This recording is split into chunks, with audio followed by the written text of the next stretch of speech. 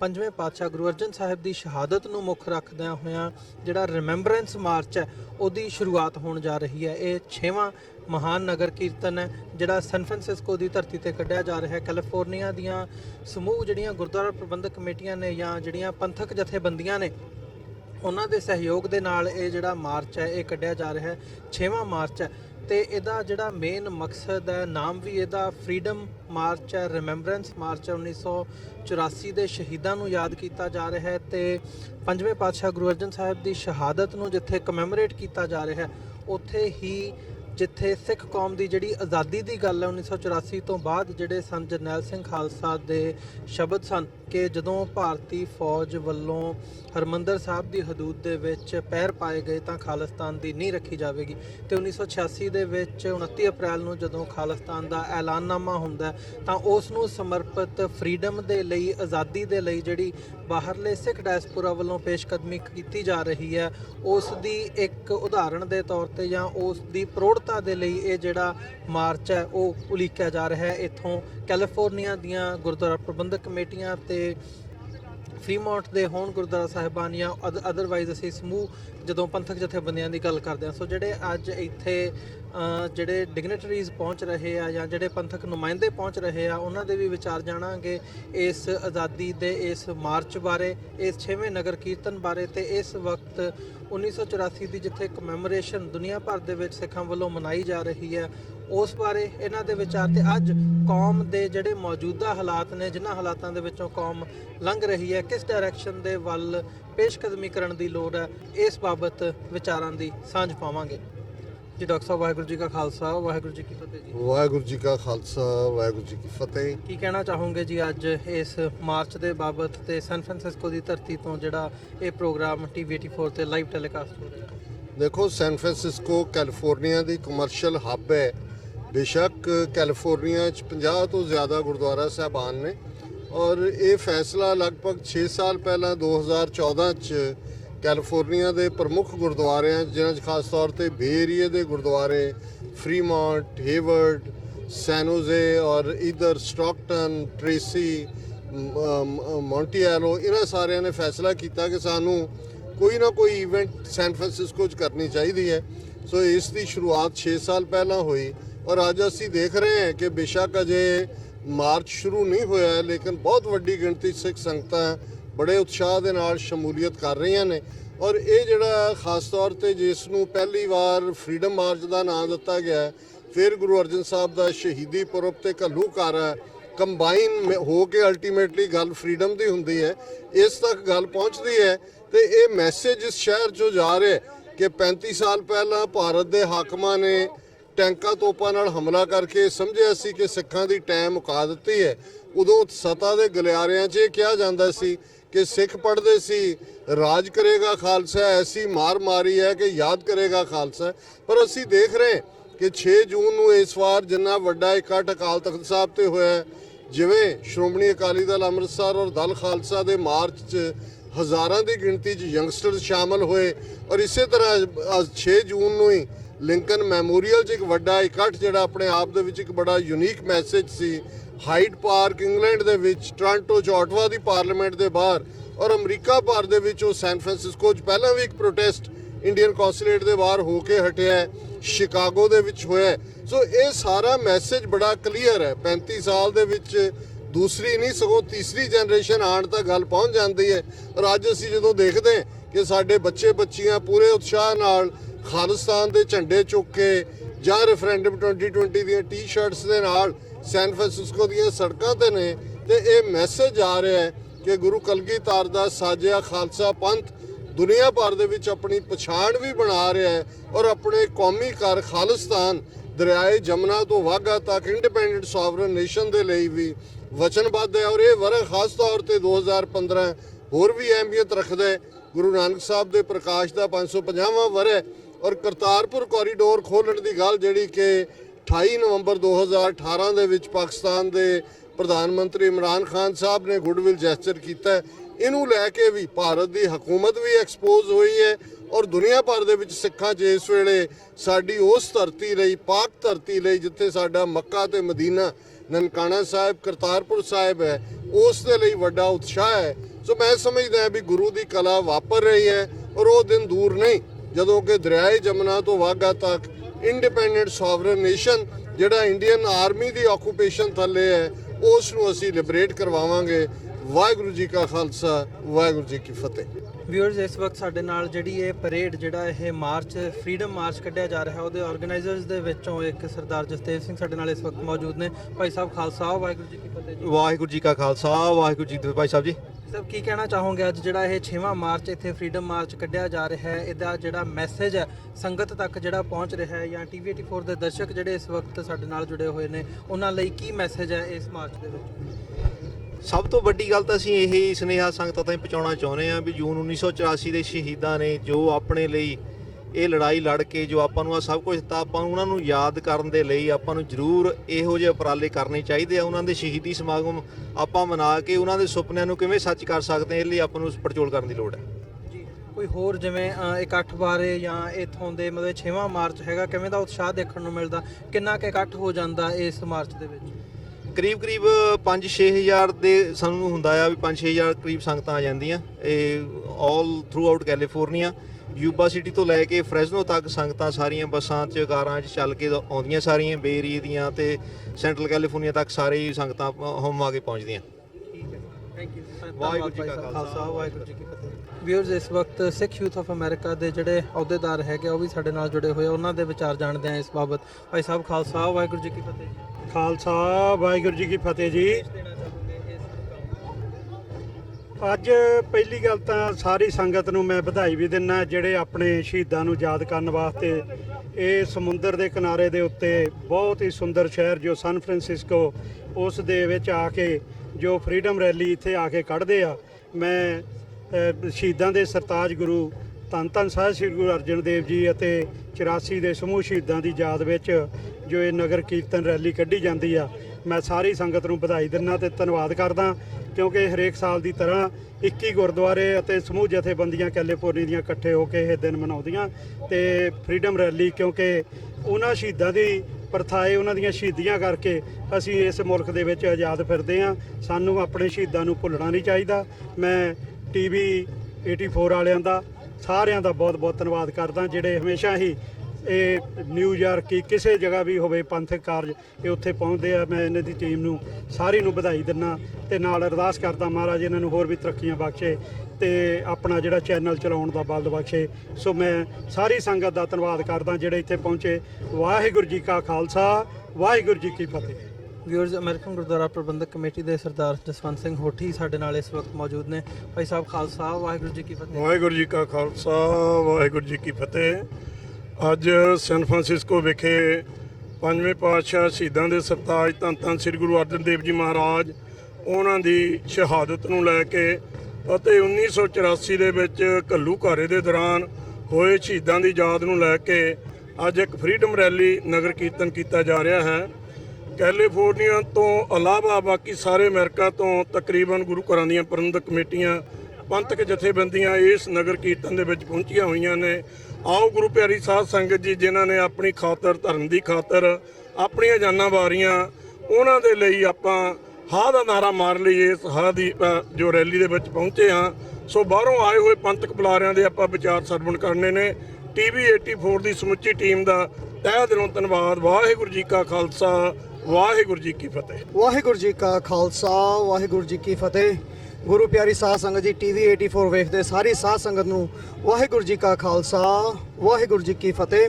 ਜਿਹੜੀ ਵੀ ਸੰਗਤ ਆਪਣੀ ਇੱਥੇ ਸਨ ਫਰਾਂਸਿਸਕੋ ਅੱਜ ਫਰੀडम ਰੈਲੀ ਦੇ ਤੌਰ ਤੇ ਅਸੀਂ ਨਗਰ ਕੀਰਤਨ ਕੱਢ ਰਹੇ ਹਾਂ ਤੇ ਸ਼ਹੀਦਾਂ ਦੇ ਸਰਦਾਰ ਗੁਰੂ ਅਰਜਨ ਦੇਵ ਜੀ ਦੇ ਸ਼ਹੀਦੀ ਗੁਰਪੁਰਬ ਦੀ ਸਾਰੀ ਸੰਗਤ ਨੂੰ ਆਪ ਜਾਣੀ ਜਾਣੋ, ਆਪ ਵਧਾਈ ਦੇ ਪਾਤਰ ਹੋ। ਇਸ ਫਰੀडम ਰੈਲੀ ਦੇ ਵਿੱਚ 1984 ਦੇ ਘੱਲੂਘਾਰੇ 'ਚ ਜੋ ਵੀ ਦਰਬਾਰ ਸਾਹਿਬ ਤੇ ਹੋਇਆ ਉਹਨਾਂ ਦੇ ਨਾਲੇ ਸਾਰੀ ਸਿੱਖ ਕੌਮ ਵਾਸਤੇ ਇਸ ਫਰੀडम ਰੈਲੀ ਵੱਲੋਂ ਸਨ ਫਰਾਂਸਿਸਕੋ ਕੱਢੀ ਜਾ ਰਹੀ ਆ।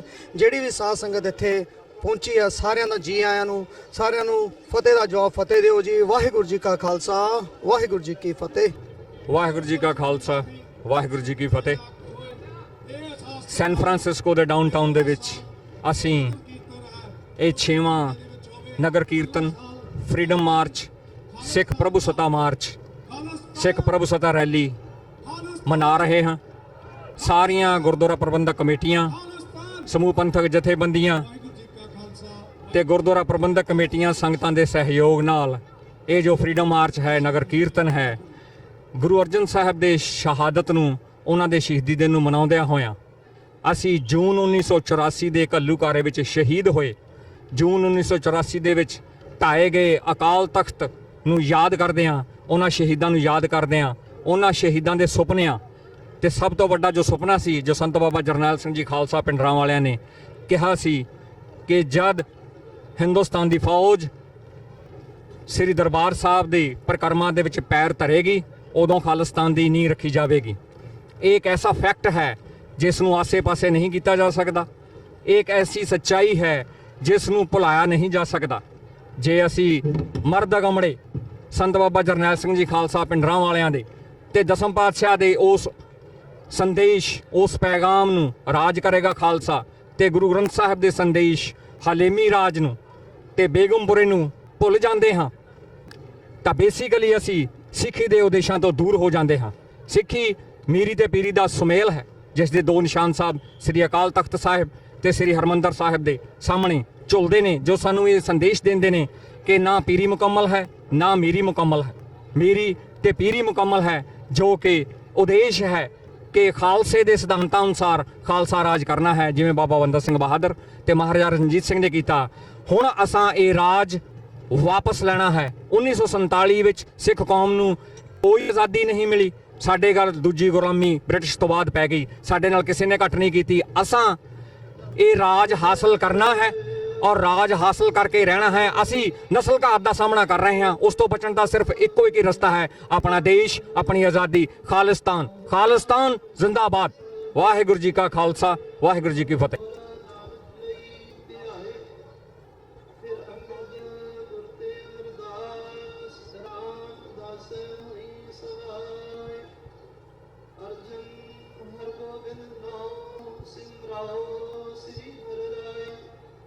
श्री हरि कृष्ण ध्याइए जिस है सब दुख जाए। एक बहादुर सिमरिया कर नाम नित्य आवे धाए। सब थाई हुए सहाय दसवें पातशाह श्री गुरु गोबिंद सिंह साहिब जी। सब थाई हुए सहाय दसा पातशाहियां दी जोत साहिब श्री गुरु ग्रंथ ਸਾਹਿਬ ਜੀ ਦੇ ਪਾਠ ਦਰਸ਼ਨ ਦੀਦਾਰ ਦਾ ਧਿਆਨ ਕਰਕੇ ਖਾਲਸਾ ਜੀ ਬੋਲੋ ਜੀ। ਪੰਜਾਂ ਪਿਆਰਿਆਂ ਚੋਂ ਸਾਹਿਬਜ਼ਾਦਿਆਂ 40 ਮੁਕਤਿਆਂ ਹੱਡੀਆਂ ਜਪੀਆਂ ਤਪੀਆਂ ਜਿਨ੍ਹਾਂ ਨਾਮ ਜਪਿਆ ਵੰਡ ਛਕਿਆ ਦੇਖ ਚਲਾਈ ਤੇ ਗਵਾਹੀ ਦੇਖ ਕੇ ਅੰਡੇਠ ਕੀਤਾ। ਤਿਨਾਂ ਪਿਆਰਿਆਂ ਸਚਿਆਰਿਆਂ ਦੀ ਕਮਾਈ ਦਾ ਧਿਆਨ ਕਰਕੇ ਖਾਲਸਾ ਜੀ ਸਾਹਿਬ ਬੋਲੋ ਜੀ। ਜਿਨ੍ਹਾਂ ਸਿੰਘ ਸਿੰਘਣੀਆਂ ਨੇ ਧਰਮ ਹੇਤ ਸੀਸ ਦਿੱਤੇ, ਬੰਦ ਬੰਦ ਕਟਵਾਏ, ਖੋਪਰੀਆਂ ਲੋਹਾਈਆਂ ਚਰਖੜੀਆਂ ਤੇ ਚੜੇ, ਆਰਿਆਂ ਨਾਲ ਚਿਰਾਏ ਗਏ, ਗੁਰਦੁਆਰਿਆਂ ਦੀ ਸੇਵਾ ਲਈ ਕੁਰਬਾਨੀਆਂ ਕੀਤੀਆਂ, ਧਰਮ ਨਹੀਂ ਹਾਰਿਆ, ਸਿੱਖੀ ਕੇਸਾਂ ਸਵਾਸਾਂ ਸੰਗ ਨਿਭਾਈ। ਤਿਨਾਂ ਪੰਥ ਦੇ ਸਮੂਹ ਸ਼ਹੀਦਾਂ ਦੀ ਪਵਿੱਤਰ ਕਮਾਈਆਂ ਦਾ ਧਿਆਨ ਕਰਕੇ ਖਾਲਸਾ ਜੀ ਸਾਹਿਬ ਬੋਲੋ ਜੀ। ਪੰਜਾਂ ਤਖਤਾਂ ਸਰਬੱਤ ਗੁਰਦੁਆਰਿਆਂ ਦਾ ਧਿਆਨ ਕਰਕੇ ਖਾਲਸਾ ਜੀ ਸਾਹਿਬ ਬੋਲੋ ਜੀ। ਪ੍ਰਥਮੇ ਸਰਬੱਤ ਖਾਲਸਾ ਜੀ ਕੀ ਅਰਦਾਸ ਹੈ ਜੀ। ਸਰਬੱਤ ਖਾਲਸਾ ਜੀ ਕੋ ਵਾਹਿਗੁਰੂ ਵਾਹਿਗੁਰੂ ਵਾਹਿਗੁਰੂ ਚਿਤ ਆਵੇ। ਚਿਤ ਆਵਨ ਕਾ ਸਦਕਾ ਸਰਬ ਸੁਖ ਹੋਵੇ। ਜਹਾਂ ਜਹਾਂ ਖਾਲਸਾ ਜੀ ਸਾਹਿਬ, ਤਹਾਂ ਤਹਾਂ ਰਚਿਆ ਰਿਆਇਤ। ਦੇਖ ਤੇਗ ਫਤਿਹ ਬਿਰਧ ਕੀ ਪੈਜ, ਪੰਥ ਕੀ ਜੀਤ। ਸ੍ਰੀ ਸਾਹਿਬ ਜੀ ਸਹਾਏ ਖਾਲਸਾ ਜੀ ਕੇ ਬੋਲ ਬਾਲੇ ਬੋਲੋ ਜੀ। ਸਿੱਖਾਂ ਨੂੰ ਸਿੱਖੀ ਦਾਨ, ਕੇਸ ਦਾਨ, ਰਹਿਤ ਦਾਨ, ਵਿਵੇਕ ਦਾਨ, ਮਿਸਾਲ ਦਾਨ, ਭਰੋਸਾ ਦਾਨ, ਦਾਨਾ ਸਿਰਦਾਨ, ਨਾਮ ਦਾਨ, ਸ੍ਰੀ ਅੰਮ੍ਰਿਤਸਰ ਜੀ ਦੇ ਦਰਸ਼ਨ ਇਸ਼ਨਾਨ, ਚੌਂਕੀਆਂ ਝੰਡੇ ਬੁੱਗੇ, ਜੁਗੋ ਜੁਗ ਅਟਲ, ਧਰਮ ਕਾ ਜੈਕਾਰ, ਖਾਲਸਾ ਜੀ ਸਾਹਿਬ ਬੋਲੋ ਜੀ। ਸਿੱਖਾਂ ਦਾ ਮਨ ਨੀਵਾਂ, ਮਤ ਉੱਚੀ, ਮਤ ਦਾ ਰੱਖ ਆਪ ਅਕਾਲ ਪੁਰਖ ਵਾਹਿਗੁਰੂ। ਇਹ ਅਕਾਲ ਪੁਰਖ ਆਪਣੇ ਪੰਥ ਦੇ ਸਦਾ ਸਹਾਈ ਦਾਤਾਰ ਜੀਓ। ਸ੍ਰੀ ਨਨਕਾਣਾ ਸਾਹਿਬ ਤੇ ਹੋਰ ਗੁਰਦੁਆਰੇ ਗੁਰਧਾਮ ਜਿਨ੍ਹਾਂ ਤੋਂ ਪੰਥ ਨੂੰ ਵਿਛੋੜਿਆ ਗਿਆ ਹੈ, ਖੁੱਲੇ ਦਰਸ਼ਨ ਦੀਦਾਰ, ਸੇਵਾ ਸੰਭਾਲ ਦਾ ਦਾਨ, ਪਿਆਰੇ ਖਾਲਸਾ ਜੀ ਨੂੰ ਬਖਸ਼ੋ। ਹੇ ਨਿਮਾਣਿਆਂ ਦੇ ਮਾਣ, ਨੇ ਤਾਣਿਆਂ ਦੇ ਤਾਣ, ਨੇ ਓਟਿਆਂ ਦੀ ਓਟ, ਸੱਚੇ ਪਿਤਾ ਵਾਹਿਗੁਰੂ ਸਾਹਿਬ ਸ੍ਰੀ ਗੁਰੂ ਗ੍ਰੰਥ ਸਾਹਿਬ ਜੀਓ ਮਹਾਰਾਜ। ਆਪ ਜੀ ਦੇ ਚਰਨਾਂ ਵਿੱਚ ਸਮੂਹ ਸੰਗਤ ਨੂੰ ਅਰਦਾਸ ਬੇਨਤੀ ਜੋਦੜੀ ਹੈ। ਤਤ ਵਿਚਾਰ ਯਤ ਮਥੁਰਾ, ਜਗ ਤਾਰਨ ਕੋ ਅਵਤਾਰ ਬਣਾਇਓ। ਜਪਿਓ ਜਿਵ ਅਰਜੁਨ ਦੇਵ ਗੁਰੂ, ਫਿਰ ਸੰਕਟ ਜੋਨ ਗਰਭ ਨਾ ਆਇਓ। ਜੋਤੀ ਜੋਤ ਰਲੀ ਸੰਪੂਰਨ ਥੀਆ ਰਾਮ, ਸੂਰਜ ਕਿਰਨ ਮਿਲੇ ਜਲ ਕਾ ਜਲ ਹੁਆ ਰਾਮ। ਧੰਨ ਧੰਨ ਸਾਹਿਬ ਸ੍ਰੀ ਗੁਰੂ ਅਰਜਨ ਦੇਵ ਸਾਹਿਬ ਜੀਓ ਮਹਾਰਾਜ। ਆਪ ਜੀ ਦੇ ਸ਼ਹੀਦੀ ਪੁਰਬ ਨੂੰ ਯਾਦ ਮਨਾਉਂਦਿਆਂ ਹੋਇਆਂ ਸਤਿਗੁਰੂ ਜੀ ਅਤੇ ਸੂਰਾ ਸੋ ਪਹਿਚਾਨੀਐ, ਜੋ ਲੜੈ ਦੀਨ ਕੇਤ, ਪੁਰਜਾ ਪੁਰਜਾ ਕਟ ਮਰੈ, ਕਬਹੂ ਨ ਛਾੜੈ ਖੇਤ। ਜੂਨ 1984 ਦੇ ਸਮੂਹ ਸ਼ਹੀਦਾਂ ਦੀ ਯਾਦਾਂ ਮਨਾਉਂਦਿਆਂ ਹੋਇਆ ਅਤੇ ਸਮੂਹ ਖਾਲਿਸਤਾਨ ਦੀ ਪ੍ਰਾਪਤੀ ਵਾਸਤੇ ਹੋਏ ਸਮੂਹ ਸ਼ਹੀਦਾਂ ਦੀ ਯਾਦਾਂ ਵਿੱਚ ਸਮੂਹ ਸੰਗਤਾਂ ਵੱਲੋਂ, ਸਮੂਹ ਗੁਰਦੁਆਰਾ ਪ੍ਰਬੰਧਕ ਸੇਵਾਦਾਰਾਂ ਵੱਲੋਂ, ਪੰਥਕ ਜਥੇਬੰਦੀਆਂ ਵੱਲੋਂ ਸਤਿਗੁਰੂ ਜੀ ਆਪ ਜੀ ਦੀ ਹਜ਼ੂਰੀ ਵਿੱਚ ਹਰ ਸਾਲ ਦੀ ਤਰ੍ਹਾਂ ਨਗਰ ਕੀਰਤਨ ਦੀ ਆਰੰਭਤਾ ਵਾਸਤੇ ਆਪ ਦੇ ਚਰਨਾਂ ਵਿੱਚ ਅਰਦਾਸ ਬੇਨਤੀ ਸੰਗਤ ਨੂੰ ਜੋਦੜੀ ਹੈ। ਸਤਿਗੁਰੂ ਜੀ ਹਲੀਮੀ ਰਾਜ, ਖਾਲਸਾ ਰਾਜ, ਖਾਲਿਸਤਾਨ ਦੀ ਪ੍ਰਾਪਤੀ ਲਈ ਸਮੂਹ ਹੋਏ ਸ਼ਹੀਦਾਂ ਦੀ ਯਾਦਾਂ ਆਪ ਚਰਨਾਂ 'ਚ ਗੁਰੂ ਸਾਹਿਬ ਜੀ ਧੰਨ ਗੁਰੂ ਅਰਜਨ ਦੇਵ ਮਹਾਰਾਜ ਜੀ ਆਪ ਜੀ ਦੇ ਸ਼ਹੀਦੀ ਪੁਰਬ ਦੇ ਸੰਬੰਧ ਵਿੱਚ ਨਗਰ ਕੀਰਤਨ ਦੀ ਪ੍ਰਾਰੰਭਤਾ ਵਾਸਤੇ ਪੰਜਾਂ ਪਿਆਰਿਆਂ ਦੀ ਹਜ਼ੂਰੀ ਵਿੱਚ, ਸਮੂਹ ਸੰਗਤਾਂ ਦੀ ਹਜ਼ੂਰੀ ਵਿੱਚ, ਸਤਿਗੁਰੂ ਜੀ ਆਪ ਜੀ ਦੀ ਹਜ਼ੂਰੀ ਵਿੱਚ ਪ੍ਰਾਰੰਭਤਾ ਵਾਸਤੇ ਅਰਦਾਸ ਬੇਨਤੀ ਹੈ। ਬਖਸ਼ੋ ਇਲਾਹੀ ਫਰਮਾਨ ਹੁਕਮਨਾਮੇ। ਉਪਰੰਤ ਸਤਿਗੁਰੂ ਜੀ ਨਗਰ ਕੀਰਤਨ ਪ੍ਰਾਰੰਭ ਕਰਨ ਦੀ ਆਗਿਆ ਬਖਸ਼ੋ। ਸਹੀ ਪਿਆਰੇ ਮੇਵ ਜਿਨ੍ਹਾਂ ਮਿਲਿਆ ਤੇਰਾ ਨਾਮ ਚੇਤੇ ਆਵੇ, ਨਾਨਕ ਨਾਮ ਚੜ੍ਹਦੀ ਕਲਾ, ਤੇਰੇ ਪਹਾੜੇ ਸਰਬੱਤ ਦਾ ਭਲਾ। ਵਾਹਿਗੁਰੂ ਜੀ ਕਾ ਖਾਲਸਾ, ਵਾਹਿਗੁਰੂ ਜੀ ਕੀ ਫਤਿਹ। ਬੋਲੇ ਸੋ ਨਿਹਾਲ, ਬੋਲੇ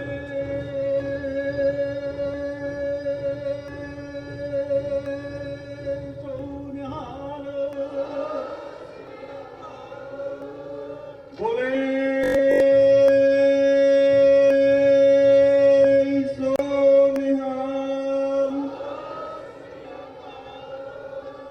ਬੋਲੇ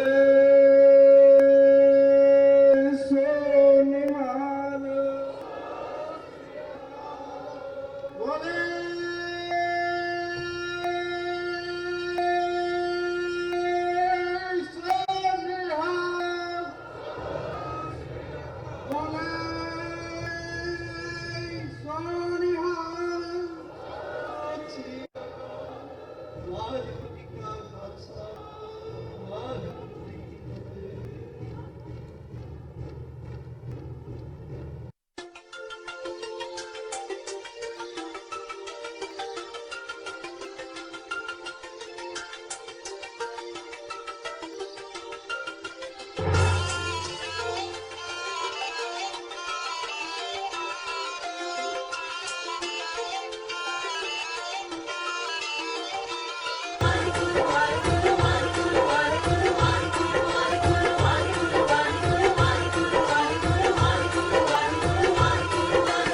ਜਿਵੇਂ ਤੁਸੀਂ ਦੇਖ ਰਹੇ ਹੋ ਕਿ ਜਿਹੜਾ ਇਹ ਸੈਨ ਫਰਾਂਸਿਸਕੋ ਦਾ 6ਵਾਂ ਨਗਰ ਕੀਰਤਨ ਹੈ, ਇਹਦੇ ਵਿੱਚ ਇਸ ਵਕਤ ਜਿਹੜੀਆਂ ਵੱਡੀ ਤਾਦਾਦ ਦੇ ਵਿੱਚ ਸੰਗਤਾਂ ਨੇ ਸਾਡੇ ਨਾਲ ਉਹ ਸ਼ਾਮਲ ਹੋ ਚੁੱਕੀਆਂ ਨੇ। ਤੁਸੀਂ ਮੇਰੇ ਅੱਗੇ ਜਿਵੇਂ ਗੁਰੂ ਗ੍ਰੰਥ ਸਾਹਿਬ ਦੀ ਰਹਿਨੁਮਾਈ ਦੇ ਹੇਠ ਜਿਹੜਾ ਇਹ ਮਾਰਚ ਕੱਢਿਆ ਜਾ ਰਿਹਾ ਹੈ 6ਵਾਂ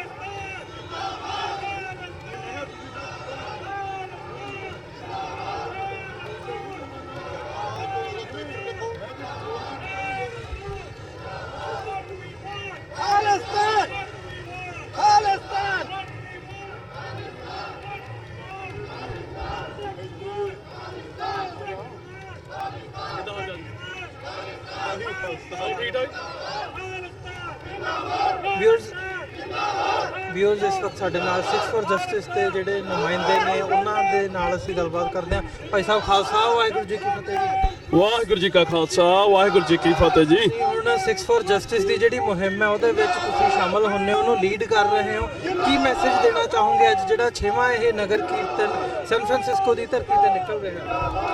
ਸੰਗਤਾਂ ਨੂੰ ਇਹ ਅਪੀਲ ਆ ਜੀ, ਜਿੱਥੇ ਕੋਈ ਤੁਹਾਡੇ ਦੂਰਦਰਸ਼ਨ ਤੁਹਾਡੇ ਟੀਵੀ ਚੈਨਲ ਦੇ ਜ਼ਰੀਆ ਮੇਰੀ ਆਵਾਜ਼ ਸੁਣਦਾ, ਇਹੀ ਮੈਸੇਜ ਆ ਵੀ ਜਿਸ ਦਿਨ 84 ਤੇ ਅਟੈਕ ਹੋਇਆ ਸੀ, ਸੰਤ ਜਰਨੈਲ ਸਿੰਘ ਖਾਲਸਾ ਭਿੰਡਰਾਂਵਾਲੇ ਦੇ ਆਖਰੀ ਬੋਲ ਸਨ ਕਿ ਜੇ ਭਾਰਤੀ ਫੌਜਾਂ ਇੱਕ ਵੀ ਕਦਮ ਅਕਾਲ ਤਖਤ ਦੇ ਹਦੂਦ ਦੀਆਂ ਨੇ ਤੇ ਖਾਲਿਸਤਾਨ ਦੀ ਨੀਂਹ ਰੱਖੀ ਜਾਊ।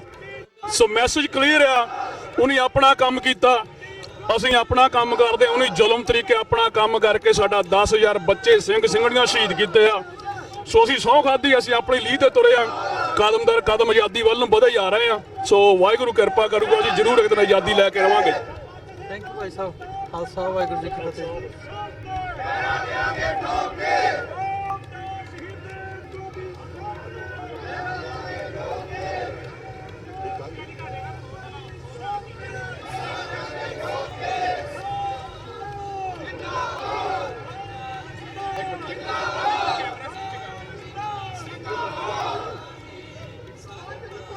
ਹਿੰਦੁਸਤਾਨ ਨੂੰ ਦੱਸਣਾ ਆ ਕਿ ਸਿੱਖਾਂ ਨੂੰ ਆਜ਼ਾਦੀ ਚਾਹੀਦੀ।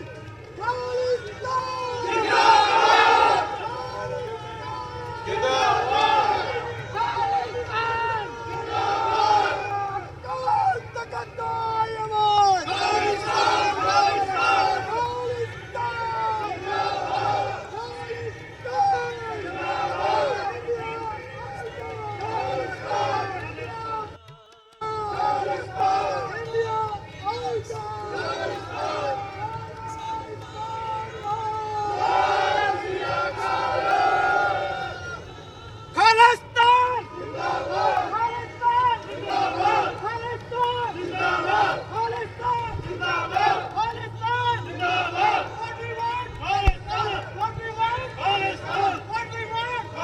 ਖਾਲਿਸਤਾਨ ਜਿੰਦਾਬਾਦ, ਖਾਲਿਸਤਾਨ ਜਿੰਦਾਬਾਦ,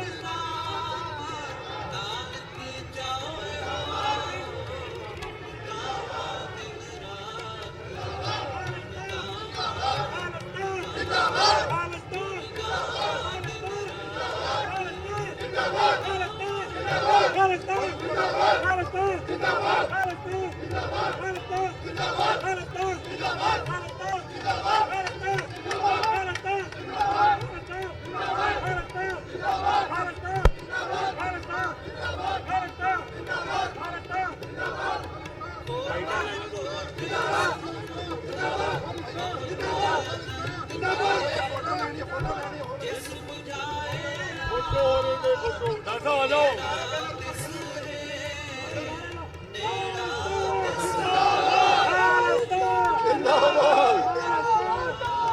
ਸਾਡੇ ਨਾਲ ਇਸ ਵਕਤ ਯੂਬਾ ਸਿਟੀ ਤੋਂ ਸਰਦਾਰ ਜੌਨ ਸਿੰਘ ਗਿੱਲ ਇਸ ਵਕਤ ਮੌਜੂਦ ਨੇ। ਭਾਈ ਸਾਹਿਬ ਕੀ ਮੈਸੇਜ ਦੇਣਾ ਚਾਹੋਗੇ ਇਸ ਬਾਰੇ? ਵਾਹਿਗੁਰੂ ਜੀ ਕਾ ਖਾਲਸਾ ਵਾਹਿਗੁਰੂ ਜੀ ਕੀ ਫਤਿਹ। ਬਸ ਮੈਸੇਜ ਤਾਂ ਇਹੀ ਆ ਜੀ, ਸਾਰੀ ਸਿੱਖ ਕੌਮ ਨੂੰ ਇਕੱਠੇ ਹੋ ਕੇ ਖਾਲਸਾ ਪੰਥ ਦੀ ਚੜ੍ਹਦੀ ਕਲਾ ਦੇ ਕੰਮ ਕਰਨਾ ਚਾਹੀਦਾ। ਸ਼ਹੀਦਾਂ ਦੇ ਸਰਤਾਜ ਗੁਰੂ ਅਰਜਨ ਦੇਵ ਜੀ ਮਹਾਰਾਜ ਦੀ ਸ਼ਹੀਦੀ ਦੇ ਦਿਵਸ ਨੂੰ ਸਮਰਪਿਤ ਅਤੇ ਜੋ ਇਹ ਨਗਰ ਕੀਰਤਨ ਇਸ ਨੂੰ ਫਰੀडम ਮਾਰਚ ਵੀ ਅਸੀਂ ਕਹਿੰਦੇ ਹਾਂ, ਤੇ ਇਹਦੇ ਵਿੱਚ ਜੋ ਵੀ ਸੰਗਤਾਂ ਸ਼ਮੂਲੀਅਤ ਕਰ ਰਹੀਆਂ ਸਾਰਿਆਂ ਦਾ ਧੰਨਵਾਦ। ਸਿੱਖ ਕੌਮ ਨੂੰ ਬੇਨਤੀ ਆ ਇਸੇ ਤਰ੍ਹਾਂ ਚੜ੍ਹਦੀ ਕਲਾ ਵਿੱਚ ਰਹਿ ਕੇ ਸਿੱਖ ਕੌਮ ਦੀ ਚੜ੍ਹਾਈ ਲਈ, ਸਿੱਖ ਕੌਮ ਦੀ ਚੜ੍ਹਦੀ ਕਲਾ ਦੇ ਕੰਮ ਕਰਦੇ ਰਹੀਏ। ਵਾਹਿਗੁਰੂ ਜੀ ਕਾ ਖਾਲਸਾ ਵਾਹਿਗੁਰੂ ਜੀ ਕੀ ਫਤਿਹ। ਵਿਊਅਰਸ, ਜਿਵੇਂ ਕਿ ਇਸ ਵਕਤ ਤੁਸੀਂ ਦੇਖ ਰਹੇ ਹੋ ਜਿਹੜਾ ਸਾਡੀ PV84 ਦਾ ਜਿਹੜਾ ਕਾਫਲਾ ਹੈਗਾ ਉਹਦੇ ਪਿੱਛੇ ਜਿਹੜੇ ਖਾਲਿਸਤਾਨ ਦੇ ਨਾਰੇ ਲੱਗ ਰਹੇ ਆ, ਰੈਫਰੈਂਡਮ 2020 ਦੀ ਜਿਹੜੀ ਗੱਲ ਹੈ ਉਹ ਹੋ ਰਹੀ ਹੈ, ਆਜ਼ਾਦੀ ਦੀ ਗੱਲ ਹੋ ਰਹੀ ਹੈ। ਸੋ ਇੱਥੇ ਇਹ ਵਿਚਾਰ ਅੱਜ ਇੱਥੇ ਸੈਨ ਫਰਾਂਸਿਸਕੋ ਦੀ ਧਰਤੀ ਦੇ ਉੱਤੇ ਸਾਡੇ ਦੁਨੀਆ ਤੱਕ ਪਹੁੰਚਾਇਆ ਇੱਕ ਮੈਸੇਜ ਜਿਹੜਾ ਹੈਗਾ ਉਹ ਦਿੱਤਾ ਜਾ ਰਿਹਾ। ਸੋ ਇਹਨਾਂ ਸ਼ਬਦਾਂ ਦੇ ਨਾਲ ਅਸੀਂ ਦੇਖਦੇ ਹਾਂ ਜਿਹੜੇ ਹੋਰ ਬੁਲਾਰੇ ਹੈਗੇ ਆ ਉਹਨਾਂ ਦੇ ਨਾਲ ਵੀ ਅਸੀਂ ਤੁਹਾਡੇ ਤੱਕ ਜਿਹੜੇ ਉਹਨਾਂ ਦੇ ਵਿਚਾਰ ਹੈਗੇ ਉਹ ਵੀ ਅਸੀਂ ਪੁੱਜਦੇ ਕਰਦੇ ਰਹਾਂਗੇ।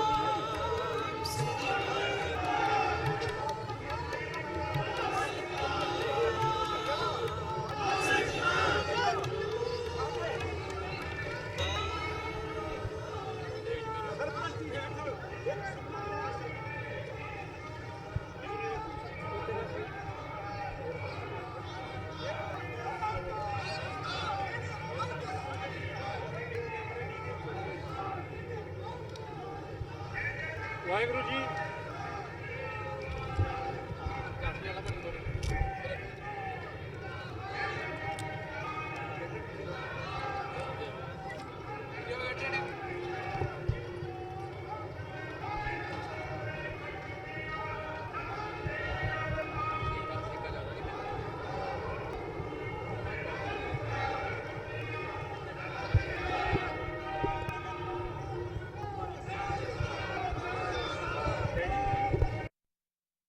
ਛੇਵਾਂ ਮਾਰਚ ਹੈ ਸੈਨ ਫਰਾਂਸਿਸਕੋ ਦਾ, ਸੈਨ ਫਰਾਂਸਿਸਕੋ ਦੀ ਧਰਤੀ ਤੇ ਨਿਕਲ ਰਿਹਾ 6ਵਾਂ ਇਹ ਮਾਰਚ ਹੈ, ਫਰੀडम ਮਾਰਚ। ਖਾਸ ਤੌਰ ਤੇ ਗੁਰੂ ਅਰਜਨ ਸਾਹਿਬ ਦੀ ਜਿਹੜੀ ਸ਼ਹਾਦਤ ਹੈ ਉਸ ਨੂੰ ਮੁੱਖ ਰੱਖਦਿਆਂ ਹੋਇਆ ਤੇ 1984 ਦੇ ਉਹਨਾਂ ਦੀ ਸ਼ਹਾਦਤ ਨੂੰ ਇਹ ਸਮਰਪਿਤ ਮਾਰਚ ਹੈ ਜਿਹੜਾ ਇਹ ਨਿਕਲ ਰਿਹਾ ਇੱਥੇ ਸੈਨ ਫਰਾਂਸਿਸਕੋ ਦੀ ਧਰਤੀ ਤੇ 6ਵਾਂ ਮਾਰਚ। ਇਹਦੇ ਵਿੱਚ ਜਿਵੇਂ ਆਰਗੇਨਾਈਜ਼ਰਸ ਵੱਲੋਂ ਵੀ ਇਸ ਵਕਤ ਦੱਸਿਆ ਗਿਆ 6 ਤੋਂ 7 ਹਜ਼ਾਰ ਦੀ ਜਿਹੜੀ ਸੰਗਤ ਹੈ ਉਹ ਇੱਥੇ ਸ਼ਮੂਲੀਅਤ ਕਰ ਰਹੀ ਹੈ। ਸੋ ਕੋਸ਼ਿਸ਼ ਕਰਦੇ ਹਾਂ ਕਿ ਜਿਹੜੇ ਇੱਥੇ ਪੰਥਕ ਬੁਲਾਰੇ ਪਹੁੰਚੇ ਆ ਉਹਨਾਂ ਦੇ ਨਾਲ ਵਿਚਾਰਾਂ ਦੀ ਸਾਂਝ ਪਾਈ ਜਾ ਸਕੇ। ਸੋ ਮੇਰੇ ਅੱਗੇ ਜਿਵੇਂ ਤੁਸੀਂ ਦੇਖ ਰਹੇ ਹੋ ਗੁਰੂ ਗ੍ਰੰਥ ਸਾਹਿਬ ਦਾ ਜਿਹੜਾ ਫਲੋਟ ਹੈ ਉਹ ਮੇਰੇ ਅੱਗੇ ਹੈ। ਸੋ ਇਸ ਦੇ ਬਿਹਾਈਂਡ ਜਿਹੜੀਆਂ ਸੰਗਤਾਂ ਨੇ ਉਹ ਮਾਰਚ ਕਰ ਰਹੀਆਂ ਨੇ।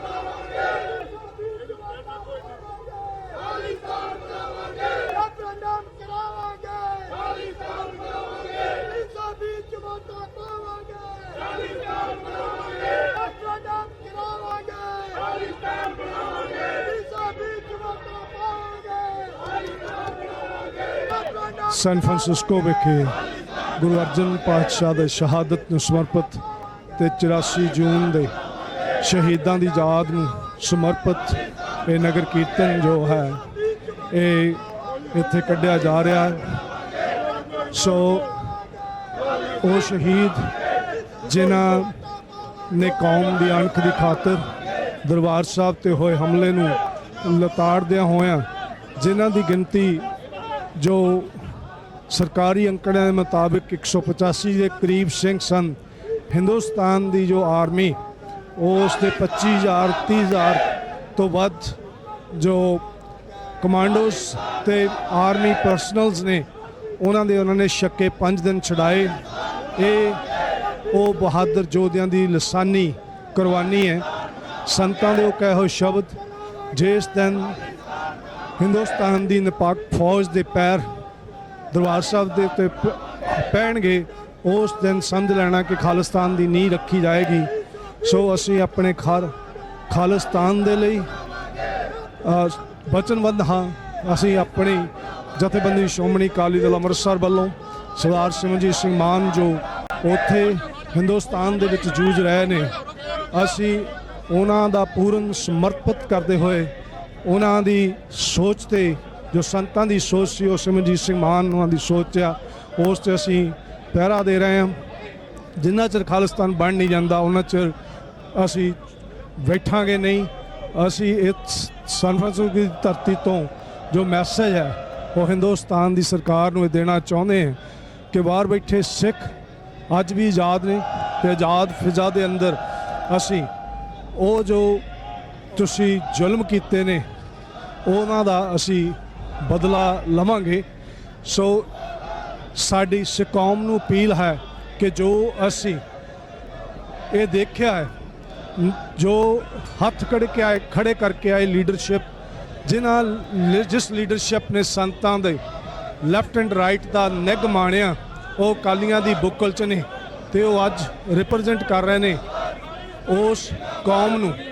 ਇਸੇ ਤਰ੍ਹਾਂ ਇਨਬਿਨ ਹੋਇਆ ਸੀ ਜਦੋਂ ਬਾਬਾ ਬੰਦਾ ਸਿੰਘ ਬਹਾਦਰ ਦਾ ਵੀ ਵਿਰੋਧ ਹੋਇਆ ਸੀ, ਜਿਨ੍ਹਾਂ ਦੇ ਵਿੱਚੋਂ ਵਿਰੋਧੀ ਗਰੁੱਪ ਵਿੱਚੋਂ ਭਾਈ ਵਿਨੋਦ ਸਿੰਘ ਸ਼ਾਇਦ ਉਹ ਸਨ ਜਿਨ੍ਹਾਂ ਨੇ ਵੱਖਰਾ ਧੜਾ ਬਣਾਇਆ ਸੀ, ਪਰ ਉਸ ਸਮੇਂ ਦੇ ਸਿੱਖਾਂ ਨੇ ਉਹਨਾਂ ਨੂੰ ਪੂਰੀ ਤਰ੍ਹਾਂ ਨਕਾਰਿਆ ਤੇ ਅੱਜ ਦੇ ਸਿੱਖਾਂ ਦੀ ਸੋਚ ਉਹ ਨਕਾਰੇ ਹੋਏ ਉਹ ਹੱਥ ਖੜੇ ਕਰਕੇ ਆਏ ਲੋਕ ਕੌਮ ਦੀ ਅਗਵਾਈ ਕਰ ਰਹੇ ਨੇ, ਜਿਸ ਕਰਕੇ ਖਮਿਆਜੇ ਸਾਨੂੰ ਭੁਗਤਣੇ ਪੈ ਰਹੇ ਨੇ। RSS ਦੀਆਂ ਚਾਲਾਂ ਤੇ ਹੋਰ ਜੋ ਸਿੱਖ ਇਤਿਹਾਸ ਨਾਲ ਛੇੜ ਕਰ ਰਹੇ ਨੇ ਉਹ ਉਸ ਦੇ ਲਈ ਵੀ ਬਾਹਰਲੇ ਸਿੱਖ ਸੁਚੇਤ ਨੇ। ਅਸੀਂ ਅੱਜ ਦੇ ਮੌਕੇ ਦੇ ਉੱਤੇ ਇਹ ਸੰਦੇਸ਼ ਹਿੰਦੁਸਤਾਨ ਦੀ ਗੌਰਮੈਂਟ ਨੂੰ ਪਹੁੰਚਾਉਣਾ ਚਾਹੁੰਦੇ ਹਾਂ ਕਿ ਬਾਹਰਲੇ ਸਿੱਖ ਜਿੰਦੇ ਨੇ। ਅਸੀਂ ਇੱਥੇ ਆਜ਼ਾਦ ਫਿਜ਼ਾ ਵਿੱਚ ਰਹਿ ਕੇ ਖਾਲਿਸਤਾਨ ਦੀ ਪ੍ਰਾਪਤੀ ਤੱਕ ਸਾਡਾ ਸੰਘਰਸ਼ ਜਿਹੜਾ ਜਾਰੀ ਰਹੇਗਾ। ਅਸੀਂ ਖਾਲਿਸਤਾਨ ਇਸ ਹੋਪ ਤੇ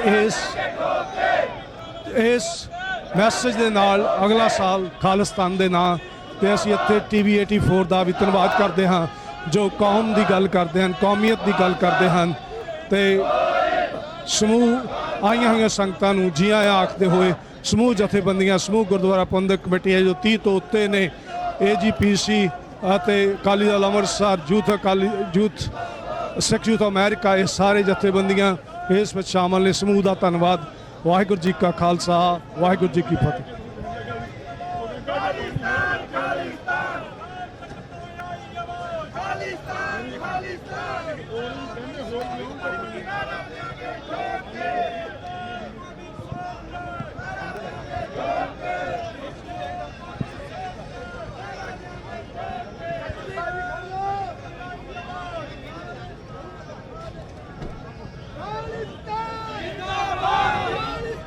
जिंदाबाद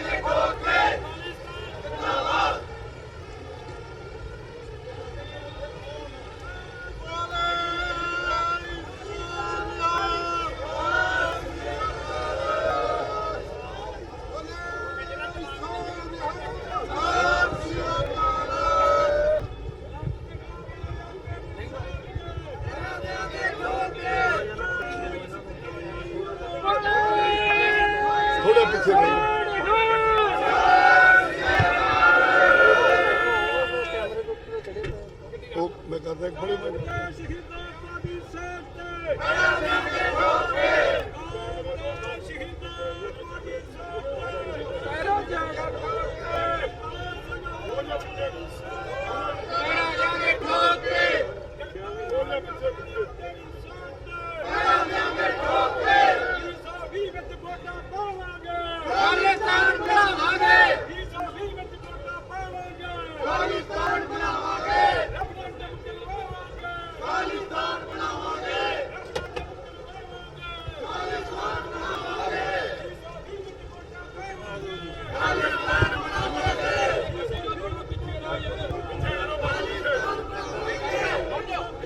ਹਾਂਜੀ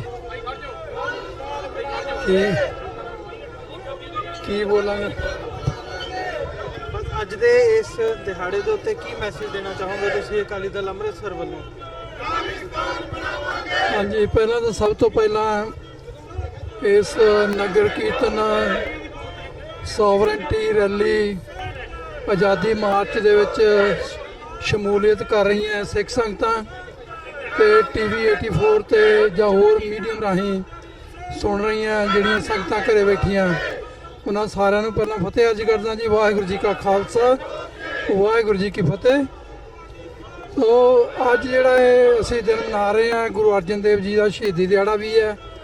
ਇਹਦੇ ਨਾਲ ਹੀ ਅੱਜ ਇਹ 1 ਜੂਨ ਤੋਂ ਲੈ ਕੇ 6 ਜੂਨ ਤੱਕ ਜੋ ਸਿੱਖਾਂ ਨਾਲ ਦਰਬਾਰ ਸਾਹਿਬ 'ਚ ਹੋਇਆ 1984 'ਚ, ਉਹਦਾ ਦਿਨ ਵੀ ਅਸੀਂ ਕੋ ਘੱਲੂ ਘਰਾ ਦਿਵਸ ਵੀ ਮਨਾ ਰਹੇ ਹਾਂ। ਬਹੁਤ ਸਾਰੀਆਂ ਗੱਲਾਂ ਜਿਹੜੀਆਂ ਅੱਜ ਅਸੀਂ ਕਰਨੀਆਂ ਚਾਹੁੰਦੇ ਹਾਂ ਸਿੱਖ ਸੰਗਤ ਨਾਲ, ਉਹ ਇਹ ਹੈ ਕਿ ਸਭ ਤੋਂ ਪਹਿਲਾਂ ਤਾਂ ਇਹ ਹੈ ਕਿ ਸਿੱਖਾਂ ਦੇ ਏਡੇ ਪਵਿੱਤਰ ਸਥਾਨ ਦੇ ਉੱਤੇ ਜਿਹੜਾ ਅੱਜ ਸਾਨੂੰ ਲੱਗ ਰਿਹਾ ਕਿ ਅਚਾਨਕ ਫੌਜ ਨੇ ਇੱਥੇ ਹਮਲਾ ਕੀਤਾ, ਇਹ ਸਾਰਾ ਕੁਝ ਅਚਾਨਕ ਨਹੀਂ ਹੋਇਆ। ਦੂਸਰੀ ਗੱਲ ਜਿਹੜੀ ਕਹੀ ਜਾਂਦੀ ਹੈ ਕਿ ਉੱਥੇ ਸੰਤ ਜਰਨੈਲ ਸਿੰਘ ਜੀ ਭਿੰਡਰਾਂ ਵਾਲੇ ਬੈਠੇ ਸੀ, ਉਹਨਾਂ ਕੋਲ ਬੜੇ ਹਥਿਆਰ ਸੀਗੇ, ਉਹਨਾਂ ਦੀ ਲੜਾਈ ਲਈ ਤਿਆਰੀ ਸੀ, ਉਹ ਭਾਰਤ ਨੂੰ ਤੋੜਨਾ ਚਾਹੁੰਦੇ ਸੀ।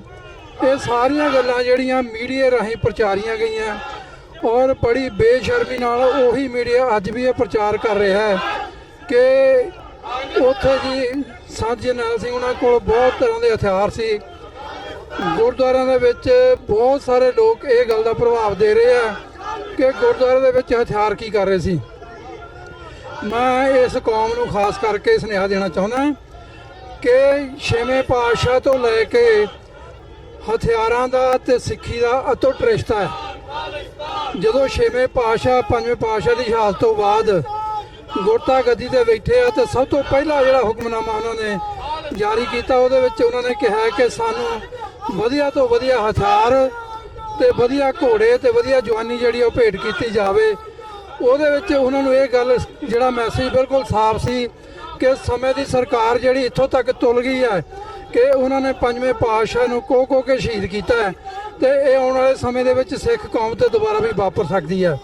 ਔਰ ਇਹ ਕੌਮ ਨੂੰ ਬਿਲਕੁਲ ਪਤਾ ਹੈ ਕਿ ਸਮੇਂ-ਸਮੇਂ ਤੇ ਸਾਰਾ ਕੁਝ ਵਾਪਰਦਾ ਰਿਹਾ। ਅਹਿਮਦ ਸ਼ਾਹ ਅਬਦਾਲੀ ਵਰਗੇ ਹੋਰ ਬਹੁਤ ਸਾਰੇ ਜਾਬਰ ਜਿਹੜੇ ਹੁਕਮਰਾਨ ਉਹ ਦਰਬਾਰ ਸਾਹਿਬ ਦੇ ਉੱਤੇ ਜਾਂ ਭਾਰਤ ਦੇ ਉੱਤੇ ਚੜ੍ਹ ਕੇ ਆਉਂਦੇ ਰਹੇ ਔਰ ਉਹਦਾ ਜਵਾਬ ਜੇ ਕਿਸੇ ਨੇ ਦਿੱਤਾ ਤਾਂ ਉਹ ਸਿੱਖਾਂ ਨੇ ਦਿੱਤਾ ਹੈ। ਪਹਿਲਾਂ ਹਮੇਸ਼ਾ ਸਿੱਖ ਹਥਿਆਰਾਂ ਨਾਲ ਹੀ ਲੜਦੇ ਰਹੇ ਆ ਤੇ ਕਿਸੇ ਨੂੰ ਇਸ ਗੱਲ ਦਾ ਇਤਰਾਜ਼ ਨਹੀਂ ਸੀ, ਪਰ ਅੱਜ ਜਦੋਂ ਸਿੱਖ ਆਪਣੀ ਆਜ਼ਾਦੀ ਲਈ, ਆਪਣੀ ਹੋਂਦ ਲਈ, ਆਪਣੇ ਘਰ ਲਈ ਲੜ ਰਹੇ ਆ ਤਾਂ ਅੱਜ ਬਹੁਤ ਸਾਰੇ ਮੰਦਬੁੱਧੀ ਸਿੱਖ ਵੀ ਇਹ ਗੱਲ ਦਾ ਪ੍ਰਚਾਰ ਕਰਦੇ ਜੀ ਉੱਥੇ ਹਥਿਆਰ ਨਹੀਂ ਸੀ ਰੱਖਣੇ ਚਾਹੀਦੇ। ਦੂਜੀ ਗੱਲ ਦਾ ਇਹ ਮੈਸੇਜ ਮੈਂ ਦੇਣਾ ਚਾਹੁੰਦਾ ਕਿ ਸਮੇਂ ਦੀਆਂ ਸਰਕਾਰਾਂ ਜਿਹੜੀਆਂ ਹਮੇਸ਼ਾ ਪਲਾਨ ਕਰਕੇ ਰੱਖਦੀਆਂ ਨੇ, ਉਹਨਾਂ ਨੇ ਆਲਰੇਡੀ ਸਾਰਾ ਕੁਝ ਪਲਾਨ ਕੀਤਾ ਹੋਇਆ ਸੀ। ਉਹਨਾਂ ਨੇ ਸਿੱਖਾਂ ਦੀ ਨਸਲਕੁਸ਼ੀ ਕਰਨੀ ਸੀ। ਉਹਦੀ ਇੱਕ ਬੜੀ ਲੰਮਾ ਸਮਾਂ ਪਹਿਲਾਂ ਜਿਹੜੀ ਪਲਾਨਿੰਗ ਕੀਤੀ ਗਈ, ਇੱਕ ਦਰਬਾਰ ਸਾਹਿਬ ਦਾ ਮਾਡਲ ਬਣਾ ਕੇ ਉੱਥੇ ਪ੍ਰੈਕਟਿਸ ਕੀਤੀ ਗਈ ਔਰ ਉਸ ਤੋਂ ਬਾਅਦ ਜਿਹੜਾ ਦਰਬਾਰ ਸਾਹਿਬ ਤੇ ਹਮਲਾ ਹੋਇਆ। ਦੂਸਰਾ ਵੱਡੀ ਗੱਲ ਜਿਹੜੀ ਆ, ਉਹ ਦਿਨ ਜਿਹੜਾ ਗੁਰੂ ਅਰਜਨ ਦੇਵ ਜੀ ਦੀ ਸ਼ਹੀਦੀ ਦਾ ਦਿਨ ਸੀ, ਉਹ ਦਿਨ ਕਿਉਂ ਚੁਣਿਆ ਗਿਆ ਕਿ ਕਿਉਂਕਿ ਬਹੁਤ ਵੱਡੀ ਗਿਣਤੀ ਦੇ ਵਿੱਚ ਸਿੱਖਾਂ ਨੇ ਉੱਥੇ ਦਰਬਾਰ ਸਾਹਿਬ ਪਹੁੰਚਣਾ ਸੀ ਤੇ ਉਹਨਾਂ ਦਾ ਇੱਕ ਨਸਲ ਘਾਤ ਕਰਨ ਵਾਸਤੇ ਉਹ ਦਿਨ ਚੁਣਿਆ ਗਿਆ। ਇਹ ਗੱਲ ਬੜੀ ਹੈਰਾਨੀ ਵਾਲੀ ਹੈ ਕਿ 2 ਜੂਨ ਨੂੰ 1984 ਨੂੰ ਇੰਦਰਾ ਗਾਂਧੀ ਜਿਹੜੀ ਆ ਮੀਡੀਅਮ ਰਾਹੀਂ ਰੇਡੀਓ ਤੇ ਟੀਵੀ ਤੇ ਬੋਲ ਰਹੀ ਹੈ ਕਿ ਸਿੱਖ ਜਿਹੜੇ ਬੜੀ ਬਹਾਦਰ ਕੌਮ ਹੈ, ਸਿੱਖਾਂ ਨੇ ਬੜਾ ਦੇਸ਼ ਲਈ ਆਪਣੇ ਆਜ਼ਾਦ ਕਰਾਉਣ ਲਈ ਬੜਾ ਹਿੱਸਾ ਪਾਇਆ, ਸਿੱਖਾਂ ਨੇ ਬੜੇ ਕੰਮ ਕੀਤੇ ਆ, ਸਿੱਖ ਬਹੁਤ ਵੱਡੇ ਵਪਾਰੀ ਆ, ਸਿੱਖ ਬਹੁਤ ਵੱਡੇ ਜਿਹੜੇ ਆ ਉਹ ਯੋਧੇ ਆ। ਔਰ ਉਸੇ ਸਮੇਂ ਜਦੋਂ ਇੰਦਰਾ ਗਾਂਧੀ ਟੀਵੀ ਤੇ ਬੋਲ ਰਹੀ ਸੀ, ਐਨ ਉਸੇ ਸਮੇਂ ਜਿਹੜੇ ਸੰਤ ਜਰਨੈਲ ਸਿੰਘ ਜੀ ਖਾਲਸਾ ਭਿੰਡਰਾਂ ਵਾਲੇ ਉਹ ਮੀਡੀਆ ਨੂੰ ਆਪਣੀ ਇੰਟਰਵਿਊ ਦੇ ਰਹੇ ਸੀ ਤੇ ਉਹ ਦੱਸ ਰਹੇ ਸੀ ਮੀਡੀਆ ਨੂੰ ਕਿ ਆਲਰੇਡੀ ਪੰਜਾਬ ਦੇ ਵਿੱਚ 1 ਲੱਖ ਤੋਂ ਉੱਤੇ ਫੌਜ ਜਿਹੜੀ ਆ ਪਹੁੰਚ ਚੁੱਕੀ ਆ। ਸੋ ਅਸੀਂ ਅੰਦਾਜ਼ਾ ਲਾ ਸਕਦੇ ਹਾਂ ਕਿ ਇਹ ਪੇਪਰ ਜਿਹੜਾ ਇਹ ਜਿਸ ਦਿਨ ਤੋਂ ਸਿੱਖੀ ਹੋਂਦ 'ਚ ਆਈ ਆ ਉਸ ਦਿਨ ਤੋਂ ਸਿੱਖੀ ਨਾਲ ਧਰੋਕ ਮਾਰ ਰਿਹਾ ਹੈ। ਔਰ ਇੱਕ ਸਭ ਤੋਂ ਵੱਡੀ ਸਮੱਸਿਆ ਜਿਹੜੀ ਸਾਡੀ ਸਿੱਖਾਂ ਦੀ ਹੈ, ਇਹ ਬਾਰ-ਬਾਰ ਪ੍ਰਚਾਰ ਕੀਤਾ ਜਾਂਦਾ ਹੈ ਕਿ ਸਿੱਖਾਂ ਦਾ ਤੇ ਹਿੰਦੂਆਂ ਦਾ ਨਹੁੰ ਮਾਸ ਦਾ ਰਿਸ਼ਤਾ। ਤੁਹਾਡੇ ਬੱਚੇ ਉਹਨਾਂ ਨੇ ਕੋ ਕੇ ਮਾਰਤੇ, ਤੁਹਾਡੀਆਂ ਬੱਚੀਆਂ ਨੂੰ ਬੇਪਤ ਕਰਦਾ, ਬਜ਼ੁਰਗਾਂ ਦੀਆਂ ਦਾੜੀਆਂ ਤੱਕ ਪੱਟੀਆਂ, ਨੌਜਵਾਨ ਬੱਚਿਆਂ ਨੂੰ ਝੂਠੇ ਮੁਕਾਬਲਿਆਂ 'ਚ ਮਾਰਿਆ। ਪਰ ਤੁਹਾਡੀ ਅੱਖ ਪਤਾ ਨਹੀਂ ਕਦੋਂ ਖੁੱਲੂਗੀ। ਅੱਜ ਸਿੱਖੀ ਨੂੰ ਖਤਮ ਕਰਨ ਵਾਸਤੇ ਸਿੱਖਾਂ ਦਾ ਇਤਿਹਾਸ ਖਤਮ ਕੀਤਾ ਜਾ ਰਿਹਾ। ਸਿੱਖਾਂ ਦੇ ਵਿੱਚ ਇੱਥੋਂ ਤੱਕ ਕਿ ਅੱਜ ਬਾਹਰਲੀਆਂ ਸਾਊਥ ਦੀਆਂ 4 ਸਟੇਟਾਂ ਦੇ ਵਿੱਚ ਸਰਕਾਰਾਂ ਵੱਲੋਂ ਇਹ ਮਤੇ ਪਾਸ ਕੀਤੇ ਗਏ ਆ ਕਿ ਸਿਰਫ ਤੇ ਸਿਰਫ ਹਿੰਦੂ ਇਤਿਹਾਸ ਜਿਹੜਾ ਕਲਾਸਾਂ 'ਚ ਪੜ੍ਹਾਇਆ ਜਾਊਗਾ। ਅੱਜ ਪੰਜਾਬ ਦੇ ਸਕੂਲਾਂ ਦੇ ਵਿੱਚ, ਯੂਨੀਵਰਸਿਟੀਆਂ ਦੇ ਵਿੱਚ ਜਿੱਥੇ ਪ੍ਰਾਈਵੇਟਾਈਜੇਸ਼ਨ ਹੋਈ ਹੈ ਸਾਰੇ ਦੀ, ਉੱਥੇ ਪੰਜਾਬੀ ਪੜ੍ਹਨ ਤੇ ਵੀ ਪਾਬੰਦੀ ਲਾਈ ਜਾ ਰਹੀ ਹੈ। ਔਰ ਜਿਹੜੇ ਬੱਚੇ ਪੰਜਾਬ ਦੇ ਵਿੱਚ ਸਕੂਲਾਂ ਦੇ ਵਿੱਚ, ਪ੍ਰਾਈਵੇਟ ਸਕੂਲਾਂ ਦੇ ਵਿੱਚ ਪੰਜਾਬੀ ਬੋਲਦੇ ਆ, ਉਹਨਾਂ ਨੂੰ ਜੁਰਮਾਨਾ ਕੀਤਾ ਜਾ ਰਿਹਾ ਉਹਨਾਂ ਦੇ ਪ੍ਰਬੰਧਕਾਂ ਵੱਲੋਂ, ਉਹਨਾਂ ਦੇ ਜਿਹੜੇ ਸਟਾਫ ਹੈ। ਸਭ ਤੋਂ ਵੱਡੀ ਗੱਲ ਇਹ ਹੈ ਕਿ ਜਿੰਨੇ ਪ੍ਰਾਈਵੇਟ ਸਕੂਲ ਖੁੱਲ੍ਹ ਰਹੇ ਆ ਪੰਜਾਬ 'ਚ, ਉਹਨਾਂ ਦੇ ਵਿੱਚ ਬਹੁਤੇ ਟੀਚਰ ਜਿਹੜੇ ਆ ਉਹ ਗੈਰ ਪੰਜਾਬੀ ਤੇ ਗੈਰ ਸਿੱਖ ਆ। ਸੋ ਇਹ ਇੱਕ ਬਹੁਤ ਵੱਡਾ ਚਿੰਤਾ ਦਾ ਵਿਸ਼ਾ ਹੈ। ਉਹਦੇ ਨਾਲ ਤੁਸੀਂ ਆਰਮੀ 'ਚ ਦੇਖ ਲਓ, ਜਿੱਥੇ ਕਿਤੇ ਬਾਰਡਰ ਦੇ ਉੱਤੇ ਮਰਨ ਦੀ ਗੱਲ ਹੈ, ਉੱਥੇ ਸਿੱਖ ਜਿਹੜੇ ਨੌਜਵਾਨ ਉਹਨਾਂ ਨੂੰ ਭੇਜਿਆ ਜਾ ਰਿਹਾ। ਤੇ ਜੇ ਪੰਜਾਬ ਦੇ ਵਿੱਚ ਸਿੱਖ ਆਪਣੀ ਕੋਈ ਜੀ ਪਿਛਲੇ ਨਾਲ ਸਮੇਂ 'ਚ ਜੋ ਕੋਈ ਸਾਡੇ ਨਾਲ ਵਾਪਰਿਆ, ਜੇ ਉਹਦੀ ਗੱਲ ਕਰਦਾ, ਜੇ ਉਹਦਾ ਕੋਈ ਪ੍ਰੋਟੈਸਟ ਕਰਦਾ, ਤੇ ਉਹਨੂੰ ਅੱਤਵਾਦੀ ਕਹਿ ਕੇ, ਦੇਸ਼ ਧਰੋਹੀ ਕਹਿ ਕੇ ਉਹਨੂੰ ਜੇਲ੍ਹਾਂ 'ਚ ਡੱਕਿਆ ਜਾ ਰਿਹਾ। ਅੱਜ ਇਹ ਗੱਲ ਕਿਸੇ ਨੂੰ ਨਹੀਂ ਭੁੱਲੀ ਕਿ ਪਿਛਲੇ 34-35 ਸਾਲ ਤੋਂ ਸਾਡੇ ਸਿੱਖ ਨੌਜਵਾਨ ਬੱਚੇ ਜਿਹੜੇ ਆ ਉਹ ਜੇਲ੍ਹਾਂ 'ਚ ਬੰਦ ਹੈ। ਕੋਈ ਬੰਦਾ ਉਹਨਾਂ ਦੀ ਸਾਰ ਨਹੀਂ ਲੈ ਰਿਹਾ, ਕੋਈ ਉਹਨਾਂ ਵਾਸਤੇ ਕਾਨੂੰਨ ਨਹੀਂ ਹੈ, ਕੋਈ ਸੰਵਿਧਾਨ ਨਹੀਂ ਹੈ। ਅੱਜ ਯੂਪੀ ਦਾ ਮੁੱਖ ਮੰਤਰੀ ਆਦਿੱਤਿਆਨਾਥ ਜੋਗੀ ਇਹ ਕਹਿ ਰਿਹਾ ਹੈ ਕਿ ਜੇ ਤੁਸੀਂ ਸਾਨੂੰ 2/3 ਮੈਜੋਰਟੀ ਦੇ ਵਿੱਚ ਜਿਤਾਓਗੇ ਤਾਂ ਅਸੀਂ ਇਹ ਸੰਵਿਧਾਨ ਹੀ ਖਤਮ ਕਰ ਦਿਆਂਗੇ। ਇਹ ਸਿਰਫ ਤੇ ਸਿਰਫ ਹਿੰਦੂ ਸੰਵਿਧਾਨ ਬਣਾ ਦਿਆਂਗੇ। ਇਹ ਹਿੰਦੂ ਰਾਸ਼ਟਰ ਹੋਊਗਾ, ਹਿੰਦੂ ਸੰਵਿਧਾਨ ਹੋਊਗਾ। ਕੋਈ ਵੀ ਜਿਹੜਾ ਗੈਰ ਹਿੰਦੂ ਆ ਉਹ ਉੱਥੇ ਹਿੰਦੁਸਤਾਨ 'ਚ ਨਹੀਂ ਸਰਵਾਈਵ ਕਰ ਸਕੂਗਾ। ਘੱਟ ਗਿਣਤੀਆਂ ਨੂੰ ਖਤਮ ਕਰਕੇ ਉਹਨਾਂ ਨੂੰ ਹਿੰਦੂਇਜ਼ਮ ਦੇ ਵਿੱਚ ਮਰਜ ਕਰ ਦਿੱਤਾ ਜਾਊਗਾ। ਔਰ ਇੱਥੋਂ ਤੱਕ ਵੀ ਉਹਨਾਂ ਨੇ ਕਿਹਾ ਵੀ ਜੇ ਤੁਸੀਂ ਸਾਡੇ 10 ਬੰਦੇ ਮਾਰੋਗੇ, ਅਸੀਂ ਤੁਹਾਡੇ 100 ਮਾਰਾਂਗੇ। ਪਰ ਮੈਂ ਸਿੱਖਾਂ ਨੂੰ ਕਹਿਣਾ ਚਾਹੁੰਦਾ ਕਿ ਤੁਸੀਂ ਵੀ ਆਪਣੀ ਜਿਹੜੇ ਸਿਧਾਂਤ ਹੈ, ਸਾਡਾ ਜਿਹੜਾ ਪਿਛੋਕੜ, ਸਾਡਾ ਇਤਿਹਾਸ ਹੈ, ਉਹਨੂੰ ਪਛਾਣੋ। ਤੇ ਹਰ ਸਿੱਖ ਲੀਡਰ ਦਾ ਧਰਮ ਬਣਦਾ ਉਹ ਵੀ ਇਸ ਗੱਲ ਨੂੰ ਚੈਲੰਜ ਕਰੇ ਕਿ ਜੇ ਤੁਸੀਂ ਸਾਡਾ 1 ਮਾਰੋਗੇ, ਅਸੀਂ ਤੁਹਾਡੇ 100 ਮਾਰਾਂਗੇ। ਮੈਂ ਬਿਲਕੁਲ ਇਸ ਗੱਲ ਦੇ ਉੱਤੇ ਮੈਂ ਆਪਣੇ ਲੀਡਰਾਂ ਨੂੰ ਇਹ ਗੱਲ ਜਿਹੜੀ ਹੈ ਬੇਧੜਕ ਹੋ ਕੇ ਕਹਿਣਾ ਚਾਹੁੰਦਾ ਕਿ ਹੁਣ ਡਰ ਕੇ ਅੰਦਰ ਵੜ ਕੇ ਜਿਹੜਾ ਕੁਝ ਸਿੱਖਾਂ ਦਾ ਨਹੀਂ ਬਣਨ ਵਾਲਾ। ਜਿਹੜੀ ਤੁਸੀਂ ਰਾਜਨੀਤੀ ਕਰ ਰਹੇ ਹੋ, ਜੋ ਤੁਸੀਂ ਰਾਜਨੀਤੀ ਗਾਹਾਂ ਚਲਾ ਰਹੇ ਆ, ਇਹਦੇ ਨਾਲ ਸਿੱਖੀ ਦਾ ਘਾਣ ਹੋ ਰਿਹਾ, ਸਿੱਖਾਂ ਦਾ ਨੁਕਸਾਨ ਹੋ ਰਿਹਾ। ਜਾਗੋ, ਸਿੱਖਾਂ ਨੂੰ ਕੋਈ ਨਾ ਕੋਈ ਇਹੋ ਜਿਹਾ ਮੈਸੇਜ ਦਿਓ, ਇਹੋ ਜਿਹੇ ਬੱਚਿਆਂ ਨੂੰ ਆਪਣੇ ਰਾਹ ਤੇ ਪਾਓ ਕਿ ਉਹ ਆਪਣੀ ਆਜ਼ਾਦੀ ਦੀ ਗੱਲ ਜਿਹੜੀ ਆ ਉਹ ਬੇਧੜਕ ਹੋ ਕੇ ਕਰ ਸਕਣ। ਇਹਦੇ ਬਾਰੇ ਕੋਈ ਭੁਲੇਖਾ ਨਹੀਂ ਹੈ ਕਿ ਉੱਥੇ ਪੰਜਾਬ ਦੇ ਵਿੱਚ ਅੱਜ ਬਹੁਤ ਵੱਡਾ ਜ਼ਬਰ ਹੋ ਰਿਹਾ।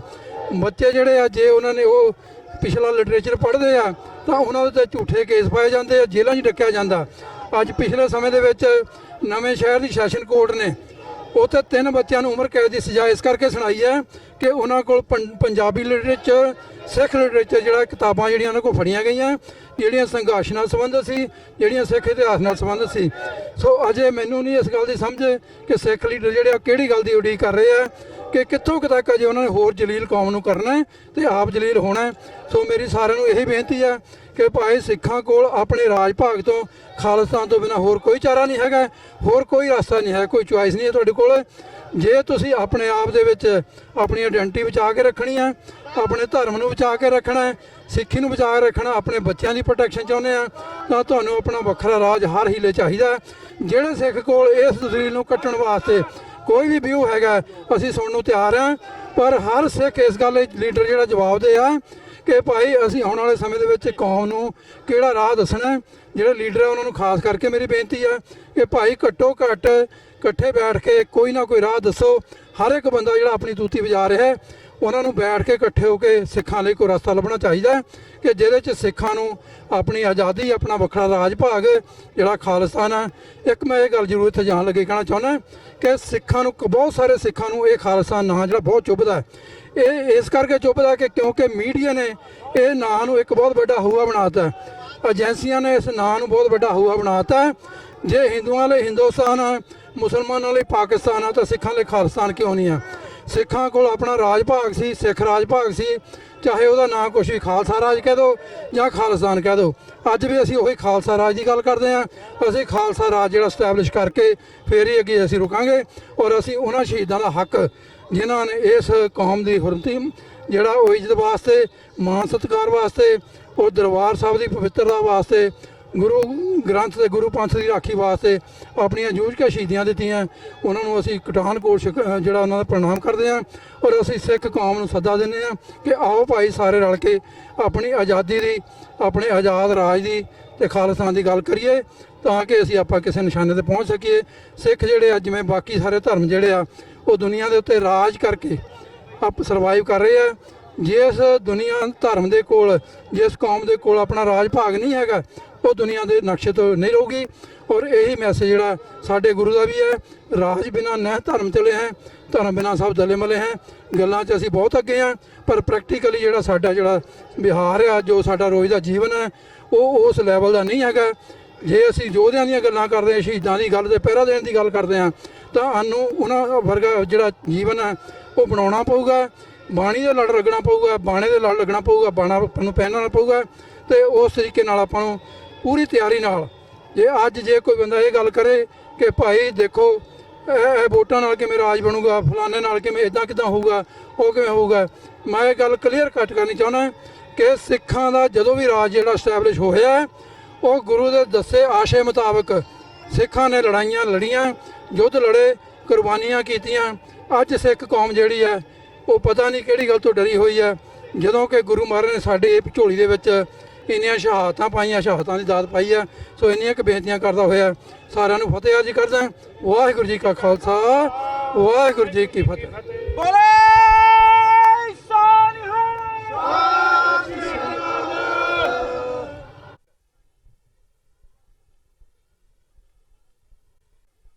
ਸ਼ਹੀਦਾਂ ਦੇ ਸਰਤਾਜ ਸਾਹਿਬ ਸ੍ਰੀ ਗੁਰੂ ਅਰਜਨ ਦੇਵ ਜੀ ਮਹਾਰਾਜ ਦਾ ਸ਼ਹੀਦੀ ਦਿਨ ਮਨਾਉਣ ਲਈ ਸਾਹਿਬ ਸ੍ਰੀ ਗੁਰੂ ਗ੍ਰੰਥ ਸਾਹਿਬ ਜੀ ਦੀ ਹਜ਼ੂਰੀ ਵਿੱਚ ਇਕੱਠੇ ਹੋਏ ਸਮੂਹ ਸੰਗਤ ਜੀਓ, ਵਾਹਿਗੁਰੂ ਜੀ ਕਾ ਖਾਲਸਾ, ਵਾਹਿਗੁਰੂ ਜੀ ਕੀ ਫਤਿਹ।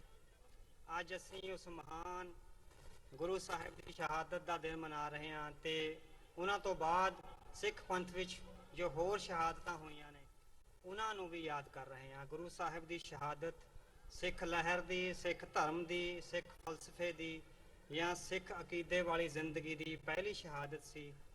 ਤੇ ਉਸ ਸ਼ਹਾਦਤ ਨੇ ਜਿਸ ਕਿਸਮ ਦੀਆਂ ਇੱਕ ਸਿਧਾਂਤਕ ਜੜ੍ਹਾਂ ਸਿੱਖ ਪੰਥ ਦੀਆਂ, ਸਿੱਖ ਧਰਮ ਦੀਆਂ ਤੇ ਸਿੱਖ ਕੌਮ ਦੀਆਂ ਇਤਿਹਾਸ ਵਿੱਚ ਲਾਈਆਂ, ਉਹਦਾ ਇਤਿਹਾਸ ਵਿੱਚ ਇੱਕ ਵਿਲੱਖਣ ਯੋਗਦਾਨ ਹੈ। ਗੁਰੂ ਸਾਹਿਬ ਨੇ ਆਪਣੀ ਸ਼ਹਾਦਤ ਨਾਲ ਸਾਨੂੰ ਇਹ ਦਰਸਾਇਆ ਕਿ ਸਿੱਖ ਨੇ ਕਦੇ ਵੀ ਕਿਸੇ ਵੀ ਹਾਲਤ ਵਿੱਚ ਸਿਧਾਂਤ ਨਾਲ ਸਮਝੌਤਾ ਨਹੀਂ ਕਰਨਾ।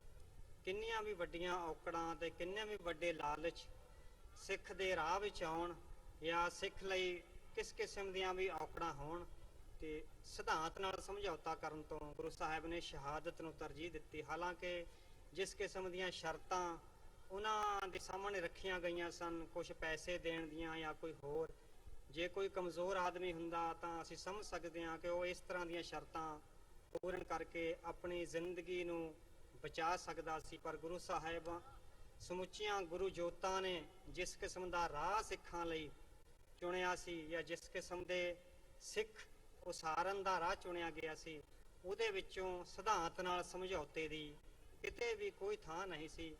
ਤੇ ਉਸ ਸ਼ਹਾਦਤ ਨੇ ਹੀ ਮੁੜ ਕੇ ਸਿੱਖ ਪੰਥ ਵਿੱਚ ਸ਼ਹਾਦਤਾਂ ਦੇ ਜੋ ਅੰਵਾਰ ਲਗਾਏ, ਉਹ ਲਗਾਤਾਰ ਇਸੇ ਤਰਜ਼ ਤੇ ਚੱਲਦੇ ਰਹੇ ਕਿ ਸ਼ਹੀਦਾਂ ਦੇ ਸਾਹਮਣੇ ਜਿੰਨੇ ਵੀ ਲਾਲਚ ਆਏ ਜਾਂ ਉਹਨਾਂ ਦੇ ਸਾਹਮਣੇ ਜਿਸ ਕਿਸਮ ਦੀਆਂ ਔਕੜ ਭਰੀਆਂ ਹਾਲਤਾਂ ਆਈਆਂ, ਉਹਨਾਂ ਨੇ ਸਿਰ ਦਾਅ ਤੇ ਲਾ ਕੇ, ਸਿਰ ਤਲੀ ਤੇ ਰੱਖ ਕੇ ਉਹਨਾਂ ਔਕੜ ਭਰੇ ਸਮਿਆਂ ਨੂੰ ਉਹਨਾਂ ਦਾ ਟਾਕਰਾ ਕੀਤਾ ਤੇ ਜੇ ਲੋੜ ਪਈ ਤਾਂ ਸ਼ਹਾਦਤਾਂ ਵੀ ਦਿੱਤੀਆਂ। 1984 ਦੇ ਸਿੱਖ ਸ਼ਹੀਦਾਂ ਨੂੰ ਵੀ ਆਪਾਂ ਇਸੇ ਸੰਦਰਭ ਵਿੱਚ ਹੀ ਦੇਖਦੇ ਹਾਂ ਕਿ ਅੱਤ ਦੀਆਂ ਮਾੜੀਆਂ ਹਾਲਤਾਂ ਵਿੱਚ ਵੱਡੀ ਗਰਮੀ ਦੇ ਬਾਵਜੂਦ ਇੱਕ ਬੇਜੋੜ ਤਾਕਤ ਨਾਲ ਜਿਸ ਕਿਸਮ ਦਾ ਟਾਕਰਾ 4 ਜੂਨ ਤੋਂ 6 ਜੂਨ ਦੀ ਸ਼ਾਮ ਤੱਕ ਅਤੇ ਉਹ ਤੋਂ ਬਾਅਦ 10 15 20 ਸਾਲ ਜਿਸ ਤਰ੍ਹਾਂ ਦਾ ਜੋ ਦੌਰ ਚੱਲਿਆ ਪੰਜਾਬ ਵਿੱਚ, ਉਹਦੇ ਵਿੱਚ ਇਸ ਕਿਸਮ ਦੀਆਂ ਸ਼ਹਾਦਤਾਂ ਦੇ ਬਹੁਤ ਸਾਰੇ ਸੁਨਹਿਰੇ ਪੰਨੇ ਹਨ ਜਿਨ੍ਹਾਂ ਨੂੰ ਅੱਜ ਅਸੀਂ ਯਾਦ ਕਰਦੇ ਹਾਂ। ਤੇ 1984 ਦੇ ਚਾਹੇ ਜੂਨ ਦਾ ਸੀ ਜਾਂ ਚਾਹੇ ਨਵੰਬਰ ਦਾ, ਤੇ ਉਹ ਤੋਂ ਬਾਅਦ ਵੀ ਜੋ 10-15 ਸਾਲ ਜਿਸ ਕਿਸਮ ਦਾ ਪੰਜਾਬ ਵਿੱਚ ਮਾਹੌਲ ਰਿਹਾ, ਉਹਨੂੰ ਆਮ ਤੌਰ ਤੇ ਸਿੱਖ ਜੈਨੋਸਾਈਡ ਦੇ ਨਾਂ ਨਾਲ ਯਾਦ ਕਰਦੇ ਨੇ ਵੀ ਸਿੱਖਾਂ ਦੀ ਨਸਲਕੁਸ਼ੀ ਦਾ ਇੱਕ ਤਰੰਗ ਸੀ ਜਿਹੜੀ ਉਹ ਪੈਦਾ ਹੋਈ, ਜਿਹੜੀ ਬਹੁ ਗਿਣਤੀ ਵਿੱਚ ਇੱਕ ਤਰੰਗ ਪੈਦਾ ਹੋਈ ਸਿੱਖਾਂ ਦੀ ਨਸਲਕੁਸ਼ੀ ਦੀ। ਤੇ ਫਿਰ ਉਹ ਬਹੁ ਗਿਣਤੀ ਨੇ ਆਪਣੀ ਉਸ ਨਸਲਕੁਸ਼ੀ ਦੀ ਜਿਹੜੀ ਅਪਰੋਚ ਸੀ ਉਹਨੂੰ ਪ੍ਰੈਕਟੀਕਲੀ ਕਰ ਵਿਖਾਇਆ ਤੇ ਬਹੁਤ ਵੱਡੀ ਪੱਧਰ ਤੇ ਜਿਹੜਾ ਸਿੱਖ ਕਤਲੇਆਮ ਸੀ ਉਹਨੂੰ ਅੰਜਾਮ ਦਿੱਤਾ। ਜਿਹੜੇ ਜੈਨੋਸਾਈਡਸ ਨੇ, ਮੈਂ ਕੋਈ ਪੋਲੀਟੀਸ਼ੀਅਨ ਨਹੀਂ ਹੈਗਾ, ਮੈਂ ਜਿਹੜੀਆਂ ਕੌਮਾਂ ਜੈਨੋਸਾਈਡਸ ਦਾ ਸ਼ਿਕਾਰ ਹੋਈਆਂ ਨੇ ਤੇ ਉਹਨਾਂ ਤੇ ਜੈਨੋਸਾਈਡਸ ਦੇ ਕਿਸ ਤਰ੍ਹਾਂ ਦੇ ਹਮਲੇ ਹੁੰਦੇ ਨੇ, ਤੇ ਫਿਰ ਉਹ ਕੌਮਾਂ ਜਿਹੜੇ ਉਹਨਾਂ ਦੇ ਬਜ਼ੁਰਗ ਆ ਬੰਦੇ ਆ ਜੋ ਵੀ ਕੌਮ ਦੇ ਵੀਰ ਬਚ ਰਹਿੰਦੇ ਨੇ, ਉਹ ਫਿਰ ਇਹੋ ਜਿਹੇ ਮਾੜੇ ਹਾਲਤਾਂ ਵਿੱਚ ਕਿਸ ਕਿਸਮ ਦੇ ਕਾਰਜ ਕਰਦੇ ਨੇ ਤਾਂ ਕਿ ਕੌਮ ਦਾ ਹੋਰ ਨੁਕਸਾਨ ਨਾ ਹੋਵੇ। ਸੋ ਇਸ ਰਿਸਰਚ ਪ੍ਰੋਜੈਕਟ ਤੇ ਮੈਂ ਕੰਮ ਕਰ ਰਿਹਾ। ਸੋ ਕੌਮਾਂ ਦੀ ਹੋਂਦ ਤੇ ਜਿਹੜੀ ਜੈਨੋਸਾਈਡਲ ਅਪਰੋਚ ਆ ਉਹਦੇ ਬਾਰੇ ਜਿਸ ਤਰ੍ਹਾਂ ਮੇਰੀ ਖੋਜ ਕਾਰਜ ਹੈ, ਹਲੇ ਟਾਈਮ ਲੱਗੇਗਾ, ਉਹਦੇ ਲਈ ਕਾਫੀ ਸਾਰਾ ਜਿੱਦਾਂ ਸਮਾਂ ਦੇਣਾ ਪੈਂਦਾ ਹੈ। ਤੇ ਜਿਹੜੇ ਜੈਨੋਸਾਈਡਸ ਨੇ ਅਸਲ 'ਚ ਉਹ ਇਹ ਹੈਗਾ ਵੀ ਹਰ ਜਗ੍ਹਾ ਹੀ ਹੋ ਰਹੇ ਨੇ। ਇਹ ਆਪਾਂ ਇਹ ਨਹੀਂ ਕਹਿ ਸਕਦੇ ਵੀ ਸਾਡੇ ਨਾਲ ਹੀ ਹੋਇਆ, ਬਹੁਤ ਸਾਰੀਆਂ ਥਾਵਾਂ ਤੇ ਹੁੰਦੇ। ਆਮ ਤੌਰ ਤੇ ਆਪਾਂ ਯਹੂਦੀਆਂ ਦੇ ਜੈਨੋਸਾਈਡ ਨੂੰ ਇਤਿਹਾਸ ਵਿੱਚ ਇੱਕ ਵੱਡੀ ਥਾਂ ਦਿੱਤੀ ਗਈ ਹੈ। ਯਹੂਦੀਆਂ ਦਾ ਜੈਨੋਸਾਈਡ ਵੀ ਫਿਜ਼ੀਕਲ ਜੈਨੋਸਾਈਡ ਜ਼ਿਆਦਾ ਸੀ, ਜਿਸ ਤਰ੍ਹਾਂ ਸਾਡਾ ਸਿੱਖਾਂ ਦਾ ਜਿਸ ਤਰ੍ਹਾਂ ਇੱਕ ਫਿਜ਼ੀਕਲ ਜੈਨੋਸਾਈਡ ਹੈ, ਆਪਾਂ ਉਹਨੂੰ ਜੈਨੋਸਾਈਡ ਦੇ ਤੌਰ ਤੇ ਵੇਖਦੇ ਹਾਂ। ਪਰ ਪੂਰੇ ਵਰਲਡ ਵਿੱਚ ਜਿਹੜਾ ਜੈਨੋਸਾਈਡਲ ਇੰਪਲਸ ਹੈਗੀ ਆ ਉਹ ਲਗਾਤਾਰ ਕਿਤੇ ਨਾ ਕਿਤੇ ਹੇਠਲੇ ਰੂਪ ਵਿੱਚ ਕੰਮ ਕਰਦੀ ਆ। ਕਿਸੇ ਵੇਲੇ ਉਹ ਇੰਨਾ ਜਿਸ ਤਰ੍ਹਾਂ ਹੁਲਾਰਾ ਮਾਰ ਜਾਂਦੀ ਆ ਵੀ ਉਹ ਉਬਾਲੇ ਖਾਣ ਲੱਗ ਜਾਂਦੀ ਹੈ, ਫਿਰ ਉਹ ਕਤਲੋਗਾਰਤ ਵਿੱਚ ਆ ਜਾਂਦੀ ਹੈ। ਤੁਸੀਂ ਹੈਰਾਨ ਹੋਵੋਗੇ ਕਿ ਤੁਸੀਂ ਜਿਸ ਧਰਤੀ ਤੇ ਬੈਠੇ ਹੋ 70 ਸਾਲਾਂ ਵਿੱਚ ਇੱਥੋਂ ਦੀਆਂ 100 ਬੋਲੀਆਂ ਨੇ ਜਿਹੜੀਆਂ ਭਾਸ਼ਾਵਾਂ ਮੂਲ ਭਾਸ਼ਾਵਾਂ ਸੀ ਉਹ ਜੈਨੋਸਾਈਡ ਦਾ ਸ਼ਿਕਾਰ ਹੋ ਚੁੱਕੀਆਂ ਨੇ। ਪਿਛਲੇ 70 ਸਾਲਾਂ ਵਿੱਚ ਕੈਲੀਫੋਰਨੀਆ ਸਟੇਟ ਦੀਆਂ ਹੀ 100 ਭਾਸ਼ਾਵਾਂ ਇਸ ਧਰਤੀ ਤੋਂ ਮਿਟ ਗਈਆਂ ਨੇ। ਹੁਣ ਉਹਨਾਂ ਮੂਲ ਬੋਲੀਆਂ ਨੂੰ ਬੋਲਣ ਵਾਲਾ ਕੋਈ ਇੱਕ ਵੀ ਵਸਿੰਦਾ ਜਿੰਦਾ ਨਹੀਂ ਰਿਹਾ। ਇਹ ਇੱਕ ਕਿਸਮ ਦਾ ਜੈਨੋਸਾਈਡ ਹੈ ਜੋ ਚੱਲ ਰਿਹਾ ਹੈ। ਭਾਸ਼ਾ, ਧਰਮ, ਨਿਆਰੀ ਹਸਤੀ ਤੇ ਕੌਮ ਦੀ ਵਿਲੱਖਣਤਾ, ਕੌਮ ਦਾ ਇਤਿਹਾਸ, ਇਹ ਬਹੁਤ ਸਾਰੇ ਐਲੀਮੈਂਟਸ ਨੇ ਜਿਨ੍ਹਾਂ ਤੇ ਜਿਹੜੀਆਂ ਭਾਰੂ ਬਹੁ ਗਿਣਤੀ ਵਾਲੀਆਂ ਸਟੇਟਸ ਆ ਜਾਂ ਜਿਹੜੀਆਂ ਮੈਜੋਰਿਟੇਰੀਅਨ ਡੈਮੋਕ੍ਰੇਸੀਜ਼ ਆ ਉਹ ਹਮਲਾ ਕਰਦੀਆਂ। ਲੈਨਿਨ ਦੀ ਇੱਕ ਟੂਕ ਸੀਗੀ, ਉਹ ਕਹਿੰਦਾ ਵੀ democracy of majority is worse than dictatorship. So ਜਿਹੜੀ ਮੈਜੋਰਿਟੀ ਦੀ ਡੈਮੋਕ੍ਰੇਸੀ ਹੈ ਉਹ ਤਾਨਾਸ਼ਾਹੀ ਨਾਲੋਂ ਵੀ ਉਹ ਕਹਿੰਦਾ ਜਿਸ ਤਰ੍ਹਾਂ ਉਹ ਬਹੁਤ ਖਤਰਨਾਕ ਕਿਸਮ ਦੀ ਹੈਗੀ ਆ। ਤੇ ਜਿਹੜਾ ਪ੍ਰੋਫੈਸਰ ਅਰਜਨ ਅੱਪਾਦਰਾਈ ਨੇ ਤੁਹਾਡੇ ਇੱਥੇ ਅਮਰੀਕਾ 'ਚ ਨੇ ਕਿਸੇ ਯੂਨੀਵਰਸਿਟੀ 'ਚ ਕੰਮ ਕਰਦੇ ਨੇ, ਉਹਨਾਂ ਦੀ ਇੱਕ ਕਿਤਾਬ ਆਈ ਸੀ ਫੀਅਰ ਆਫ ਸਮਾਲ ਨੰਬਰਸ, ਵੀ ਛੋਟੀਆਂ ਘੱਟ ਗਿਣਤੀਆਂ ਤੋਂ ਜਿਹੜੀ ਬਹੁ ਗਿਣਤੀ ਆ ਉਹਨੂੰ ਡਰ ਕਾਹਤੋਂ ਲੱਗਦਾ ਵੀ ਉਹ ਲਗਾਤਾਰ, ਹਾਲਾਂਕਿ ਉਹ ਸਟੇਟ ਵੀ ਬਣਾ ਲੈਂਦੀ ਆ, ਆਪਣਾ ਰਾਜ ਵੀ ਕਾਇਮ ਕਰ ਲੈਂਦੀ ਆ, ਹਥਿਆਰਾਂ ਦੇ ਅੰਬਾਰ ਵੀ ਲਾ ਲੈਂਦੀ ਆ, ਈਵਨ ਉਹਨਾਂ ਕੋਲ ਪਰਮਾਣੂ ਹਥਿਆਰ ਵੀ ਹੋ ਜਾਂਦੇ ਨੇ, ਪਰ ਇਹਦੇ ਬਾਵਜੂਦ ਵੀ ਉਹਦੇ ਵਿੱਚੋਂ ਇੱਕ ਡਰ ਦੀ ਭਾਵਨਾ ਰਹਿੰਦੀ ਆ। ਉਹ ਲਗਾਤਾਰ ਜੈਨੋਸਾਈਡਲ ਅਪਰੋਚ ਨੂੰ ਲੈ ਕੇ ਚੱਲਦੀ ਆ। ਪ੍ਰੋਫੈਸਰ ਅਰਜਨ ਅੱਪਾਦਰਾਈ ਕਹਿੰਦੇ ਆ ਵੀ ਉਹ ਕੌਮਾਂ ਜਿਨ੍ਹਾਂ ਦੀ ਘਾੜਤ ਅਤੇ ਸਮਾਜੀ ਪਹਿਚਾਣ ਹੀ ਬਾਕੀ ਕੌਮਾਂ ਦੀ ਤਬਾਹੀ ਦੇ ਕਾਰਜ ਨਾਲ ਜੁੜੀ ਹੁੰਦੀ ਹੈ, ਕਿਉਂਕਿ ਉਸ ਕੌਮ ਨੂੰ ਲੱਗਦਾ ਹੈ ਕਿ ਹੋਰ ਕੌਮਾਂ ਸਾਡਾ ਖਾਤਮਾ ਕਰ ਦੇਣਗੀਆਂ। ਸੋ ਇਸ ਕਿਸਮ ਦੀ ਇਹਨੂੰ ਉਹ ਪ੍ਰੈਡੇਟਰੀ ਆਇਡੈਂਟੀਟੀ ਕਹਿੰਦੇ ਆ। ਜਿਹੜੀ ਵੱਡੀ ਕੌਮ, ਪ੍ਰੈਡੇਟਰਸ ਹੁੰਦੇ ਨੇ ਜਿਹੜੇ ਵੱਡੇ ਮਗਰਮੱਛ ਛੋਟੀਆਂ ਮੱਛੀਆਂ ਨੂੰ ਖਾਂਦੇ ਨੇ, ਸੋ ਉਹਨਾਂ ਨੇ ਇੱਕ ਟਰਮ ਕੁਆਇਨ ਕੀਤੀ ਆ ਪ੍ਰੈਡੇਟਰੀ ਆਇਡੈਂਟੀਟੀ, ਵੀ ਜਿਹੜੀ ਵੱਡੀ ਕੌਮ ਆ ਛੋਟੀਆਂ ਕੌਮਾਂ ਨੂੰ ਖਾਂਦੀ ਆ ਉਹ ਪ੍ਰੈਡੇਟਰੀ ਆਇਡੈਂਟੀਟੀਸ ਬਣ ਜਾਂਦੀ ਹੈ। ਉਹ ਕਹਿੰਦੇ ਬਹੁ ਗਿਣਤੀ ਜਦੋਂ ਆਪਣੀ ਹੋਂਦ ਨੂੰ ਖਤਰੇ ਦਾ ਮਾਹੌਲ ਖੜਾ ਕਰ ਲੈਂਦੀ ਹੈ ਤਾਂ ਇੱਕ ਸਹਿਜ ਵਿੱਚ ਰਹਿ ਰਹੇ ਲੋਕਾਂ ਲੋਕਾਂ ਨੂੰ ਖਤਰਨਾਕ ਤੇ ਮਾਰਖੋਰੇ ਬਣਾ ਦਿੰਦੀ ਆ। ਵੀ ਜਦੋਂ ਉਹ ਰਾਜ ਹਾਸਲ ਕਰਕੇ ਵੀ ਉਹਨੂੰ ਇਸ ਤਰ੍ਹਾਂ ਲੱਗਦਾ ਹੈ ਵੀ ਜਿਸ ਤਰ੍ਹਾਂ ਵੀ ਸਾਡੇ ਤੇ ਬਹੁਤ ਵੱਡਾ ਹਮਲਾ ਹੋਣ ਵਾਲਾ, ਉਹ ਇਨਸਿਕਿਉਰਿਟੀ ਦੀ ਭਾਵਨਾ ਵਿੱਚ ਰਹਿੰਦੀ ਹੈ। ਫਿਰ ਉਹ ਆਮ ਲੋਕਾਂ ਨੂੰ ਵੀ ਮਾਰ ਖੋ ਰਹੇ, ਜਿਸ ਤਰ੍ਹਾਂ ਅੱਜ ਕੱਲ ਆਪਾਂ ਮਾਹੌਲ ਦੇਖ ਰਹੇ ਹਾਂ ਵੀ ਜੋ ਭਾਰਤ ਵਿੱਚ ਇਸ ਤਰ੍ਹਾਂ ਚੱਲ ਰਿਹਾ ਨਾ ਵੀ ਇੱਕ ਹਿੰਦੂ ਸੁਸਾਇਟੀ ਦਾ ਵੱਡਾ ਹਿੱਸਾ ਜਿਹੜਾ ਉਹ ਮਾਰਖੋਰੀਆਂ ਰੁਚੀਆਂ ਜਿਹੜੀਆਂ ਉਹਦੇ ਵਿੱਚ ਪੈਦਾ ਹੋ ਰਹੀਆਂ ਨੇ ਦੁਬਾਰੇ 1984 ਤੋਂ ਬਾਅਦ। ਸੋ ਜਿਹੜੀ ਇਹ ਇੰਪਲਸ ਹੈ ਉਹ ਕਿਸੇ ਵੇਲੇ ਤਾਂ ਸਬਲਾਈਮ ਸਿਚੁਏਸ਼ਨ ਵਿੱਚ ਰਹਿੰਦੀ ਹੈ ਵੀ ਹੇਠਲੇ ਪੱਧਰ ਤੇ ਰਹਿੰਦੀ ਹੈ, ਪਰ ਕਿਸੇ ਵੇਲੇ ਉਹਦਾ ਫਿਰ ਉਬਾਲਾ ਵੱਜਦਾ ਤੇ ਫਿਰ ਉਹ ਜਿਹੜੀ ਕਤਲੋ ਗਾਰਤ ਹੈ ਉਹਨੂੰ ਕਰਨ ਦਾ ਉਹ ਕਾਰਜ ਕਰਦੀ ਹੈ। ਤੇ ਪ੍ਰੋਫੈਸਰ ਅਰਜਨ ਉਪਾਧਿਆਏ ਕਹਿੰਦੇ ਆ predatory identities in other words are products of situations in which the idea of a national peoplehood is successfully reduced to the principal ethnic singularity।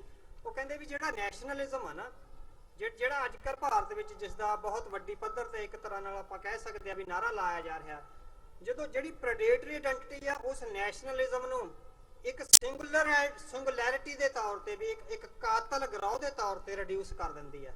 ਫਿਰ ਉਹ ਜਿਹੜੀ ਇੰਪਲਸ ਆ ਲੋਕਾਂ ਵਿੱਚ ਉਹ ਕਤਲ ਕਰ ਪੈਦਾ ਹੁੰਦੀ ਜਾਂਦੀ ਹੈਗੀ ਆ।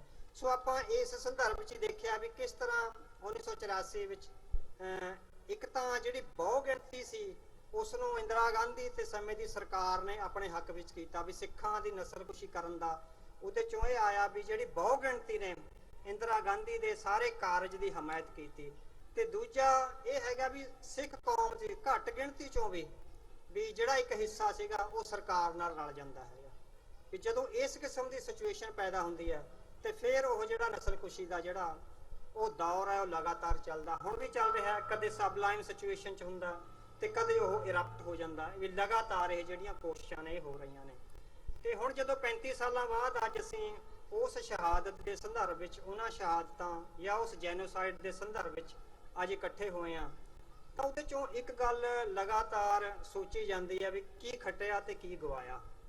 ਵੀ ਆਪਾਂ ਜਦੋਂ ਹੁਣ ਦੇ ਸੰਦਰਭ ਵਿੱਚ 35 ਸਾਲਾਂ ਤੋਂ ਬਾਅਦ ਜਦੋਂ ਇੱਕ ਵਕਫਾ ਆ ਗਿਆ ਵੀ ਉਹਦੇ ਚੋਂ ਕੀ ਖੱਟਿਆ ਕੀ ਗਵਾਇਆ, ਉਹਦੇ ਚੋਂ ਆਪਾਂ ਇਹ ਕਹਿ ਸਕਦੇ ਹੈਗੇ ਆ ਵੀ ਲਗਾਤਾਰ ਜਿਸ ਤਰ੍ਹਾਂ ਉਸ ਲਹਿਰ ਦੇ ਤੰਤ ਨੂੰ ਜਿੰਦਾ ਰੱਖਿਆ ਗਿਆ ਇਹ ਸਿੱਖ ਕੌਮ ਦੀ ਇੱਕ ਪ੍ਰਾਪਤੀ ਆ ਵੀ ਲਗਾਤਾਰ ਕਿਤੇ ਨਾ ਕਿਤੇ ਜਿਸ ਤਰ੍ਹਾਂ ਵੀ ਸਿੱਖਾਂ ਨੇ ਚੰਗਾ ਸਮਝਿਆ ਉਸ ਜਿਹੜਾ ਜੈਨੋਸਾਈਡ ਸੀ ਉਹਦੇ ਵਿੱਚ ਆਵਾਜ਼ ਉਠਾਈ ਆ।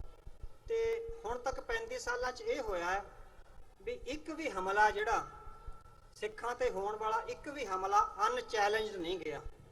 ਹਰੇਕ ਹਮਲੇ ਦਾ ਵਿਰੋਧ ਹੋਇਆ, ਚਾਹੇ ਉਹ ਸਰੀਰਕ ਹਮਲਾ ਹੋਵੇ, ਚਾਹੇ ਉਹ ਸਿਧਾਂਤਕ ਹਮਲਾ ਹੋਵੇ, ਚਾਹੇ ਉਹ ਸਾਡੀ ਗੁਰਬਾਣੀ ਤੇ ਹਮਲਾ ਹੋਵੇ, ਚਾਹੇ ਗੁਰੂ ਸਾਹਿਬ ਬਾਰੇ ਕੁਝ ਤਰ੍ਹਾਂ ਦੇ ਸ਼ਬਦ ਵਰਤੇ ਗਏ ਹੋਣ ਜਾਂ ਬਹੁਤ ਸਾਰੀਆਂ ਕੋਈ ਫਿਲਮਾਂ ਬਣਾਈਆਂ ਗਈਆਂ ਹੋਣ। ਮਤਲਬ ਕਿ ਇਸ ਤਰ੍ਹਾਂ ਤੁਸੀਂ ਦੇਖਿਓ ਵੀ ਲਗਾਤਾਰ ਇਹ ਇੱਕ ਟ੍ਰੈਂਡ ਆ ਰਿਹਾ ਵੀ ਸਿੱਖ ਕੌਮ ਨੇ ਪਿਛਲੇ 35 ਸਾਲਾਂ ਤੋਂ ਜਿੰਨੇ ਵੀ ਹਮਲੇ ਹੋਏ ਨੇ ਉਹਨਾਂ ਤੇ ਕਿਸੇ ਨੂੰ ਵੀ ਇਸ ਤਰ੍ਹਾਂ ਨਹੀਂ ਜਾਣ ਦਿੱਤਾ ਵੀ ਸੁੱਕਾ ਨਹੀਂ ਜਾਣ ਦਿੱਤਾ। ਉਹਦੇ ਖਿਲਾਫ ਇੱਕ ਆਵਾਜ਼ ਹੈ ਜਿਹੜੀ ਉਹ ਲਗਾਤਾਰ ਉੱਠੀ ਹੈ, ਉਹਨੂੰ ਚੈਲੰਜ ਕੀਤਾ ਗਿਆ, ਉਹ ਅਨਚੈਲੰਜਡ ਨਹੀਂ ਗਿਆ ਹੈਗਾ। ਇਹ ਕਹਿ ਸਕਦੇ ਆ ਆਪਾਂ ਵੀ ਉਹ ਸਾਡੀ ਇੱਕ ਬੜੀ ਵੱਡੀ ਪ੍ਰਾਪਤੀ ਹੈਗੀ ਆ। ਤੇ ਪਰ ਦੂਜੇ ਪਾਸੇ ਇਹ ਹੈਗਾ ਵੀ 35 ਸਾਲਾਂ ਤੋਂ ਅਸੀਂ ਸਿਰਫ ਪ੍ਰੋਟੈਸਟ ਦੀ ਮੋਡ ਵਿੱਚ ਹੀ ਰਹਿ ਰਹੇ ਹਾਂ ਵੀ ਲਗਾਤਾਰ ਪ੍ਰੋਟੈਸਟ ਹੀ ਕਰ ਰਹੇ ਹਾਂ। ਜਿਹੜਾ ਇਹ ਮੋਡ ਹੈਗਾ ਨਾ ਪ੍ਰੋਟੈਸਟ ਦਾ, ਇੱਕ ਤਾਂ ਪ੍ਰੋਟੈਸਟ ਹੋਣਾ ਚਾਹੀਦਾ ਪਰ ਉਹ ਤੋਂ ਬਾਅਦ ਇਹ ਹੈਗਾ ਵੀ ਸਿਰਜਣਾ ਵੀ ਕੀ ਕਰਨੀ ਅਸੀਂ। ਜਸਟ ਪ੍ਰੋਟੈਸਟ ਹੀ ਲਹਿਰ ਨੂੰ ਅੱਗੇ ਟਰਾਂਸਕੈਂਡ ਨਹੀਂ ਕਰ ਸਕਦਾ। ਸਾਨੂੰ ਹੁਣ ਇਹ ਹੈਗਾ ਵੀ ਪ੍ਰੋਟੈਸਟ ਦੇ ਨਾਲ ਨਾਲ ਉਹ ਤੋਂ ਬਿਨਾ ਇੱਕ ਨਵੀਂ ਸਿਰਜਣਾ ਦਾ ਜਿਹੜਾ ਸੰਕਲਪ ਹੈ ਵੀ ਅਸੀਂ ਕੁਝ ਨਵਾਂ ਸਿਰਜਣਾ ਵੀ ਹੈ। ਪ੍ਰੋਫੈਸਰ ਐਂਥਨੀ ਸਮਿਥ ਆ, ਉਹਨਾਂ ਨੇ ਕੌਮਾਂ ਦੀ ਹੋਂਦ ਔਰ ਹਸਤੀ ਦੇ ਬਾਰੇ ਬਹੁਤ ਸਾਰਾ ਕਾਰਜ ਕੀਤਾ ਔਰ ਜਿਸ ਤਰ੍ਹਾਂ ਜਿਹੜੀਆਂ ਘੱਟ ਗਿਣਤੀ ਕੌਮਾਂ ਉਹਨਾਂ ਦੇ ਨੈਸ਼ਨਲਿਜ਼ਮ ਬਾਰੇ ਪ੍ਰੋਫੈਸਰ ਐਂਥਨੀ ਸਮਿਥ ਦਾ ਜਿੰਨੇ ਵੀ ਥੀਸਿਸ ਨੇ ਉਹ ਅਨਚੈਲੰਜਡ ਨੇ। ਬਹੁਤ ਕਮਾਲ ਦਾ ਉਹਨਾਂ ਦਾ ਉਹ ਆਈਡੀਆ ਹੈਗਾ। ਉਹ ਕਹਿੰਦੇ ਵੀ ਜਿਹੜੀਆਂ ਕੌਮੀ ਮੁਕਤੀ ਦੀਆਂ ਲਹਿਰਾਂ ਨੇ ਨਾ ਉਹਦੇ ਵਿੱਚ ਰੇਲ ਦੀ ਪਟੜੀ ਵਾਂਗੂ ਦੋ ਟ੍ਰੈਂਡ ਚੱਲਦੇ ਨੇ, ਇੱਕ ਪੋਲੀਟੀਕਲ ਫੋਰਸ ਹੁੰਦੀ ਹੈ ਤੇ ਇੱਕ ਨੈਸ਼ਨਲਿਸਟਿਕ ਫੋਰਸ ਹੁੰਦੀ ਹੈ। ਪੋਲੀਟੀਕਲ ਫੋਰਸ ਨੇ ਜਿਹੜੇ ਪੋਲੀਟੀਕਲ ਨਿਸ਼ਾਨੇ ਆ ਕੌਮ ਦੇ ਉਹਨਾਂ ਨੂੰ ਅੱਗੇ ਲੈ ਕੇ ਜਾਣਾ ਹੁੰਦਾ, ਪਰ ਜਿਹੜੀ ਨੈਸ਼ਨਲਿਸਟਿਕ ਫੋਰਸ ਆ ਉਹਨੇ ਕੌਮ ਦਾ ਰੂਹਾਨੀ ਕਰੈਕਟਰ ਘੜਨਾ ਹੁੰਦਾ, ਉਹਨੇ ਕੌਮ ਵਿੱਚ ਰੂਹਾਨੀ ਜਜ਼ਬਾ ਤੇ ਉਹਦੇ ਵਿੱਚ ਕੌਮੀ ਜਜ਼ਬਾ ਪੈਦਾ ਕਰਨਾ ਹੁੰਦਾ ਹੈਗਾ। ਇਹ ਦੋਵੇਂ ਟ੍ਰੈਂਡ ਆ ਲਗਾਤਾਰ ਇੱਕਦਮ ਚੱਲਦੇ ਆ।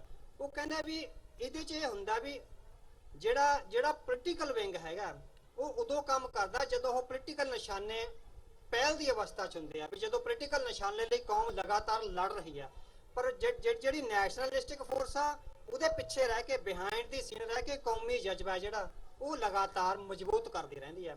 ਉਹ ਕਹਿੰਦਾ ਵੀ ਜਦੋਂ ਇਤਿਹਾਸ ਦੇ ਕਿਸੇ ਮੌਕੇ ਤੇ ਆ ਕੇ ਜੇ ਪੋਲੀਟੀਕਲ ਫੋਰਸ ਹਾਰ ਜਾਵੇ, ਉਹਨੂੰ ਨਿਸ਼ਾਨਾ ਹਾਸਲ ਨਾ ਹੋਵੇ, ਉਹ ਤੋਂ ਬਾਅਦ ਜਿਹੜਾ ਰੋਲ ਹੈਗਾ ਉਹ ਨੈਸ਼ਨਲਿਸਟਿਕ ਫੋਰਸ ਆਪਣੇ ਆਪ ਲੈ ਲੈਂਦੀ ਆ। ਨੈਸ਼ਨਲਿਸਟਿਕ ਫੋਰਸ ਨੂੰ ਸੀਨ ਤੇ ਆ ਜਾਣਾ ਚਾਹੀਦਾ ਤਾਂ ਕਿ ਹਾਰੀ ਹੋਈ ਕੌਮ ਵਿੱਚ ਮੁੜ ਤੋਂ ਕੌਮੀ ਜਜ਼ਬਾ ਭਰਿਆ ਜਾਵੇ ਤੇ ਉਹ ਮੁੜ ਤੋਂ ਆਪਣੇ ਕੌਮੀ ਨਿਸ਼ਾਨਿਆਂ ਦੀ ਪ੍ਰਾਪਤੀ ਲਈ ਇੱਕ ਜਜ਼ਬਾ, ਇੱਕ ਜੋਸ਼ ਤੇ ਇੱਕ ਤਰ੍ਹਾਂ ਦਾ ਜਿਹੜਾ ਡਿਸਕੋਰਸ ਹੁੰਦਾ, ਅਕੈਡਮਿਕ ਡਿਸਕੋਰਸ ਆ ਜਿਹੜਾ, ਉਹ ਲੈ ਕੇ ਆਉਂਦੀ ਜਾਵੇ। ਹੁਣ ਜਦੋਂ ਆਪਾਂ 35 ਸਾਲ ਬਾਅਦ ਉਸ ਸਿਚੁਏਸ਼ਨ ਤੇ ਵਿਚਾਰ ਕਰਦੇ ਹਾਂ, ਇੱਕ ਤਾਂ ਇੱਥੇ ਨੈਗੇਟਿਵ ਪੁਆਇੰਟ ਆਪਣਾ ਇਹ ਆ ਰਿਹਾ ਵੀ ਅਸੀਂ 35 ਸਾਲ ਬਾਅਦ ਸਾਡੀ ਜਿਹੜੀ ਰਿਐਕਸ਼ਨਰੀ ਤੇ ਪ੍ਰੋਟੈਸਟ ਵਾਲੀ ਫੋਰਸ ਸੀ, ਉਹਦੀ ਥਾਂ ਲੈਣ ਲਈ ਨੈਸ਼ਨਲਿਸਟਿਕ ਫੋਰਸ ਨਾ ਉੱਭਰੀ ਆ ਤੇ ਨਾ ਉਹਨੂੰ ਥਾਂ ਹੀ ਦਿੱਤਾ ਗਿਆ, ਜੇ ਥੋੜੀ ਬਹੁਤੀ ਹੈਗੀ ਵੀ ਸੀ। ਇੱਥੇ ਸਾਡਾ ਜਿਹੜਾ ਕਲੈਸ਼ ਆ ਉਹ ਆ ਰਿਹਾ ਹੈਗਾ ਵੀ ਤਾਂ ਹੀ ਹੁਣ ਅਗਾਂਹ ਜਿਹੜਾ ਵੀ ਗਾਂਹ ਲਹਿਰ ਨੇ ਟਰਾਂਸਕੈਂਡ ਕਰਨਾ ਹੁੰਦਾ ਐਕੈਡਮਿਕ ਲੈਵਲ ਤੇ ਜਾਂ ਪੋਲੀਟੀਕਲ ਲੈਵਲ ਤੇ, ਉਹ ਤਾਂ ਹੀ ਉਹ ਨਹੀਂ ਹੋ ਰਿਹਾ ਵੀ ਜਿਹੜਾ ਮੰਚ ਹੈਗਾ, ਜਿਹੜੀ ਥਾਂ ਹੈਗੀ ਆ, ਪੋਲੀਟੀਕਲ ਫੋਰਸ ਪਿੱਛੇ ਨਹੀਂ ਹੋ ਰਹੀ ਤੇ ਨੈਸ਼ਨਲਿਸਟਿਕ ਫੋਰਸ ਨੂੰ ਉਹ ਥਾਂ ਨਹੀਂ ਦੇ ਰਹੇ। ਤੁਸੀਂ ਜੇ ਇੱਥੇ ਦੇਖੋ ਵੀ ਜਿਹੜਾ ਕਾਊਂਟਰ ਨਰੇਟਿਵ ਆ, ਜੇ ਕਾਊਂਟਰ ਨਰੇਟਿਵ ਸਾਡੇ ਕੋਲੋਂ ਨਹੀਂ ਆਉਂਦਾ, ਅਸੀਂ ਮਾਰ ਕਿੱਥੇ ਖਾ ਰਹੇ ਹੈਗੇ ਆ ਵੀ ਅਸੀਂ ਲਗਾਤਾਰ ਪ੍ਰੋਟੈਸਟ ਦੇ ਮੋੜ ਚੋਂ ਕਾਊਂਟਰ ਨੈਰੇਟਿਵ ਨਹੀਂ ਲੈ ਕੇ ਆ ਰਹੇ ਵੀ ਸਿੱਖਾਂ ਦਾ ਉਸਾਰੂ ਹੈ ਕਿ ਵੀ ਉਹਦੇ ਮੁਕਾਬਲੇ ਤੇ ਸਾਡੇ ਆਪਣੇ ਕੀ ਜਜ਼ਬਾਤ ਨੇ। ਸੋ ਵਰਲਡ ਐਕੈਡੈਮਿਕਸ ਲੈਵਲ ਤੇ ਸਾਨੂੰ ਬਹੁਤ ਕੁਝ ਲਿਖਣਾ ਤੇ ਬਹੁਤ ਕੁਝ ਪੜ੍ਹਨਾ ਚਾਹੀਦਾ ਸੀ। ਬਹੁਤ ਕੁਝ ਇਸ ਵੇਲੇ ਤੱਕ ਸਾਡਾ ਡਿਸਕੋਰਸ ਆ, ਜਿਹੜਾ ਸਾਡਾ ਕਾਊਂਟਰ ਨਰੇਟਿਵ ਆ, ਉਹ ਸਾਹਮਣੇ ਆਉਣਾ ਚਾਹੀਦਾ ਸੀ। ਦੁਨੀਆ ਦੀਆਂ ਵੱਖ-ਵੱਖ ਯੂਨੀਵਰਸਿਟੀਆਂ ਵਿੱਚ ਸਾਡੇ ਵਿਦਵਾਨ ਪੈਦਾ ਹੋਣੇ ਚਾਹੀਦੇ ਸੀ। ਉਹਦੇ ਕਰਕੇ ਵੀ ਉਹ ਕਾਊਂਟਰ ਨਰੇਟਿਵ ਨਹੀਂ ਆਇਆ, ਤਾਂ ਹੀ ਉਹ ਲੀਡਰਸ਼ਿਪ ਦਾ ਸੰਕਲਪ ਸਾਹਮਣੇ ਨਹੀਂ ਆ ਰਿਹਾ। ਅਸੀਂ ਲਗਾਤਾਰ ਲੀਡਰ ਲੱਭ ਰਹੇ ਹਾਂ ਵੀ ਸਾਨੂੰ ਕੋਈ ਲੀਡਰ ਮਿਲ ਜਵੇ, ਪਰ ਅਸੀਂ ਇੰਸਟੀਟਿਊਸ਼ਨਸ ਨਹੀਂ ਉਸਾਰ ਰਹੇ। ਜਿਹੜਾ ਲੀਡਰ ਆ ਉਹ ਇੰਸਟੀਟਿਊਸ਼ਨਸ ਨੇ ਉਸਾਰਨਾ, ਲੀਡਰ ਆਪਣੇ ਆਪ ਨਹੀਂ ਆਉਣਾ। ਹੁਣ ਜਦੋਂ ਆਪਾਂ ਗੁਰੂ ਗ੍ਰੰਥ ਸਾਹਿਬ ਦਾ ਜਿਹੜੀ ਸਿਰਜਣਾ ਹੈਗੀ ਆ ਤੇ ਉਹਦੇ ਮੁਕਾਬਲੇ ਤੇ ਸਿੱਖ ਸੰਸਥਾਵਾਂ ਜਿਹੜੀਆਂ ਉਸਰੀਆਂ ਨੇ, ਸੰਗਤ ਦੀ ਪ੍ਰਥਾ, ਦਸਵੰਧ ਦੀ ਪ੍ਰਥਾ, ਲੰਗਰ ਦੀ ਪ੍ਰਥਾ, ਜਾਂ ਸਾਡਾ ਆਪਣਾ ਇੱਕ ਗੁਰੂ ਸਾਹਿਬ ਨੇ ਫਿਰ ਜਿਸ ਤਰ੍ਹਾਂ ਜਨਮ ਮਰਨ ਦੇ ਮੌਕੇ ਤੇ ਜਿਹੜੇ ਆਪਾਂ ਨੇ ਕਾਰਜ ਕਰਨੇ ਆ ਉਹਨਾਂ ਦੀ ਪ੍ਰਥਾ। ਸੋ ਇੱਕ ਤਾਂ ਕਾਊਂਟਰ ਨਰੇਟਿਵ ਆਇਆ, ਹਿੰਦੂ ਤੇ ਜਿਹੜੀ ਮੁਸਲਿਮ ਸਭਿਅਤਾ ਸੀ ਉਹਦੇ ਮੁਕਾਬਲੇ ਤੇ ਸ੍ਰੀ ਗੁਰੂ ਗ੍ਰੰਥ ਸਾਹਿਬ ਇੱਕ ਕਾਊਂਟਰ ਨਰੇਟਿਵ ਦੇ ਤੌਰ ਤੇ ਸਿੱਖਾਂ ਵੱਲੋਂ ਆਇਆ। ਤੇ ਦੂਜਾ, ਉਸ ਕਾਊਂਟਰ ਨਰੇਟਿਵ ਦੇ ਆਧਾਰ ਤੇ ਸੰਸਥਾਵਾਂ ਉਸਾਰੀਆਂ ਗਈਆਂ। ਉਹਨਾਂ ਸੰਸਥਾਵਾਂ ਨੇ ਫਿਰ ਲੀਡਰਸ਼ਿਪ ਦਿੱਤੀ। ਜਦੋਂ ਉਹ ਸੰਸਥਾਵਾਂ ਉਸਰਦਿਆਂ ਨੇ, ਲੀਡਰ ਕਮਜ਼ੋਰ ਵੀ ਹੁੰਦੇ ਨੇ, ਵਕਤ ਪੈਣ ਤੇ ਕਰਪਟ ਹੋ ਜਾਂਦੇ ਨੇ, ਪਰ ਜੇ ਸੰਸਥਾਵਾਂ ਮਜ਼ਬੂਤ ਨੇ ਫਿਰ ਉਹ ਦੁਬਾਰੇ ਹੋਰ ਲੀਡਰ ਦੇ ਸਕਦੀ ਆ। ਜੇ ਤੁਸੀਂ ਇਸ ਵੇਲੇ ਹੁਣ ਭਾਰਤ ਵਿੱਚ ਨਰਿੰਦਰ ਮੋਦੀ ਦੇ ਉਭਾਰ ਨੂੰ ਦੇਖਦੇ ਹੋ, ਉਹਦੇ ਪਿੱਛੇ ਇੱਕ ਸੰਸਥਾ ਖੜੀ ਆ ਜਿਹਨੂੰ ਆਪਾਂ ਸਾਰੇ ਜਾਣਦੇ ਹੈਗੇ ਆ ਵੀ ਉਸ ਸੰਸਥਾ ਨੇ ਤਾਂ ਉਹਨਾਂ ਦੀ ਕੌਮ ਨੂੰ ਇੱਕ ਲੀਡਰ ਦਿੱਤਾ ਹੈਗਾ।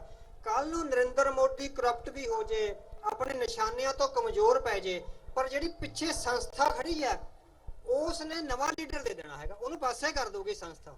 ਉਹ ਇਹ ਨਹੀਂ ਹੋਊਗਾ ਵੀ ਉਹ ਲੀਡਰ ਸਾਡੇ ਤੇ ਜੱਫਾ ਮਾਰ ਕੇ ਬੈਠੂਗਾ, ਜਿਵੇਂ ਸਿੱਖਾਂ ਵਿੱਚ ਜਿਹੜੀ ਪੰਜਾਬ ਦੀ ਪੋਲਿਟਿਕਸ ਵਿੱਚ ਲੋਕ ਨੇ ਵੀ ਉਹ ਜੱਫਾ ਮਾਰ ਕੇ ਬੈਠੇ ਨੇ, ਕਿਉਂਕਿ ਸਾਡੇ ਕੋਲ ਇਸ ਕਿਸਮ ਦੇ ਮਜ਼ਬੂਤ ਜਿਹੜੇ ਇੰਸਟੀਟਿਊਸ਼ਨਸ ਆ ਉਹ ਨਹੀਂ ਹੈਗੇ। ਇੱਕ ਤਾਂ ਕਾਊਂਟਰ ਨਰੇਟਿਵ ਨਹੀਂ ਆ ਰਿਹਾ ਤੇ ਦੂਜਾ ਹੈਗਾ ਵੀ ਜਿਹੜਾ ਵੀ ਇੰਸਟੀਟਿਊਸ਼ਨਸ ਨਹੀਂ ਉਸਰ ਰਹੇ। ਇਹ ਸਾਡੇ ਚੋਂ ਜਿਹੜਾ ਗੈਪ ਹੈ ਉਹ ਲਗਾਤਾਰ ਸਾਡੇ ਲਈ ਜਿਸ ਤਰ੍ਹਾਂ ਵੀ ਇੱਕ ਮੁਕਤੀ ਦਾ ਸਾਧਨ ਨਹੀਂ ਬਣ ਰਿਹਾ, ਜਾਂ ਸਾਡੇ ਚੋਂ ਜਿਹੜੀ ਕ੍ਰੀਏਟਿਵਨੈਸ ਹੈ, ਅਸੀਂ ਸਿਰਫ ਨੈਗੇਟਿਵ ਇੱਕ ਤਰ੍ਹਾਂ ਦੀ ਜਿਹੜੀ ਹੈਗੀ ਵੀ ਪ੍ਰੋਟੈਸਟ ਦੇ ਮੋਡ 'ਚ ਰਹਿ ਰਹੇ ਹਾਂ। ਸੋ ਪ੍ਰੋਟੈਸਟ ਦਾ ਮੋਡ ਇੱਕ ਹੱਦ ਤੱਕ ਠੀਕ ਹੁੰਦਾ ਹੈਗਾ, ਪਰ ਉਸ ਤੋਂ ਬਾਅਦ ਸਾਨੂੰ ਨਵਾਂ ਕੁਝ ਕ੍ਰੀਏਟ ਕਰਨਾ ਹੁੰਦਾ। ਜਿਹੜੀ ਕ੍ਰੀਏਸ਼ਨ ਹੈ ਸਾਡੇ ਚੋਂ ਉਹ ਨਹੀਂ ਹੋ ਰਹੇ। ਤੇ ਇਹ ਜਿਹੜੇ ਹਾਲਾਤ ਨੇ ਨਾ, ਅਸੀਂ ਵੈਸੇ ਨਿਰਾਸ਼ ਹੋਣ ਦੀ ਲੋੜ ਨਹੀਂ ਹੈ, ਕਿਉਂਕਿ ਇਹ ਹਾਲਾਤ ਜਿਹੜੀਆਂ ਗੁਲਾਮੀ ਦੇ ਅਧੀਨ ਜਾਂ ਕਿਸੇ ਦੇ ਜੈਨੋਸਾਈਡਲ ਹਮਲੇ ਦੇ ਅਧੀਨ ਰਹਿ ਰਹੀਆਂ ਕੌਮਾਂ ਨੇ, ਉਹਨਾਂ ਸਾਰਿਆਂ ਵਿੱਚ ਇਹ ਹਾਲਾਤ ਪਾਏ ਨੇ।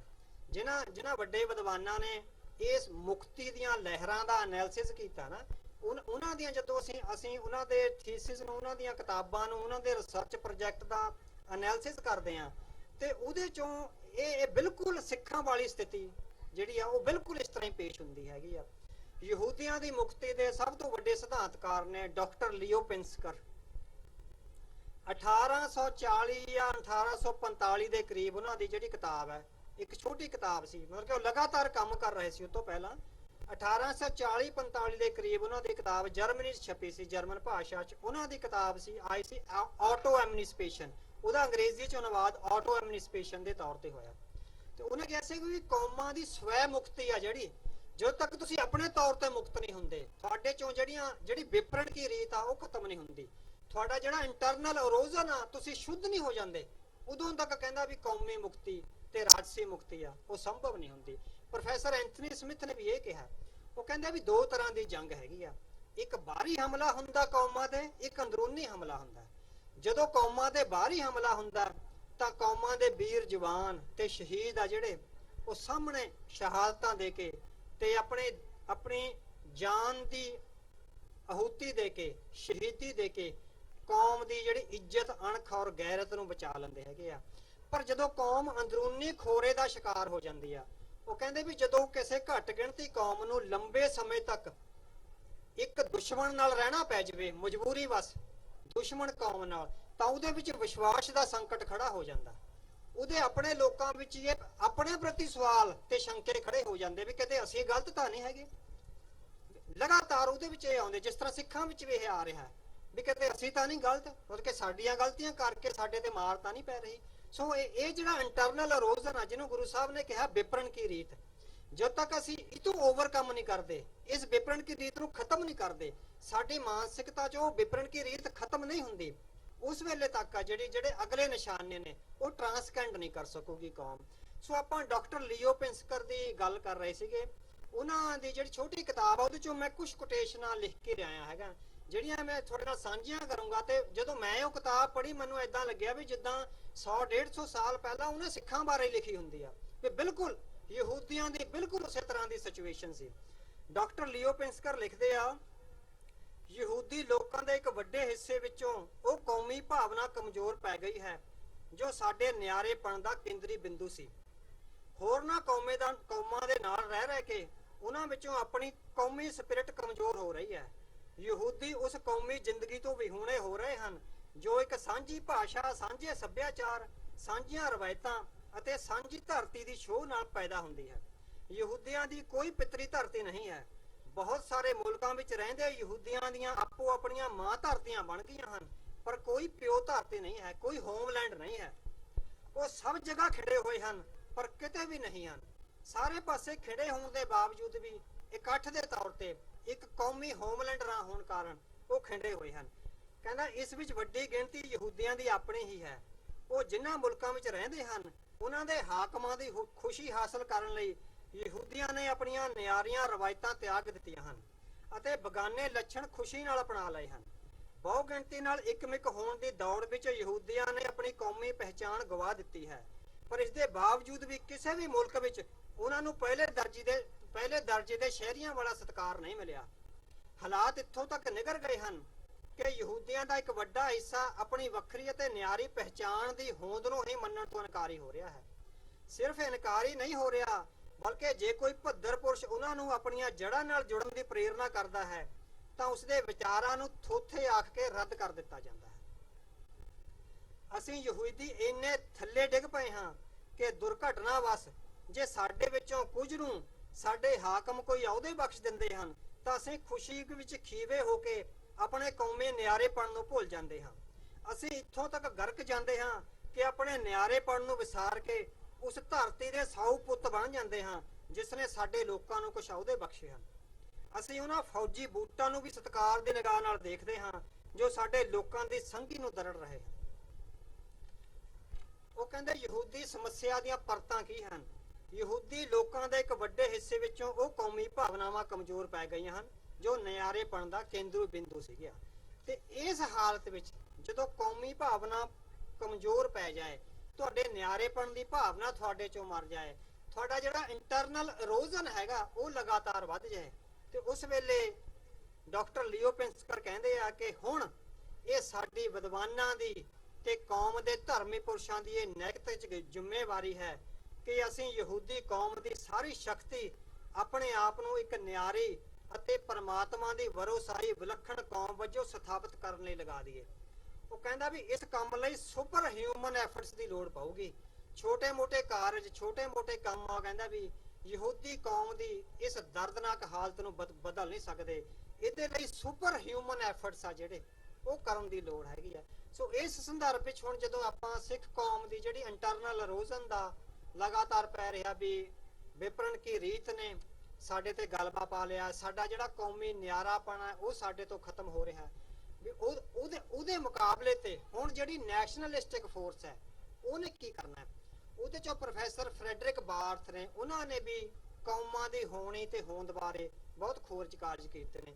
ਪ੍ਰੋਫੈਸਰ ਫਰੈਡਰਿਕ ਬਾਰਥ ਕਹਿੰਦਾ ਵੀ ਜਦੋਂ ਕੌਮਾਂ ਇਸ ਤਰ੍ਹਾਂ ਦੇ ਸੰਕਟ ਦਾ ਸ਼ਿਕਾਰ ਹੋ ਜਾਂਦੀਆਂ ਤਾਂ ਜਿਹੜੇ ਕੌਮ ਦੇ ਸੂਝਵਾਨ ਹਿੱਸੇ ਆ ਉਹ ਬਾਰਡਰ ਗਾਰਡਸ ਕ੍ਰੀਏਟ ਕਰਦੇ ਆ ਕੌਮ ਨੂੰ ਬਚਾਉਣ ਲਈ। ਜਿਸ ਤਰ੍ਹਾਂ ਉਹ ਕਹਿੰਦਾ ਵੀ ਜਿਸ ਤਰ੍ਹਾਂ ਅਸੀਂ ਟਾਪੂ ਵਿੱਚ ਰਹਿ ਰਹੇ ਹੋਈਏ, ਆਲੇ ਦੁਆਲੇ ਖੁੰਖਾਰੂ ਸਮੁੰਦਰ ਹੋਵੇ, ਉਸ ਖੰਖਾਰੂ ਸਮੁੰਦਰ ਦੇ ਖਤਰਨਾਕ ਇਰਾਦਿਆਂ ਤੋਂ ਬਚਣ ਲਈ ਜਿਹੜੀਆਂ ਨਿਆਰੀਆਂ ਕੌਮਾਂ ਨੇ ਉਹ ਬਾਰਡਰ ਗਾਰਡਸ ਉਸਾਰਦੀਆਂ ਨੇ। ਬਾਰਡਰ ਗਾਰਡਸ ਕੀ ਨੇ? ਤੁਹਾਡੀ ਗੁਰਬਾਣੀ, ਗੁਰੂ ਗ੍ਰੰਥ ਸਾਹਿਬ, ਸਾਡੀਆਂ ਰਵਾਇਤਾਂ, ਸਾਡੇ ਪੰਜ ਪਿਆਰੇ, ਸਾਡੇ ਆ ਨਗਰ ਕੀਰਤਨ, ਸਾਡੇ ਜਿਹੜੇ ਧਾਰਮਿਕ ਜੋੜ ਮੇਲੇ ਨੇ, ਇਹ ਸਾਡੇ ਬਾਰਡਰ ਗਾਰਡਸ ਨੇ। ਇਹ ਸਾਡੇ ਵਿੱਚ ਫਿਰ ਉਹ ਕੌਮੀ ਭਾਵਨਾ, ਉਹ ਜਜ਼ਬਾ ਮੁੜ ਤੋਂ ਕ੍ਰੀਏਟ ਕਰਦੇ। ਸਾਡੀਆਂ ਸਿੱਖ ਖੇਡਾਂ ਇਹ ਸਿੰਬਲਸ ਨੇ, ਸਾਡੇ ਗੁਰਧਾਮ, ਸਾਡੀਆਂ ਲੜਾਈਆਂ। ਪ੍ਰੋਫੈਸਰ ਐਂਥਨੀ ਸਮਿਥ ਨੇ ਜਦੋਂ ਉਹ ਕੌਮਾਂ ਦੀ ਹੋਂਦ ਤੇ ਹੋਣੀ ਦਾ ਐਨਾਲਿਸਿਸ ਕਰਦੇ ਆ ਨਾ, ਉਹ ਕਹਿੰਦੇ ਵੀ ਢਾਡੀ ਵਾਰਾਂ ਤੇ ਜਿਸ ਤਰ੍ਹਾਂ ਆਪਾਂ ਢਾਡੀ ਵਾਰਾਂ ਲੈ ਲਿਓ, ਵੈਸੇ ਉਹ ਕਹਿੰਦਾ ਵੀ ਜਿਹੜਾ ਧਾਰਮਿਕ ਫੋਕਲੋਰ ਹੈ, ਆਪਾਂ ਧਾਰਮਿਕ ਫੋਕਲੋਰ ਨੂੰ ਢਾਡੀ ਵਾਰਾਂ ਕਹਿੰਦੇ ਆ ਵੀ ਢਾਡੀ ਵਾਰਾਂ ਦੀ ਇੰਨੀ ਮਹੱਤਤਾ ਹੁੰਦੀ ਹੈ ਕਿਸੇ ਕੌਮ ਦੀ ਮੁਕਤੀ ਲਈ ਤੇ ਉਹਦੇ ਵਿੱਚ ਮੁੜ ਤੋਂ ਕੌਮੀ ਜਜ਼ਬਾ ਪੈਦਾ ਕਰਨ ਲਈ। ਉਹ ਕਹਿੰਦਾ ਵੀ ਢਾਡੀ ਵਾਰਾਂ ਜੰਗ ਨਾਲੋਂ ਵੀ ਵੱਧ ਮਹੱਤਵਪੂਰਨ ਹੋ ਜਾਂਦੀਆਂ। ਢਾਡੀ ਵਾਰਾਂ 'ਚ ਜੰਗ ਦੇ ਕਿੱਸੇ ਗਾਏ ਜਾਂਦੇ ਆ ਨਾ, ਪਰ ਉਹ ਕਹਿੰਦਾ ਵੀ ਜਦੋਂ 100 ਸਾਲ ਬਾਅਦ ਵੀ ਤੁਸੀਂ ਜੰਗ ਦਾ ਕਿੱਸਾ ਗਾਉਂਦੇ ਹੋ ਤਾਂ 100 ਸਾਲ ਬਾਅਦ ਉਹ ਉਸ ਜੰਗ ਨਾਲੋਂ ਵੀ ਮਹੱਤਵਪੂਰਨ ਹੁੰਦਾ, ਕਿਉਂਕਿ ਉਹ ਕੌਮ ਵਿੱਚ ਉਹ ਜਜ਼ਬਾ ਜਗਾਉਂਦਾ ਜਿਹਦੇ ਵਿੱਚੋਂ ਕੌਮ ਦੇ ਵੀਰ ਜਵਾਨ ਇਹ ਫੈਸਲਾ ਕਰਦੇ ਆ ਵੀ ਅਸੀਂ ਕਿਹੜਾ ਰਾਹ ਲੈਣਾ ਹੈਗਾ। ਸੋ ਇਹ ਜਿਹੜੇ ਬਾਰਡਰ ਗਾਰਡਸ ਨੇ, ਇਹਨਾਂ ਬਾਰਡਰ ਗਾਰਡਸ ਨੂੰ ਕ੍ਰੀਏਟ ਕਰਨ ਦੀ ਲੋੜ ਹੈ। ਸਿੱਖ ਕੌਮ ਵਿੱਚ ਇਸ ਵੇਲੇ ਜਿਹੜਾ ਇਹ ਹੈਗਾ ਵੀ ਬਾਰਡਰ ਗਾਰਡਸ ਨੇ ਉਹ ਕ੍ਰੀਏਟ ਕਰਨੇ, ਤੇ ਇੱਕ ਜਿਹੜਾ ਕਾਊਂਟਰ ਨੈਰੇਟਿਵ ਆ ਉਹ ਜਦੋਂ ਤੱਕ ਸਾਹਮਣੇ ਨਹੀਂ ਆਉਂਦਾ। ਸੋ ਜਿਹੜੀਆਂ ਪ੍ਰੋਟੈਸਟ ਵਾਲੀਆਂ ਸਿਚੁਏਸ਼ਨਸ ਨੇ ਉਹਨਾਂ ਦੇ ਨਾਲ ਦੀ ਨਾਲ ਅਸੀਂ ਕਾਊਂਟਰ ਨੈਰੇਟਿਵ ਵੀ ਲੈ ਕੇ ਆਈਏ ਤੇ ਬਾਰਡਰ ਗਾਰਡਸ ਕ੍ਰੀਏਟ ਕਰਕੇ ਮੁੜ ਤੋਂ ਕੌਮ ਦੀ ਕੌਮੀ ਉਸਾਰੀ ਲਈ ਯਤਨ ਕਰੀਏ। ਇੱਥੇ ਹੀ ਸਮਾਪਤੀ ਕਰਦੇ ਹਾਂ। ਵਾਹਿਗੁਰੂ ਜੀ ਕਾ ਖਾਲਸਾ, ਵਾਹਿਗੁਰੂ।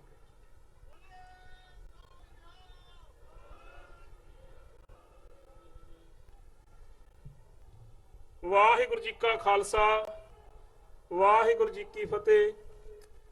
ਬਹੁਤ ਬਹੁਤ ਧੰਨਵਾਦ ਸਤਿਕਾਰਯੋਗ ਭਾਈ ਸਾਹਿਬ ਭਾਈ ਅਵਤਾਰ ਸਿੰਘ ਜੀ ਹੁਣਾਂ ਦਾ, ਜਿਨ੍ਹਾਂ ਨੇ ਆਪ ਜੀ ਦੇ ਨਾਲ ਵਿਚਾਰਾਂ ਦੀ ਸਾਂਝ ਪਾਉਂਦਿਆਂ ਹੋਇਆਂ ਜੂਨ 1984 ਦੇ ਤੀਜੇ ਘੱਲੂਘਾਰੇ ਦੀ ਯਾਦ ਨੂੰ ਤਾਜ਼ਾ ਕਰਦਿਆਂ ਹੋਇਆਂ ਪਿਛਲੇ 35 ਸਾਲਾਂ ਦੌਰਾਨ ਸਿੱਖ ਕੌਮ ਦੇ ਉੱਤੇ ਜੋ ਅੰਦਰੂਨੀ ਤੇ ਬਾਹਰੀ ਹਮਲੇ ਹੋਏ, ਘੱਟ ਗਿਣਤੀਆਂ ਕੌਮਾਂ ਕਿਸ ਵਰਤਾਰੇ ਵਿੱਚ ਹੀ ਲੰਘ ਰਹੀਆਂ ਹਨ, ਉਹਨਾਂ ਦੇ ਬਾਰੇ ਦੇ ਬਹੁਤ ਹੀ ਸੰਖੇਪ ਦੇ ਨਾਲ ਉਹ ਬਹੁਤ ਸੱਜੇ ਢੰਗ ਦੇ ਨਾਲ ਚਾਨਣਾ ਪਾਉਣ ਦਾ ਯਤਨ ਕੀਤਾ।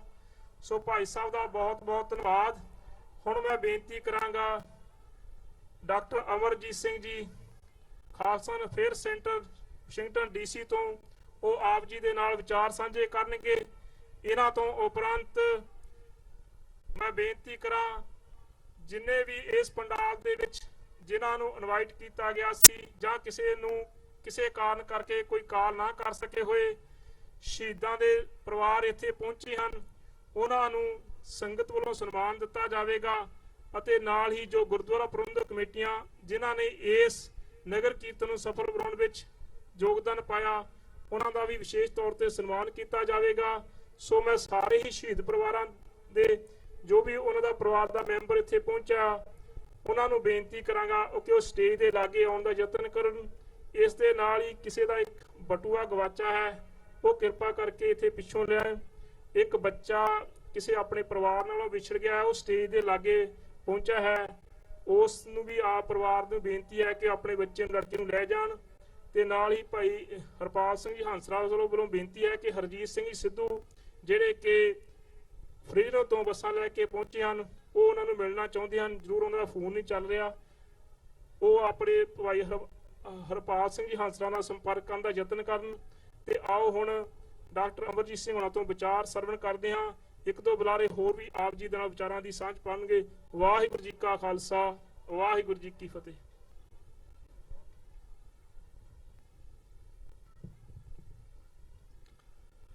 बल छुटक्यो बंधन परै कछु न होत उपाय कहो नानक अब ओट हर गज ज्यों हो सहाय।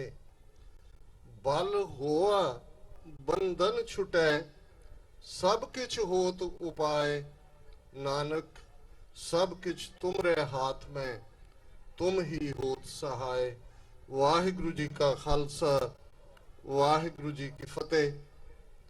प्यारे खालसा जी, 6 ਵਰੇ ਪਹਿਲਾਂ ਕੈਲੀਫੋਰਨੀਆ ਦੀਆਂ ਗੁਰਦੁਆਰਾ ਕਮੇਟੀਆਂ ਦੇ ਸੁਚੱਜੇ ਪ੍ਰਬੰਧਕਾਂ ਨੇ ਇਹ ਫੈਸਲਾ ਲਿਆ ਕਿ ਸੈਨ ਫਰਾਂਸਿਸਕੋ ਸ਼ਹਿਰ ਜਿਹੜਾ ਕਿ ਕੈਲੀਫੋਰਨੀਆ ਦੀ ਬਿਜ਼ਨਸ ਹੱਬ ਵੀ ਹੈ ਤੇ ਇੰਟਰਨੈਸ਼ਨਲ ਲੈਵਲ ਤੇ ਇਸ ਸ਼ਹਿਰ ਦੀ ਪਛਾਣ ਹੋਰ ਵੀ ਜ਼ਿਆਦਾ ਬਣੀ ਜਦੋਂ 10 ਦਸੰਬਰ 1948 ਨੂੰ 50 ਦੇਸ਼ਾਂ ਦੇ ਨੁਮਾਇੰਦਿਆਂ ਨੇ ਯੂਨਾਈਟਿਡ ਨੇਸ਼ਨਸ ਦੇ ਝੰਡੇ ਥੱਲੇ ਇਸ ਸ਼ਹਿਰ ਦੇ ਵਿੱਚ ਚਾਰਟਰ ਆਫ ਹਿਊਮਨ ਰਾਈਟਸ ਐਲਾਨਿਆ। ਜ਼ਾਹਰ ਹੈ ਸਿੱਖ ਕੌਮ ਦੇ ਲਈ ਜੂਨ ਦਾ ਮਹੀਨਾ ਬੜੀ ਅਹਿਮੀਅਤ ਰੱਖਦਾ ਹੈ। ਪਿਛਲੇ ਦਿਨਾਂ 'ਚ 3 ਦਿਨ ਪਹਿਲਾਂ ਜਦੋਂ ਕਿ ਅਸੀਂ ਲਿੰਕਨ ਮੈਮੋਰੀਅਲ ਦੇ ਬਾਹਰ ਹਜ਼ਾਰਾਂ ਦੀ ਗਿਣਤੀ ਵਿੱਚ ਜੁੜੇ ਸਾਂ, ਘੱਲੂਘਾਰੇ ਦੇ ਸ਼ਹੀਦਾਂ ਨੂੰ ਗੁਰੂ ਅਰਜਨ ਸਾਹਿਬ ਦੀ ਸ਼ਹਾਦਤ ਨੂੰ ਯਾਦ ਕਰਦੇ ਹਾਂ ਤੇ ਇੱਕ ਵੀਰ ਨੇ ਆ ਕੇ ਕਿਹਾ ਵੀ ਗਰਮੀ ਬੜੀ ਹੈ, ਅੱਜ ਟੈਂਪਰੇਚਰ 85 ਹੈ। ਮੈਂ ਕਿਹਾ ਕਿ ਜਿਸ ਦਿਨ 6 ਜੂਨ 1984 ਨੂੰ 35 ਵਰੇ ਪਹਿਲਾਂ ਉਹ ਬੈਟਲ ਜਿਸ ਨੂੰ ਦੁਸ਼ਮਣ ਨੇ ਵੀ ਬੈਟਲ ਆਫ ਅੰਮ੍ਰਿਤਸਰ ਮੰਨਿਆ, ਸਿੰਘਾਂ ਨੇ ਜੂਝ ਕੇ ਸ਼ਹੀਦੀਆਂ ਪਾਈਆਂ, ਟੈਂਪਰੇਚਰ 46 ਡਿਗਰੀ ਸੈਂਟੀਗ੍ਰੇਡ ਸੀ ਜਿਹੜਾ ਕਿ ਫਾਰਨਹਾਈਟ ਦੇ ਵਿੱਚ 115 ਡਿਗਰੀ ਫਾਰਨਹਾਈਟ ਬਣਦਾ।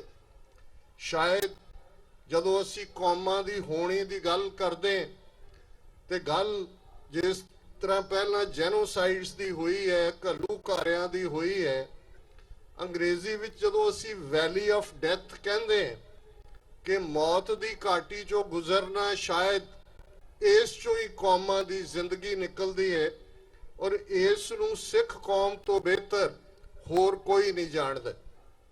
ਜਦੋਂ 1606 ਦੇ ਵਿੱਚ ਵੇਲੇ ਦੇ ਹਾਕਮ ਜਹਾਂਗੀਰ ਨੇ, ਜਿਸ ਨੇ ਆਪਣੀ ਆਟੋਬਾਇਓਗ੍ਰਾਫੀ ਤੌਜ਼ਕੇ ਜਹਾਂਗੀਰੀ ਵਿੱਚ ਗੁਰੂ ਨਾਨਕ ਸਾਹਿਬ ਦੇ ਇਸ ਸੱਚ ਦੇ ਘਰ ਨੂੰ ਦੁਕਾਨੇ ਬਾਤਲ ਕਿਹਾ, ਝੂਠ ਦੀ ਦੁਕਾਨ ਕਿਹਾ, ਤੇ ਚੰਦੂ ਜਿਹੜਾ ਕਿ ਉਸ ਸੋਚ ਦਾ ਧਾਰਨੀ ਹੈ, ਜਦੋਂ 9 ਜੂਨ 1984 ਨੂੰ ਐਸਨ ਅਫਸਲ ਰੰਧਾਵਾ ਰਾਵੀ ਦੇ ਪਰਲੇ ਕੰਢੇ ਬੈਠ ਕੇ ਨਜ਼ਮ ਲਿਖਦੇ ਨੇ, ਨਵਾਂ ਘੱਲੂਘਾਰਾ ਹੈ, ਤੇ ਉਸ ਦੀ ਇੱਕ ਲਾਈਨ ਬੜੀ ਸਿਗਨੀਫੀਕੈਂਟ ਹੈ, ਵੈਰੀਆਂ ਕੱਢ ਵਿਖਾਲਿਆ 5 ਸਦੀਆਂ ਦਾ ਵੈਰ।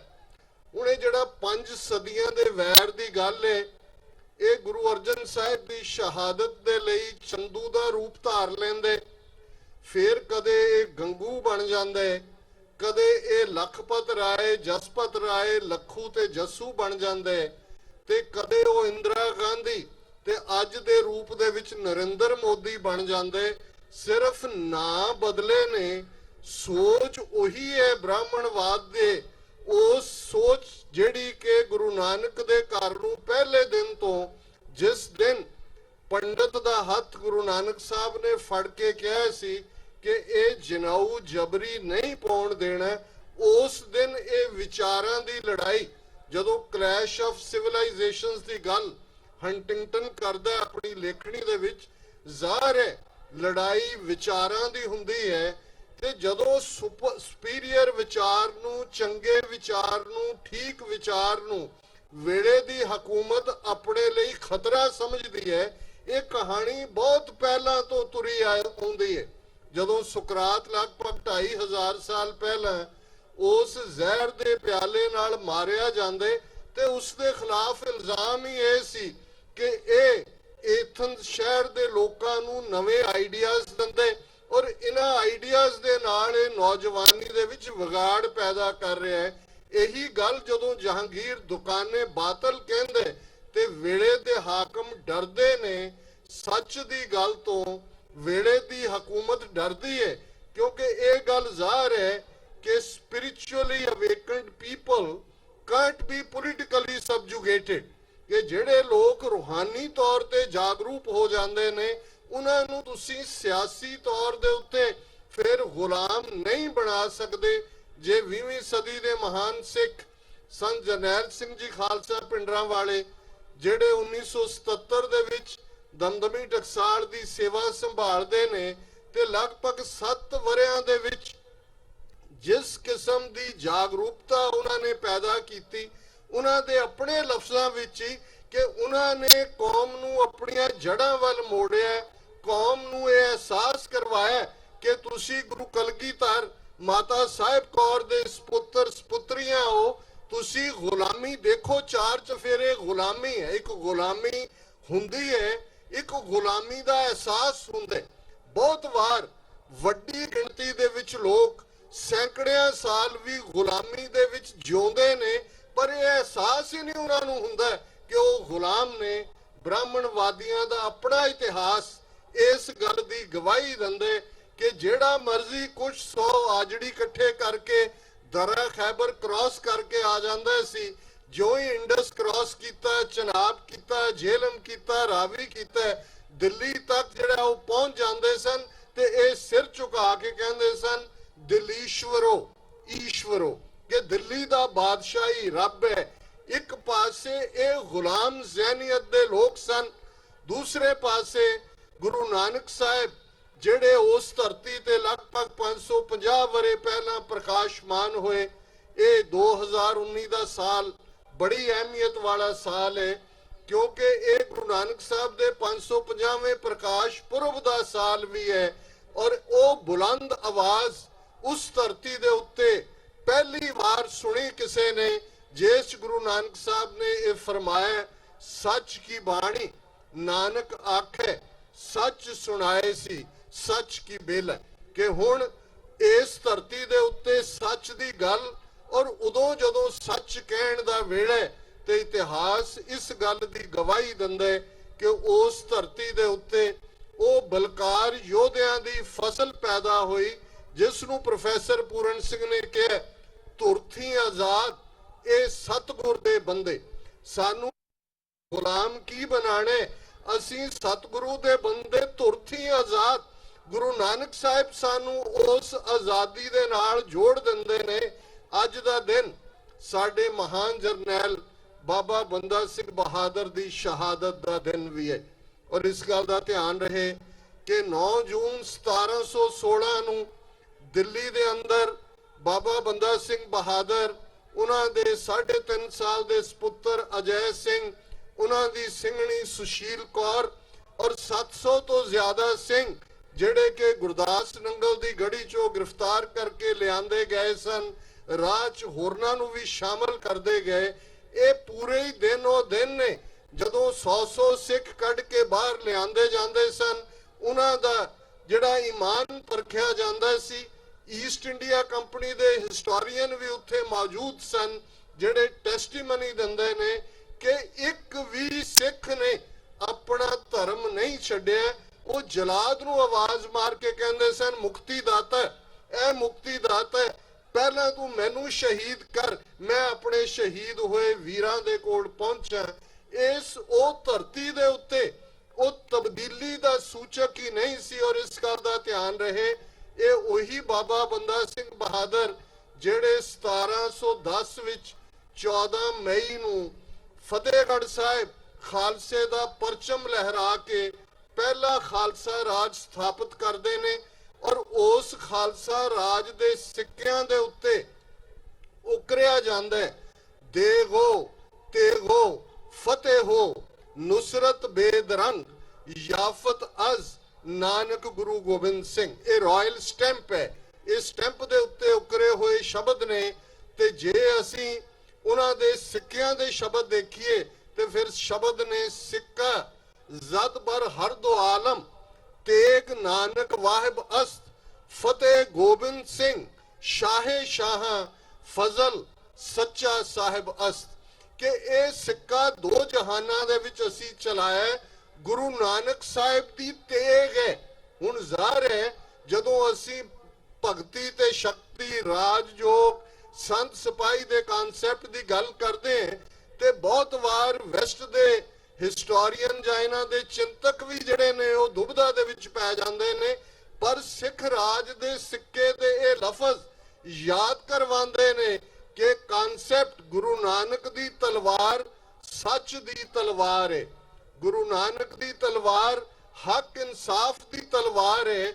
ਔਰ ਗੁਰਬਾਣੀ ਇਸ ਗੱਲ ਦੀ ਟੈਸਟੀਮਨੀ ਦਿੰਦੀ ਹੈ ਜਦੋਂ ਭਾਈ ਸੱਤਾ ਤੇ ਬਲਵੰਡ ਇਹ ਬਾਣੀ ਦੇ ਵਿੱਚ ਲਿਖਦੇ ਨੇ, ਨਾਨਕ ਰਾਜ ਚਲਾਇਆ ਸੱਚ ਕੋਟ ਸਤਾਣੀ ਨੀਮ ਦੇ, ਕਿ ਇਹ ਰਾਜ ਜਿਹੜਾ ਗੁਰੂ ਨਾਨਕ ਨੇ ਚਲਾਇਆ ਇਸ ਦਾ ਕਿਲਾ ਸੱਚ ਦਾ ਕਿਲਾ ਹੈ। ਸੱਚ ਦੇ ਕਿਲੇ ਦੇ ਉੱਤੇ ਸਿਰਜਿਆ ਇਹ ਰਾਜ, ਜਿਸ ਦੀ ਨੀਂਹ ਬੜੀ ਪੁਖਤਾ ਹੈ, ਜਿਸ ਦੀ ਨੀਂਹ ਬੜੀ ਮਜ਼ਬੂਤ ਹੈ। ਇਹ ਸਿੱਖ ਥਾਟ ਹੈ। ਗੱਲ ਮੀਰੀ ਪੀਰੀ ਦੀ ਕਰਦੇ ਆ। 18ਵੀਂ ਸਦੀ ਦੇ ਵਿੱਚ ਅਸੀਂ ਘੱਲੂਕਾਰਿਆਂ ਚੋਂ ਲੰਘੇ, ਪਰ ਘੱਲੂਕਾਰਿਆਂ ਨੇ ਸਾਡਾ ਰਿਜ਼ੋਲਵ ਕਮਜ਼ੋਰ ਨਹੀਂ ਕੀਤਾ।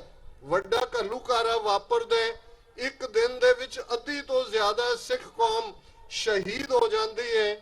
ਜਿਹੜੇ ਸਰਵਾਈਵਰ ਨੇ ਉਹਨਾਂ ਚੋਂ ਵੀ ਕੋਈ ਐਸਾ ਨਹੀਂ ਜਿਸ ਦੇ ਸਰੀਰ ਤੇ ਜ਼ਖਮ ਨਾ ਹੋਣ। ਦਲ ਖਾਲਸਾ ਦੇ ਆਗੂ ਸਰਦਾਰ ਜੱਸਾ ਸਿੰਘ ਆਹਲੂਵਾਲੀਆ ਦੇ ਸਰੀਰ ਤੇ 18 ਜ਼ਖਮ ਨੇ, ਪਰ ਕਿਸੇ ਸਿੱਖ ਨੇ ਸਰਦਾਰ ਜੱਸਾ ਸਿੰਘ ਨੂੰ ਇਹ ਨਹੀਂ ਕਿਹਾ ਕਿ ਸਰਦਾਰ ਜੀ ਤੁਸੀਂ ਅੱਧੀ ਕੌਮ ਮਰਵਾ ਦਿੱਤੀ, ਤੁਹਾਡੀ ਕਿਹੋ ਜਿਹੀ ਜਿਹੜੀ ਆ ਉਹ ਲੀਡਰਸ਼ਿਪ ਹੈ। ਰਾਦਰ ਇਸ ਦੇ ਉਲਟ ਖਾਲਸੇ ਨੇ ਉਸੇ ਸ਼ਾਮ ਜਿਹੜੇ ਸਰਵਾਈਵਰ ਸਨ ਜਦੋਂ ਘੇਰੇ ਚੋਂ ਨਿਕਲ ਗਏ ਔਰ ਇੱਕ ਥਾਂ ਤੇ ਪਹੁੰਚ ਕੇ ਰਹਿ ਰਾਸ ਦਾ ਦੀਵਾਨ ਸਜਦੇ, ਇੱਕ ਬਿਰਧ ਨਿਹੰਗ ਸਿੰਘ ਖਲੋ ਕੇ ਉਸ ਖਾਲਸੇ ਨੂੰ ਸੰਬੋਧਨ ਕਰਦਿਆਂ ਕਹਿੰਦੇ, ਖਾਲਸਾ ਜੀ ਗੁਰੂ ਨੇ ਕੁਠਾਲੀ ਪ੍ਰੀਖਿਆ ਪਾਈ ਸੀ, ਖੋਟ ਝੜ ਗਿਆ, ਕੁੰਦਨ ਰਹਿ ਗਿਆ। ਹੁਣ ਖੋਟ ਸਰੀਰ ਨੂੰ ਸਿੱਖ ਖੋਟਾ ਸਮਝਦੇ ਸਨ। ਇਸ ਮਨ ਖੁਟਹਰ ਕਾ ਨਹੀਂ ਵਿਸਾਸ, ਕਿ ਪਤਾ ਨਹੀਂ ਕਦੋਂ ਇਹਨੇ ਡੇਗ ਦੇਣੇ, ਤੇ ਜੇ ਗੁਰੂ ਦੇ ਲੇਖੇ ਲੱਗ ਜਾਏ ਤੇ ਸੱਚ ਦੀ ਗੱਲ ਤੁਰਦੀ ਰਹੇ। ਇਹ ਉਹ ਸਾਡੀ ਸਪਿਰਿਟ ਹੈ, ਉਹ ਜਜ਼ਬਾ ਜਿਹੜੇ ਘੱਲੂਕਾਰਿਆਂ ਚੋਂ ਪੋਲੀਟੀਕਲ ਪਾਵਰ ਦੀ ਗੱਲ ਨਿਕਲਦੀ ਹੈ। ਜੇ ਵੱਡਾ ਘੱਲੂਕਾਰਾ ਵਾਪਰਦੇ 6 ਮਹੀਨੇ ਦੇ ਵਿੱਚ ਉਸ ਤੋਂ ਪਹਿਲਾਂ ਸਿੱਖਾਂ ਨੇ ਕਦੇ ਲਾਹੌਰ ਕੰਕਰ ਨਹੀਂ ਸੀ ਕੀਤਾ। ਸਿੱਖ ਡੱਬੀ ਬਾਜ਼ਾਰ ਲਾਹੌਰ ਰਾਹੀਂ ਲਾਹੌਰ ਦੇ ਵਿੱਚ ਐਂਟਰ ਕਰਦੇ ਨੇ ਤੇ ਇਤਿਹਾਸ ਤੋਂ ਤੁਸੀਂ ਵਾਕਿਫ ਹੋ ਕਿ ਉਸ ਸਰਜ਼ਮੀਨ ਦਾ ਇਤਿਹਾਸ ਬਦਲ ਜਾਂਦੇ। ਅਬਦਾਲੀ ਨੇ ਘੱਲੂਕਾਰਾ ਕਰਕੇ ਦਰਬਾਰ ਸਾਹਿਬ ਅਕਾਲ ਤਖਤ ਸਾਹਿਬ ਡਿਸਟਰੋਏ ਕਰਕੇ ਇਹ ਭਰਮ ਪਾਲਿਆ ਸੀ ਕਿ ਸਿੱਖਾਂ ਨੂੰ ਸਬਕ ਸਿਖਾ ਦਿੱਤਾ। ਇਹੋ ਜਿਹਾ ਹੀ ਭਰਮ ਭਾਰਤ ਦੇ ਬ੍ਰਾਹਮਣਵਾਦੀ ਹਾਕਮਾਂ ਨੇ ਪਾਲਿਆ। 5 ਸਦੀਆਂ ਦਾ ਵੈਰ ਕਮਾਉਣ ਵਾਲਿਆਂ ਦੇ ਹੱਥ ਪੋਲੀਟੀਕਲ ਪਾਵਰ ਆਈ। ਸਿੱਖ ਰਾਤੋਂ ਰਾਤ ਜ਼ਰਾਇਮ ਪੇਸ਼ਾ ਕਬੀਲਾ ਬਣਾ ਦਿੱਤੇ ਗਏ ਔਰ 47 ਤੋਂ ਠੀਕ 37 ਸਾਲ ਬਾਅਦ ਸ਼੍ਰੀ ਅਕਾਲ ਤਖਤ ਸਾਹਿਬ ਸਾਡਾ ਸੋਵਰਨਿਟੀ ਦਾ ਤਖਤ, ਦਿੱਲੀ ਤਖਤ ਤੋਂ 2 ਫੁੱਟ ਉੱਚਾ ਤਖਤ ਔਰ 37 ਇਤਿਹਾਸਕ ਗੁਰਦੁਆਰਿਆਂ ਨੂੰ ਟੈਂਕਾਂ ਤੋਪਾਂ ਦੇ ਹਮਲਿਆਂ ਦਾ ਸ਼ਿਕਾਰ ਬਣਾਇਆ ਜਾਂਦਾ ਹੈ।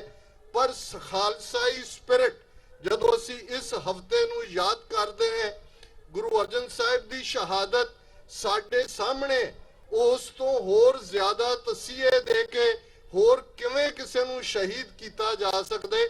ਪਰ ਉਸ ਸ਼ਹਾਦਤ ਦਾ ਜਵਾਬ ਸੀ ਦਿੱਲੀ ਤਖਤ ਤੋਂ 2 ਫੁੱਟ ਉੱਚਾ ਅਕਾਲ ਤਖਤ। ਉਸ ਸ਼ਹਾਦਤ ਦਾ ਜਵਾਬ ਸੀ ਅਕਾਲ ਤਖਤ ਦਾ ਪਹਿਲਾ ਹੁਕਮਨਾਮਾ, ਵਧੀਆ ਜਵਾਨੀ, ਵਧੀਆ ਘੋੜਾ, ਵਧੀਆ ਸ਼ਸਤਰ। ਉਸ ਸ਼ਹਾਦਤ ਦਾ ਜਵਾਬ ਸੀ 2 ਪਹਿਲੇ ਸਾਡੇ ਰਬਾਬੀ ਢਾਡੀ ਭਾਈ ਨੱਥਾ ਤੇ ਭਾਈ ਅਬਦੁੱਲਾ, ਜਿਨ੍ਹਾਂ ਨੇ ਪਹਿਲੀ ਵਾਰ ਅਕਾਲ ਤਖਤ ਤੇ ਪੜ੍ਹੀ।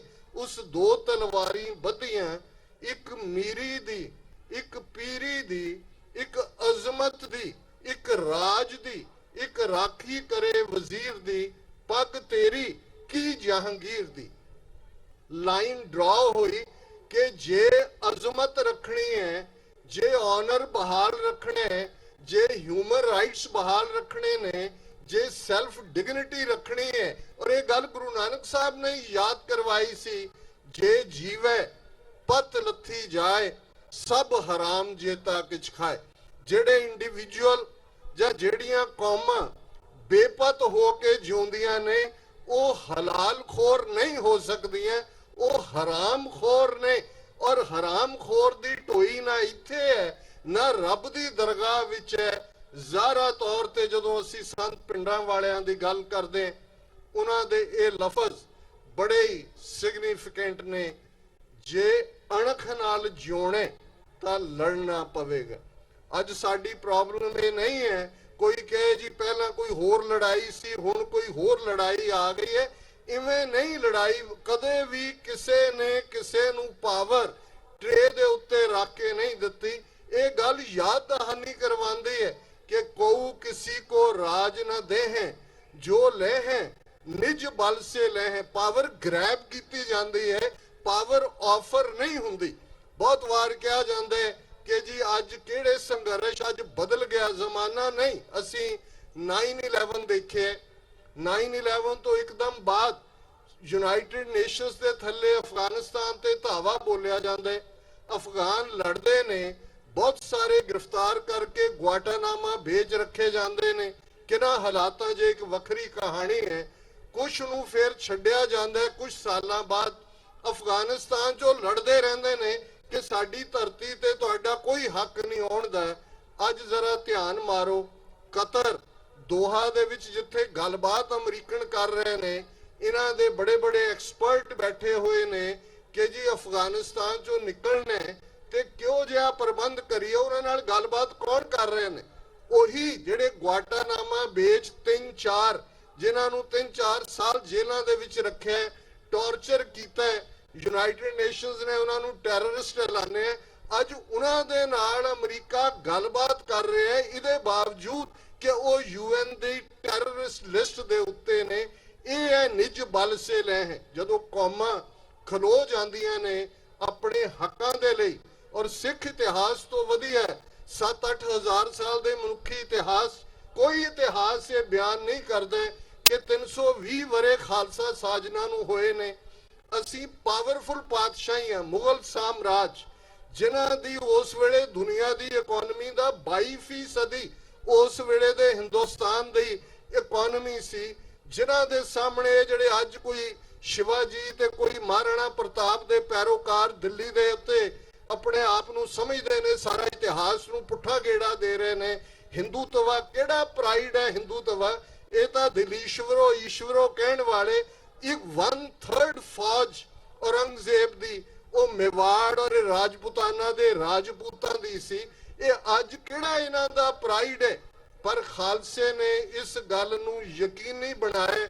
ਜੇ ਗੁਰੂ ਨੇ ਗੁਰੂ ਮਾਰੀ ਸਰਹੰਦ, ਸਿੱਖਾਂ ਨੇ ਸਾਹਿਬਜ਼ਾਦਿਆਂ ਦੀ ਸ਼ਹਾਦਤ, ਮਾਤਾ ਗੁਜਰੀ ਜੀ ਦੀ ਸ਼ਹਾਦਤ, ਤੇ ਇਹ ਖਾਲਸੇ ਦਾ ਰਿਜ਼ੋਲਵ ਸੀ ਕਿ ਅਸੀਂ ਸਰਹੰਦ ਦੀ ਇੱਟ ਨਾਲ ਇੱਟ ਖੜਕਾਣੀ ਹੈ।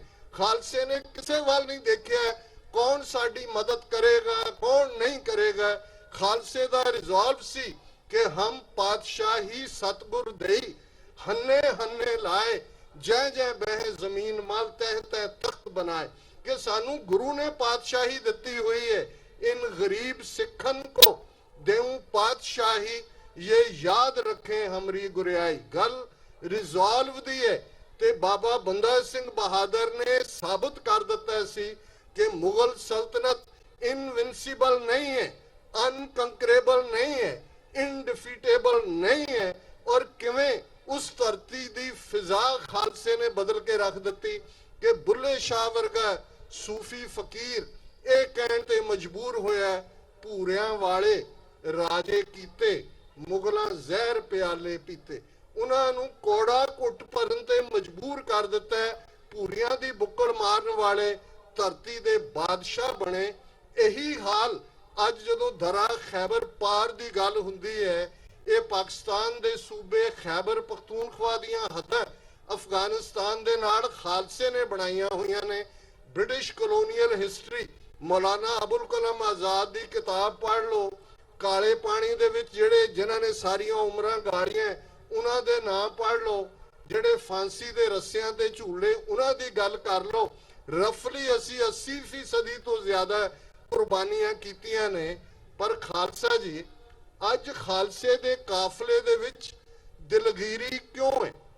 35 ਸਾਲ ਬਾਅਦ ਅਸੀਂ ਜਿੱਥੇ ਆ ਕੇ ਖਲੋਤੇ ਹਾਂ, ਜੇ ਤੁਸੀਂ 6 ਜੂਨ ਅਕਾਲ ਤਖਤ ਤੇ ਇਕੱਠ ਦੇਖਿਆ ਹੋਏ, ਦੂਸਰੇ ਪਾਸੇ ਮੀਡੀਆ ਪ੍ਰੋਪੇਗੈਂਡਾ ਜਿਹਦੇ ਕਿ ਹਿੰਦੂਤਵੀ ਮਾਸਟਰ ਨੇ, ਉਹਨਾਂ ਨੇ ਇੱਕ ਸਿੰਗਲ ਇਨਸੀਡੈਂਟ ਨੂੰ ਆਧਾਰ ਬਣਾ ਕੇ ਕਿ ਜੀ ਇੱਕ ਦੇ ਧੱਕਾ ਵੱਜਿਆ, ਦਸਤਾਰ ਲੱਥ ਗਈ, ਕਿ ਜੀ turbans tossed at Akal Takht Sikh fight. ਔਰ ਇਹਦੇ ਉਲਟ ਹਕੀਕਤ ਨਹੀਂ ਹੈ ਕਿ ਹਜ਼ਾਰਾਂ ਦੀ ਗਿਣਤੀ 'ਚ ਸਿੱਖ ਨੌਜਵਾਨ, ਸਿੱਖ ਬੀਬੀਆਂ ਉੱਥੇ ਪਹੁੰਚਦੀਆਂ ਨੇ। ਉਸ ਤੋਂ ਇੱਕ ਦਿਨ ਪਹਿਲਾਂ ਜਿਹੜਾ ਅੰਮ੍ਰਿਤਸਰ ਦੇ ਵਿੱਚ ਮਾਰਚ ਹੈ, ਉਸ ਦੇ ਵਿੱਚ ਹਜ਼ਾਰਾਂ ਦੀ ਗਿਣਤੀ 'ਚ ਇਸ ਵਾਰ, ਜਿਨ੍ਹਾਂ 'ਚ ਵੱਡੀ ਗਿਣਤੀ 'ਚ ਨੌਜਵਾਨ ਨੇ, ਉਹ ਉੱਥੇ ਪਹੁੰਚਦੇ ਨੇ। ਅਕਾਲ ਤਖਤ ਸਾਹਿਬ ਤੋਂ ਲੈ ਕੇ ਲਿੰਕਨ ਮੈਮੋਰੀਅਲ ਤੱਕ, ਹਾਈਡ ਪਾਰਕ ਲੰਡਨ ਤੋਂ ਲੈ ਕੇ ਓਟਵਾ ਤੱਕ, ਜਿੱਥੇ ਜਿੱਥੇ ਸਿੱਖ ਵਸਦੇ ਨੇ, ਉੱਥੇ ਉੱਥੇ ਇਸ ਗੱਲ ਦਾ ਰਿਜ਼ੋਲਵ ਹੋਰ ਵੀ ਮਜ਼ਬੂਤ ਹੋ ਰਿਹਾ ਹੈ ਕਿ ਅਸੀਂ ਦਿੱਲੀ ਸਾਮਰਾਜ ਨੂੰ ਇਸ ਦੀਆਂ ਜੜ੍ਹਾਂ ਪੁੱਟਣੀਆਂ ਨੇ। ਪਰ ਜਿਹੜੇ ਨੈਗੇਟਿਵਿਟੀ ਕਰਨ ਵਾਲੇ ਨੇ, ਉਹਨਾਂ ਦੇ ਲਈ ਗਲਾਸ ਹਮੇਸ਼ਾ ਅੱਧਾ ਖਾਲੀ ਰਹੇਗਾ। ਤੁਸੀਂ ਜੋ ਮਰਜ਼ੀ ਕਰ ਲਓ। ਇਹ ਜਦੋਂ ਗੁਰੂ ਸਾਹਿਬਾਨ ਜਾਂ ਉਸ ਤੋਂ ਇਮੀਡੀਏਟ ਬਾਅਦ ਸਿੱਖ ਰਾਜ ਦੀ ਗੱਲ ਵੀ ਸੀ, ਇਹ ਤਬਕਾ ਨੈਗੇਟਿਵਿਟੀ ਕਰਦੇ। ਤੁਸੀਂ ਵਧਾਈ ਦੇ ਹੱਕਦਾਰ ਹੋ। ਤੁਸੀਂ ਸੈਨ ਫਰਾਂਸਿਸਕੋ 'ਚ ਇਸ ਗਰਮੀ ਦੇ ਦਿਨ ਦੇ ਬਾਵਜੂਦ, ਔਰ ਜਿਵੇਂ ਸਮੁੱਚੀਆਂ ਗੁਰਦੁਆਰਾ ਕਮੇਟੀਆਂ ਨੇ ਸਾਂਝੇ ਤੌਰ ਦੇ ਉੱਤੇ ਇਸ ਐਫਰਟ ਨੂੰ ਕੀਤੇ, ਇਤਿਹਾਸ ਨੂੰ ਦੁਹਰਾਣਾ, ਆਪਣੇ ਆਪ ਨੂੰ ਯਾਦ ਦਹਾਨੀ ਕਰਵਾਉਣਾ ਹੁੰਦਾ ਹੈ, ਆਪਣਾ ਰਿਜ਼ੋਲਵ, ਆਪਣਾ ਪ੍ਰਣ, ਆਪਣੇ ਢਹਿੰਦੇ ਮਨ ਨੂੰ ਜਿਹੜਾ ਉਹ ਖੜਾ ਕਰਨਾ ਹੁੰਦਾ ਹੈ ਕਿ ਨਹੀਂ। ਔਰ ਇਹਨਾਂ 35 ਸਾਲਾਂ 'ਚ ਦੇਖ ਲਓ ਕਿ ਕੋਈ ਸੂਰਜ ਸਾਊਥ ਏਸ਼ੀਆ ਦੇ ਹੋਰਾਈਜ਼ਨ ਤੇ ਐਸਾ ਚੜਿਆ ਹੋਏ ਜਿਹਨੇ ਤੁਹਾਨੂੰ ਯਕੀਨ ਕਰਵਾਇਆ ਹੋਏ ਕਿ ਭਾਰਤ ਵਿੱਚ ਸਿੱਖਾਂ ਲਈ ਹਾਲਾਤ ਬਦਲ ਗਏ ਨੇ। ਹੁਣ ਤਾਂ ਉਹਨਾਂ ਦੇ ਹੱਥ 'ਚ ਹਕੂਮਤ ਆਈ ਹੈ ਦੁਬਾਰਾ, ਜਿਹੜੇ ਸਿੱਧੇ ਸਿੱਧੇ ਕਹਿੰਦੇ ਨੇ ਹਿੰਦੂ ਹਿੰਦੀ ਹਿੰਦੁਸਤਾਨ, ਜਿਹੜੇ ਸਿੱਧੇ ਸਿੱਧੇ ਕਹਿੰਦੇ ਨੇ ਕਿ ਸਿੱਖ ਤਾਂ ਹਿੰਦੂਆਂ ਦਾ ਹਿੱਸਾ ਨੇ, ਜਿਨ੍ਹਾਂ ਦੀਆਂ ਨੀਤੀਆਂ ਜਿਸ ਕਿਸਮ ਦੀਆਂ ਨੇ। ਗੱਲ ਪੋਲੀਟੀਕਲ ਪਾਵਰ ਦੀ ਹੈ। ਅੱਜ ਤੁਹਾਡੇ ਸ਼ਹੀਦਾਂ ਦਾ ਇਤਿਹਾਸ ਵੀ ਗਾਇਬ ਕੀਤਾ ਜਾ ਰਿਹਾ ਹੈ ਤੇ ਜਿਨ੍ਹਾਂ ਦੇ ਹੱਥ 'ਚ ਪਾਵਰ ਹੈ, ਉਹਨਾਂ ਦੀਆਂ ਗਾਵਾਂ ਦਾ ਮੂਤਰ ਵੀ ਵਿਕ ਰਿਹਾ, ਐਮਾਜ਼ਨ ਤੇ ਵਿਕ ਰਿਹਾ, ਉਹਨਾਂ ਦੀਆਂ ਗਾਵਾਂ ਦਾ ਗੋਹਾ ਵੀ ਵਿਕ ਰਿਹਾ। ਤੇ ਦੁਨੀਆ ਦੀ ਸਭ ਤੋਂ ਗੰਦੀ ਰਿਵਰ ਦਰਿਆ Ganga, most dirtiest, most polluted river in the world, ਉਹਦਾ ਵੀ ਪਾਣੀ ਜਿਹੜਾ ਉਹ ਭਾਰਤ ਦੇ ਪੋਸਟ ਆਫਿਸ ਤੇ ਰੇਲਵੇ ਸਟੇਸ਼ਨ ਵਿਕਦੇ ਨੇ। ਇਹ ਪੋਲੀਟੀਕਲ ਪਾਵਰ ਦਾ ਕ੍ਰਿਸ਼ਮਾ ਹੁੰਦਾ ਹੈ। ਗੱਲ ਮੈਂ ਕਨਕਲੂਡ ਕਰਾਂ, ਸਾਡੇ ਸਾਹਮਣੇ ਰਿਜ਼ੋਲਵ ਬੜਾ ਸਪਸ਼ਟ ਹੈ।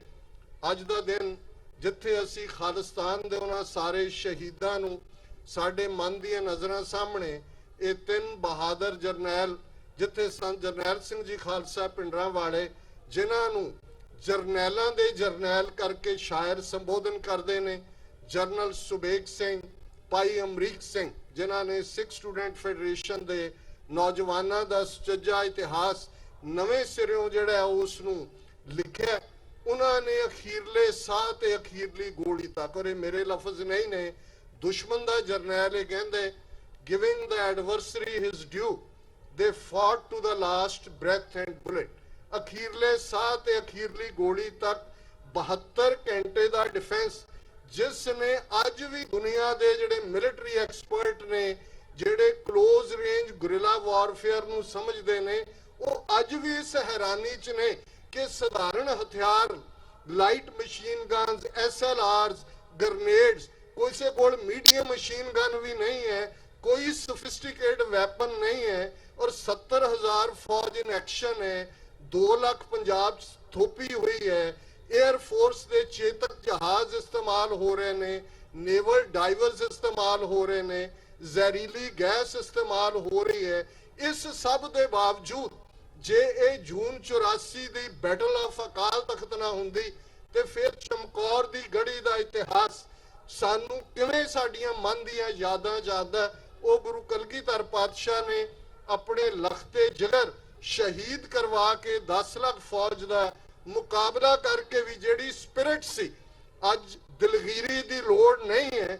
ਇੰਨੀ ਸ਼ਹਾਦਤਾਂ ਤੋਂ ਬਾਅਦ ਵੀ ਜਿਹੜੀ ਸਪਿਰਿਟ ਸੀ ਜ਼ਫਰਨਾਮੇ 'ਚ 10ਵੇਂ ਪਾਤਸ਼ਾਹ ਨੇ ਔਰੰਗਜ਼ੇਬ ਨੂੰ ਲਿਖੇ, ਤੂੰ ਬੜਾ ਖੁਸ਼ ਹੋਏਗਾ, ਤੂੰ ਮੇਰੇ 4 ਪੁੱਤਰ ਮਾਰ ਦਿੱਤੇ, ਤੂੰ ਮੇਰਾ ਅਨੰਦਪੁਰ ਉਜਾੜ ਦਿੱਤੇ, ਪਰ ਤੂੰ ਤਾਂ 4 ਅੰਗਿਆਰੇ ਬੁਝਾਏ ਨੇ।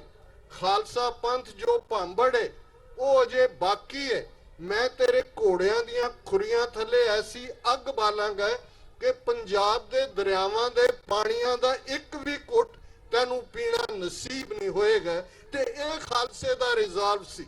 ਭਾਵੇਂ ਘੋੜਿਆਂ ਦੀਆਂ ਕਾਠੀਆਂ ਉਹਨਾਂ ਦਾ ਘਰ ਸੀ, ਚੱਪਾ ਚੱਪਾ ਰੋਟੀ ਤੇ ਗੁਜ਼ਾਰਾ ਕਰਨ ਵਾਲੀਆਂ ਸਾਡੀਆਂ ਮਾਤਾਵਾਂ ਸਨ, ਬੱਚਿਆਂ ਦੇ ਹਾਰ ਪਵਾ ਕੇ ਗਲਾਂ ਦੇ ਵਿੱਚ ਉਹਨਾਂ ਨੇ ਜਿਹੜੇ ਪਾਏ, ਲੇਕਿਨ ਉਹਨਾਂ ਨੂੰ ਇਹ ਵਿਸ਼ਵਾਸ ਸੀ ਕਿ ਹਮ ਪਾਤਸ਼ਾਹੀ ਸਤਗੁਰ ਦੇਈ ਹੰਨੇ ਹੰਨੇ ਲਾਏ, ਜੈ ਜੈ ਬਹਿ ਜ਼ਮੀਨ ਮਲ ਤਹਿ ਤਹਿ ਤਖਤ ਬਣਾਏ।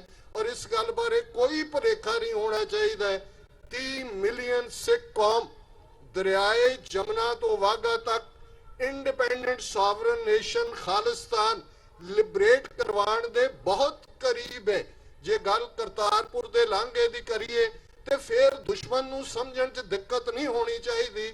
ਪਾਕਿਸਤਾਨ ਦੀ ਹਕੂਮਤ ਤਾਂ ਖੁੱਲੀਆਂ ਬਾਹਾਂ ਦੇ ਨਾਲ ਵੈਲਕਮ ਕਰ ਰਹੀ ਹੈ। 80% ਤੋਂ ਜ਼ਿਆਦਾ ਕੰਮ ਮੁਕੰਮਲ ਹੋ ਚੁੱਕਾ ਹੈ। ਇਹ ਇੱਕ ਤੋਂ ਬਾਅਦ ਇੱਕ ਅੜਿੱਕਾ ਖੜਾ ਕਰ ਰਹੇ ਨੇ।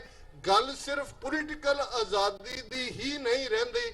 ਜੇ ਤੁਹਾਡਾ ਧਰਮ ਹੀ ਆਜ਼ਾਦ ਨਹੀਂ ਹੈ, ਲੰਗਰ ਦੇ ਉੱਤੇ GST ਲੱਗ ਜਾਂਦੇ, ਪੰਜਾਬ ਦੇ ਵਿੱਚ ਇਹਨਾਂ ਦੇ ਬੱਚੇ ਜਮੂਰੇ, ਉਹ ਆਲੇ ਤੋਂ ਅਮਰਿੰਦਰ ਤੱਕ ਦੀ ਨਸਲ ਹੋਏ, ਬਾਦਲਾਂ ਦਾ ਕਲੈਨ ਹੋਏ, ਇਹ ਸਾਰੇ ਗੰਗੂ ਚੰਦੂ ਦੀ ਔਲਾਦ ਨੇ, ਉਹਨਾਂ ਨੂੰ ਹੀ ਰਿਪਰੈਜ਼ੈਂਟ ਕਰਦੇ ਨੇ। ਪਰ 18ਵੀਂ ਸਦੀ 'ਚ ਖਾਲਸੇ ਦਾ ਰਿਜ਼ੋਲਵ ਕਲੀਅਰ ਸੀ ਕਿ ਅਸੀਂ ਦਿੱਲੀ ਤਖਤ ਦੇ ਉੱਤੇ, ਦਿੱਲੀ ਤਖਤ ਪਰ ਬਹਿਗੀ, ਆਪ ਗੁਰੂ ਕੀ ਫੌਜ ਛਦਰ ਚੁਲੇਂਗੇ ਸੀਸ ਪਰ, ਬੜੀ ਕਰੇਗੀ ਮੌਜ। ਅੱਜ ਵੀ ਸਾਡਾ ਰਿਜ਼ੋਲਵ ਬਿਲਕੁਲ ਕਲੀਅਰ ਹੋਣਾ ਚਾਹੀਦਾ ਹੈ। ਕੋਈ ਇਫ ਐਂਡ ਬਟ ਦੀ ਥਾਂ ਨਹੀਂ ਹੈ। ਸਤਿਗੁਰੂ ਰਹਿਮਤ ਕਰਨ। ਇਹ ਸ਼ਬਦ ਸਰਦਾਰ ਕਪੂਰ ਸਿੰਘ 20ਵੀਂ ਸਦੀ ਦੇ ਮਹਾਨ ਸਿੱਖ ਫਿਲਾਸਫਰ ਅਕਸਰ ਦੁਹਰਾਉਂਦੇ ਸਨ ਕਿ ਗੁਰੂ ਕਲਗੀਧਰ ਦਾ ਇਕਰਾਰਨਾਮਾ ਹੈ ਪੰਥ ਦੇ ਨਾਲ, ਪੰਥ ਖਾਲਸਾ ਖੇਤੀ ਮੇਰੀ, ਹਉ ਸੰਭਾਲ ਕਰੋ ਤੇ ਸਕੇਰੀ। ਗੁਰੂ ਨੇ ਬੇਕਰੇ ਨਹੀਂ ਰਹਿਣ ਦੇਣਾ ਕੌਮ ਨੂੰ। ਸਤਿਗੁਰੂ ਰਹਿਮਤ ਕਰਨ। ਅਸੀਂ ਆਪਣੇ ਮਨਾਂ ਦੇ ਅੰਦਰ ਇਹ ਮਜ਼ਬੂਤੀ ਦੇ ਨਾਲ ਇਰਾਦਾ ਕਰੀਏ ਕਿ ਅਸੀਂ ਇੰਡੀਪੈਂਡੈਂਟ ਸੋਵਰਨ ਨੇਸ਼ਨ ਸਿਰਜਣਾ। ਅਖੀਰ ਦੇ ਵਿੱਚ ਬੇਸ਼ੱਕ ਅੱਜ ਵੀ ਕੁਝ ਵੀਰ ਭੈਣਾਂ ਨੇ ਜਿਹੜੇ ਕਹਿਣਗੇ ਕਿ ਜੀ ਨਾਰਿਆਂ ਨਾਲ ਤਾਂ ਖਾਲਿਸਤਾਨ ਨਹੀਂ ਬਣਨਾ, ਤੇ ਜੇ ਭਾਰਤ ਦੀ ਹਕੂਮਤ ਆਫੀਸ਼ੀਅਲ ਪ੍ਰੋਟੈਸਟ ਕਰਦੀ ਹੈ ਕੈਨੇਡਾ ਗਵਰਨਮੈਂਟ ਨੂੰ ਕਿ ਨਾਰੇ ਬੰਦ ਕਰਵਾਓ, ਇਹ ਸ਼ਹੀਦਾਂ ਦੀਆਂ ਤਸਵੀਰਾਂ ਦੇ ਨਾਲ ਜਿਹੜੇ ਤੁਹਾਡੀਆਂ ਨਗਰ ਕੀਰਤਨ ਨਿਕਲਦੇ ਨੇ, ਇਹ ਤਸਵੀਰਾਂ ਲਵਾਓ, ਤੇ ਕੁਛ ਤਾਂ ਹੋਏਗਾ। ਜੇ ਸਾਨੂੰ ਖੁਦ ਦੀ ਅਹਿਮੀਅਤ ਦਾ ਅਹਿਸਾਸ ਨਹੀਂ ਹੈ, ਦੁਸ਼ਮਣ ਦੀਆਂ ਅੱਖਾਂ ਦੇ ਵਿੱਚ ਹੀ ਦੇਖ ਲਈਏ 5 ਬੁਲੰਦ ਨਾਰੇ। ਔਰ ਜਿੰਨੇ ਵੀ ਵੀਰ ਭੈਣਾਂ ਬੈਠੇ ਨੇ ਇਸ ਗੱਲ ਨੂੰ ਸਮਝਣ ਕਿ ਇਹ ਸਿੰਬੋਲਿਜ਼ਮ ਬਹੁਤ ਇੰਪੋਰਟੈਂਟ ਹੈ। ਕੇਸਰੀ ਰੰਗ ਦਾ ਸਿੰਬੋਲਿਜ਼ਮ ਬਹੁਤ ਇੰਪੋਰਟੈਂਟ ਹੈ। ਸੰਤਾਂ ਦੀ ਤਸਵੀਰ ਦਾ ਸਿੰਬੋਲਿਜ਼ਮ ਬੜਾ ਇੰਪੋਰਟੈਂਟ ਹੈ, ਕਿਉਂਕਿ ਇਹੀ ਗੱਲ ਦੱਸਦੀ ਹੈ ਕਿ ਅਸੀਂ ਨਾ ਇਤਿਹਾਸ ਨੂੰ ਭੁੱਲੇ ਹਾਂ, ਨਾ ਅਸੀਂ ਦੁਸ਼ਮਣ ਨੂੰ ਭੁੱਲੇ ਹਾਂ, ਨਾ ਸਾਨੂੰ ਆਪਣੀ ਮੁਸਤਕਬਲ, ਆਪਣੇ ਫਿਊਚਰ ਤੋਂ ਕੋਈ ਜਿਹੜਾ ਅਸੀਂ ਉਹਨੂੰ ਭੁੱਲੇ ਹਾਂ। ਔਰ ਅਕਾਲ ਤਖਤ ਸਾਡਾ ਮਰਕਜ਼ ਹੈ।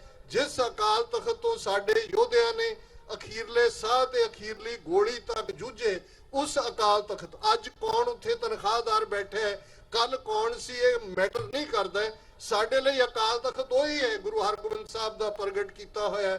5 ਬੁਲੰਦ ਨਾਰੇ। ਅਕਾਲ ਤਖਤ ਤੋਂ ਆਈ ਆਵਾਜ਼, ਅਕਾਲ ਤਖਤ ਤੋਂ ਆਈ ਆਵਾਜ਼, ਅਕਾਲ ਤਖਤ ਤੋਂ ਆਈ ਆਵਾਜ਼, ਅਕਾਲ ਤਖਤ ਤੋਂ ਆਈ ਆਵਾਜ਼, ਅਕਾਲ ਤਖਤ ਤੋਂ ਆਈ ਆਵਾਜ਼। ਕਿਸੇ ਵੀ ਭੁੱਲ ਚੁੱਕ ਲਈ ਮਾਫੀ। ਵਾਹਿਗੁਰੂ ਜੀ ਕਾ ਖਾਲਸਾ, ਵਾਹਿਗੁਰੂ ਜੀ ਕੀ ਫਤਿਹ।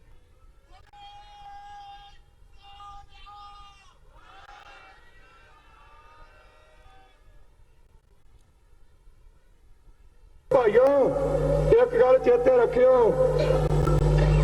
ਸਬਰ ਬਹੁਤ ਕਰ ਚੁੱਕੇ ਆ, ਮੁਸ਼ਕਲ ਹੁਣ ਕਰਨਾ ਡਰਾਂਗੇ। ਵੈਸੇ ਸੰਤਾਂ ਨੇ ਕਿਹਾ ਵੀ ਡਰ ਕੇ ਚੱਲਣਾ, ਸ਼ਾਂਤੀ ਰੱਖਣੀ ਆ, ਚੱਲਾਂਗੇ ਥੋੜਾ ਥੋੜਾ। ਪਰ ਇੱਕ ਬੇਨਤੀ ਤੁਹਾਨੂੰ ਜ਼ਰੂਰ ਕਰਦਾ ਸ਼ਾਂਤੀ ਰੱਖਿਓ ਤੇ ਤਿਆਰੀ ਵੀ ਰੱਖੋ। ਜਿਸ ਦਿਨ ਪਤਾ ਲੱਗ ਜਾਵੇ ਕਿ ਦਰਬਾਰ ਸਾਹਿਬ ਦੀ ਹਦੂਦ ਅੰਦਰ ਪੁਲਿਸ ਨੇ ਇਸ ਸਥਾਨ ਦੀ ਬੇਅਦਬੀ ਕਰਨ ਵਾਸਤੇ ਤੇ ਸਾਰਿਆਂ ਨੂੰ ਖਤਮ ਕਰਨ ਵਾਸਤੇ ਹਮਲਾ ਕਰ ਦਿੱਤਾ ਹੈ, ਮੈਂ ਦ੍ਰਿੜਤਾ ਸਾਥ ਆਪਣੀ ਜ਼ਿੰਮੇਵਾਰੀ ਨਾਲ ਗੱਲ ਕਹਿਣੀ ਚਾਹੁੰਦਾ, ਕਿਸੇ ਦੇ ਜ਼ਿੰਮੇ ਲਾ ਕੇ ਨਹੀਂ, ਕਿ ਜਿਤਨੇ ਨੌਜਵਾਨ ਤੇ ਬਜ਼ੁਰਗ ਜੋ ਕੁਝ ਕਰ ਸਕਦੇ ਹੋ, ਜਿਹੜੇ ਸਿੱਖ ਵੱਖਰੀ ਕੌਮ ਦੀ ਵਿਰੋਧਤਾ ਵਿੱਚ ਲੱਗੇ ਹੋਏ ਹਨ, ਸਿੱਖੀ ਸਰੂਪ ਨੂੰ ਭੈੜੀ ਨਿਗਾਹ ਨਾਲ ਤੱਕ ਕੇ ਤੇ ਫਿਰਕਾ ਪ੍ਰਸਤੀ ਫੈਲਾਉਣ ਵਿੱਚ ਲੱਗੇ ਹੋਏ ਹਨ, ਜਿਹੜੇ ਸਿੱਖਾਂ ਦਾ ਖੂਨ ਪੀਣ ਤੇ ਤੁਲੇ ਹੋਏ ਹਨ, ਜਿਸ ਦਿਨ ਇੱਥੇ ਹੱਲਾ ਕਰ ਦੇਣ ਤੁਹਾਨੂੰ ਪੂਰੀ ਤਸੱਲੀ ਹੋ ਜਾਵੇ ਕਿ ਇਹਨਾਂ ਨੇ ਹਮਲਾ ਕੀਤਾ, ਉਸ ਦਿਨ ਮੈਂ ਸਮਝਾਂਗਾ ਤੁਹਾਡਾ ਸਤਿਗੁਰੂ ਗ੍ਰੰਥ ਸਾਹਿਬ ਜੀ ਤੇ ਨਿਸ਼ਚਾ ਤੇ ਦਾਸ ਨਾਲ ਪਿਆਰ ਤਾਂ ਹੋਵੇਗਾ ਜੇ ਸ਼ਹਿਰਾਂ ਤੇ ਪਿੰਡਾਂ ਵਿੱਚੋਂ ਇੱਕ ਇੱਕ ਗੁਰੂ ਗ੍ਰੰਥ ਸਾਹਿਬ ਦਾ ਨਿੰਦਕ ਚੁਣ ਚੁਣ ਕੇ ਮਾਰੋਗੇ ਤਾਂ ਸਵਾਲ ਹੋਣਾ।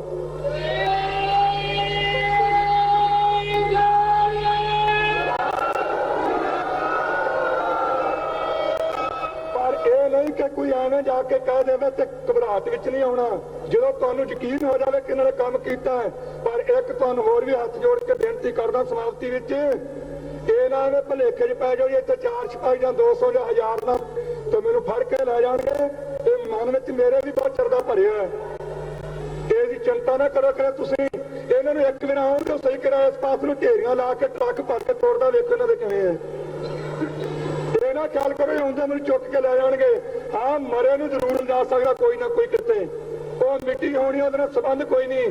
ਜਦੋਂ ਤੱਕ ਸਰੀਰ ਵਿੱਚ ਸਵਾਸ ਹੈ, ਮੈਂ ਨਿਸ਼ਚੇ ਨਾਲ ਕਹਿਣਾ ਚਾਹੁੰਦਾ ਭਾਵੇਂ 20-30 ਲੱਖ ਵੀ ਇੱਕ ਬੰਦਾ ਆ ਜਾਵੇ ਪੁਲਿਸ ਦਾ, ਜਿਉਂਦਾ ਨੂੰ ਫੜ ਕੇ ਲਿਆ ਸਕਣਗੇ, ਗੁਰੂ ਸਾਹਿਬ ਦੀ ਕਿਰਪਾ।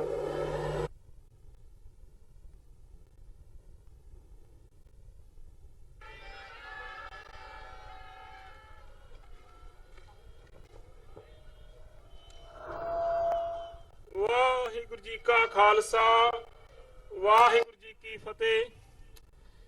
ਗੁਰੂ ਸਵਾਰੀ ਸਾਧ ਸੰਗਤ ਜੀ, ਆਪ ਜੀ ਦੇ ਨਾਲ ਬਹੁਤ ਹੀ ਸੱਜੇ ਢੰਗ ਦੇ ਨਾਲ ਸਤਿਕਾਰਯੋਗ doctor Amarjit Singh ji, Khalsa affair centre Washington ਤੋਂ, ਜਿਨ੍ਹਾਂ ਨੇ ਆਪਣੇ ਵਿਚਾਰਾਂ ਦੀ ਸਾਂਝ ਪਾਉਂਦਿਆਂ ਹੋਇਆਂ ਜੂਨ 1984 ਦੇ ਸ਼ਹੀਦਾਂ ਨੂੰ ਸ਼ਰਧਾਂਜਲੀ ਭੇਟ ਕਰਦਿਆਂ ਹੋਇਆਂ ਕੌਮ ਦੇ ਪਹਿਲੇ ਬਾਬਾ ਬੰਦਾ ਸਿੰਘ ਬਹਾਦਰ ਦੀ ਅਦੁੱਤੀ ਲਸਾਨੀ ਸ਼ਹਾਦਤ ਨੂੰ ਸਜਦਾ ਕਰਦਿਆਂ ਹੋਇਆਂ ਅਕਾਲ ਤਖ਼ਤ ਸਾਹਿਬ ਦੀ ਮਹਾਨਤਾ ਦਾ ਆਪ ਜੀ ਦਾ ਜ਼ਿਕਰ ਕਰਕੇ ਗਏ ਹਨ। ਉਹਨਾਂ ਦਾ ਬਹੁਤ ਬਹੁਤ ਧੰਨਵਾਦ। ਇਸ ਤੋਂ ਪਹਿਲਾਂ ਕਿ ਅਗਲੇ ਵਿਚਾਰ ਬੁਲਾਰੇ ਆਪ ਜੀ ਦੇ ਸਨਮੁਖ ਆਪਣੇ ਵਿਚਾਰ ਪੇਸ਼ ਕਰਨ, ਇਨਸਾਫ ਤੋਂ ਭਾਈ ਬਚਿੱਤਰ ਸਿੰਘ ਜੀ ਆਪ ਜੀ ਦੇ ਸਨਮੁਖ ਹੋਣਗੇ। ਉਹਨਾਂ ਤੋਂ ਪਹਿਲਾਂ ਜਿਵੇਂ ਕਿ ਮੈਂ ਆਪ ਜੀ ਨਾਲ ਪਹਿਲਾਂ ਵੀ ਸਾਂਝ ਪਾਈ ਸੀ ਕਿ ਜੋ ਸ਼ਹੀਦ ਪਰਿਵਾਰਾਂ ਦਾ ਸਨਮਾਨ ਹੈ ਉਹ ਹੁਣ ਕੀਤਾ ਜਾਵੇਗਾ। ਇਸ ਦੇ ਨਾਲ ਹੀ ਸਰਦਾਰ ਸਰਬਜੀਤ ਸਿੰਘ ਘੁਮਾਣ ਵੱਲੋਂ ਪਿਛਲੇ ਦਿਨਾਂ ਦੇ ਵਿੱਚ ਪੰਜਾਬ ਦੇ ਵਿੱਚ KPS ਗਿੱਲ ਵੱਲੋਂ ਕੀਤੇ ਹੋਏ ਜ਼ਾਲਮਾਨਾ ਕਾਰਨਾਮਿਆਂ ਨੂੰ ਇੱਕ ਕਿਤਾਬ ਦਾ ਰੂਪ ਦੇ ਕੇ, ਜਿਸ ਕਿਤਾਬ ਦਾ ਨਾਮ ਸੀ ਪੰਜਾਬ ਦਾ ਬੁੱਚੜ KPS ਗਿੱਲ, ਉਹ ਕਿਤਾਬ ਹੁਣ ਇੱਥੇ ਰਿਲੀਜ਼ ਕੀਤੀ ਜਾਵੇਗੀ। ਉਸ ਦੇ ਨਾਲ ਹੀ ਮੈਂ ਬੇਨਤੀ ਕਰਾਂਗਾ ਕਿ ਉਹ ਕਿਤਾਬ ਸਮੁੱਚੇ ਸੰਗਤ ਵੱਲੋਂ ਡਾਕਟਰ ਅਮਰਜੀਤ ਸਿੰਘ ਨੂੰ ਭੇਟ ਕੀਤੀ ਜਾਵੇ ਤੇ ਨਾਲ ਹੀ ਮੈਂ ਸ਼ਹੀਦ ਪਰਿਵਾਰਾਂ ਦੇ ਨਾਂ ਅਨਾਉਂਸ ਕਰਾਂਗਾ ਤੇ ਸਤਿਕਾਰਯੋਗ ਬੋਲੇ ਸੋ ਨਿਹਾਲ। ਬਹੁਤ ਬਹੁਤ ਧੰਨਵਾਦ।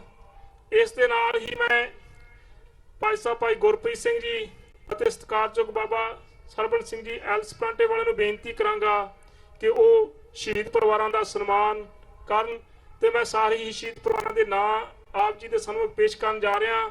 ਜਿਹੜੇ ਵੀ ਪਰਿਵਾਰ ਇੱਥੇ ਪਹੁੰਚੇ ਹਨ ਉਹ ਕਿਰਪਾ ਕਰਕੇ ਆਉਣ ਦਾ ਯਤਨ ਕਰਿਓ। ਸ਼ਹੀਦ ਭਾਈ ਦਿਲਾਵਰ ਸਿੰਘ ਜੀ, ਮਾਤਾ ਸਰਜੀਤ ਕੌਰ ਜੀ, ਭਾਈ ਗੁਰਨਾਮ ਸਿੰਘ ਜੀ ਹੁਣਾਂ, ਸ਼ਹੀਦ ਭਾਈ ਗੁਰਨਾਮ ਸਿੰਘ ਜੀ ਹੁਣਾਂ ਦੇ ਪਿਤਾ ਸਰਦਾਰ ਸਰਵਣ ਸਿੰਘ ਜੀ, ਸ਼ਹੀਦ ਭਾਈ ਮਨਜਿੰਦਰ ਸਿੰਘ ਜੀ, ਉਹਨਾਂ ਦੇ ਪੁੱਤਰ ਭਾਈ ਗੁਰਦਿਆਲ ਸਿੰਘ ਜੀ, ਸਤਿਕਾਰਯੋਗ ਸ਼ਹੀਦ ਭਾਈ ਧਰਮਵੀਰ ਸਿੰਘ ਜੀ ਜਿਹੜੇ ਕਿ 1978 ਦੇ ਸ਼ਹੀਦ ਹਨ, ਉਹਨਾਂ ਦੀ ਭੈਣ ਬੀਬੀ ਜਸਵੀਰ ਕੌਰ ਜੀ, ਸ਼ਹੀਦ ਭਾਈ ਸਤਨਾਮ ਸਿੰਘ ਜੀ ਧਰਮੀ ਫੌਜੀ, ਉਹਨਾਂ ਦੇ ਭਰਾਤਾ ਭਾਈ ਸੀਤਲ ਸਿੰਘ ਜੀ ਹੁਣ ਇੱਥੇ ਪਹੁੰਚੇ ਹਨ। ਇਸ ਦੇ ਨਾਲ ਬੇਨਤੀ ਕਰਾਂ ਭਾਈ ਹਰਜੀਤ ਸਿੰਘ ਜੀ ਬੱਬਰ ਸ਼ਹੀਦ, ਉਹਨਾਂ ਦੇ ਪਿਤਾ ਸਰਦਾਰ ਬਲਦੇਵ ਸਿੰਘ ਜੀ, ਅਮਰਜੀਤ ਸਿੰਘ ਜੀ ਦੇ ਚਾਚਾ ਜੀ ਸਰਦਾਰ ਨਵਜੋਤ ਸਿੰਘ ਜੀ, ਅਤੇ ਸ਼ਹੀਦ ਭਾਈ ਗੁਰਦੇਵ ਸਿੰਘ ਜੀ ਕੌਂਕੇ ਸਿੰਘ ਸਾਹਿਬ ਜਥੇਦਾਰ ਅਕਾਲ ਤਖ਼ਤ ਸਾਹਿਬ ਧਰਮ ਪਤਨੀ ਬੀਬੀ ਕੁਲਵੰਤ ਕੌਰ ਜੀ, ਉਹਨਾਂ ਨੂੰ ਵੀ ਬੇਨਤੀ ਹੈ ਕਿ ਸਟੇਜ ਤੇ ਆਉਣ ਦਾ ਯਤਨ ਕਰਨ। ਭਾਈ ਬਲਜੀਤ ਸਿੰਘ ਜੀ, ਸ਼ਹੀਦ ਭਾਈ ਬਲਜੀਤ ਸਿੰਘ ਉਹਨਾਂ ਦੇ ਭੈਣ ਜੀ ਬੀਬੀ ਜਸਵਿੰਦਰ ਕੌਰ ਜੀ ਅਤੇ ਭਾਈ ਜਸਵਿੰਦਰ ਸਿੰਘ ਜੀ, ਜਿਨ੍ਹਾਂ ਦੇ ਭਰਾ ਭਾਈ ਬਲਵਿੰਦਰਪਾਲ ਸਿੰਘ ਜੀ। ਸ਼ਹੀਦ ਭਾਈ ਜਸਵੰਤ ਸਿੰਘ ਖਾਲੜਾ ਦੀ ਸਪੁੱਤਰੀ ਬੀਬੀ ਨਵਕਿਰਨ ਕੌਰ ਖਾਲੜਾ। ਭਾਈ ਇਕਬਾਲ ਸਿੰਘ ਜੀ ਉਹਨਾਂ ਦੇ ਭਰਾ ਕਿਰਪਾਲ ਸਿੰਘ ਜੀ ਜੱਜ। ਭਾਈ ਭੁਪਿੰਦਰ ਸਿੰਘ ਜੀ ਲੌਂਗੀਆ, ਸ਼ਹੀਦ ਭਾਈ ਭੁਪਿੰਦਰ ਸਿੰਘ ਲੌਂਗੀਆ ਦੇ ਭਰਾ ਇੱਥੇ ਸਰਦਾਰ ਕਮਲਜੀਤ ਸਿੰਘ ਜੀ ਲੌਂਗੀਆ। ਸ਼ਹੀਦ ਭਾਈ ਸੁਖਵਿੰਦਰ ਸਿੰਘ ਜੀ ਸੋਢੀ ਰੁੜਕਾ ਕਲਾਂ, ਜਿਨ੍ਹਾਂ ਦੇ ਭਾਈ ਦੀ ਮਾਤਾ ਤਰਸੀਮ ਕੌਰ ਜੀ। ਭਾਈ ਸੁਰਿੰਦਰ ਸਿੰਘ ਜੀ ਬਾਬਾ, ਉਹਨਾਂ ਦੇ ਭਰਾ ਅਮਰਜੀਤ ਸਿੰਘ ਜੀ। ਸ਼ਹੀਦ ਭਾਈ ਹਰਪਾਲ ਸਿੰਘ ਜੀ, ਜਿਨ੍ਹਾਂ ਦੇ ਸੁਪੁੱਤਰ ਭਾਈ ਬੂਟਾ ਸਿੰਘ ਜੀ ਇੱਥੇ ਪਹੁੰਚੇ ਹਨ। ਸ਼ਹੀਦ ਭਾਈ ਭੁਪਿੰਦਰ ਸਿੰਘ ਉਹਨਾਂ ਦੇ ਭਰਾ ਜੋਗਿੰਦਰ ਸਿੰਘ ਜੀ।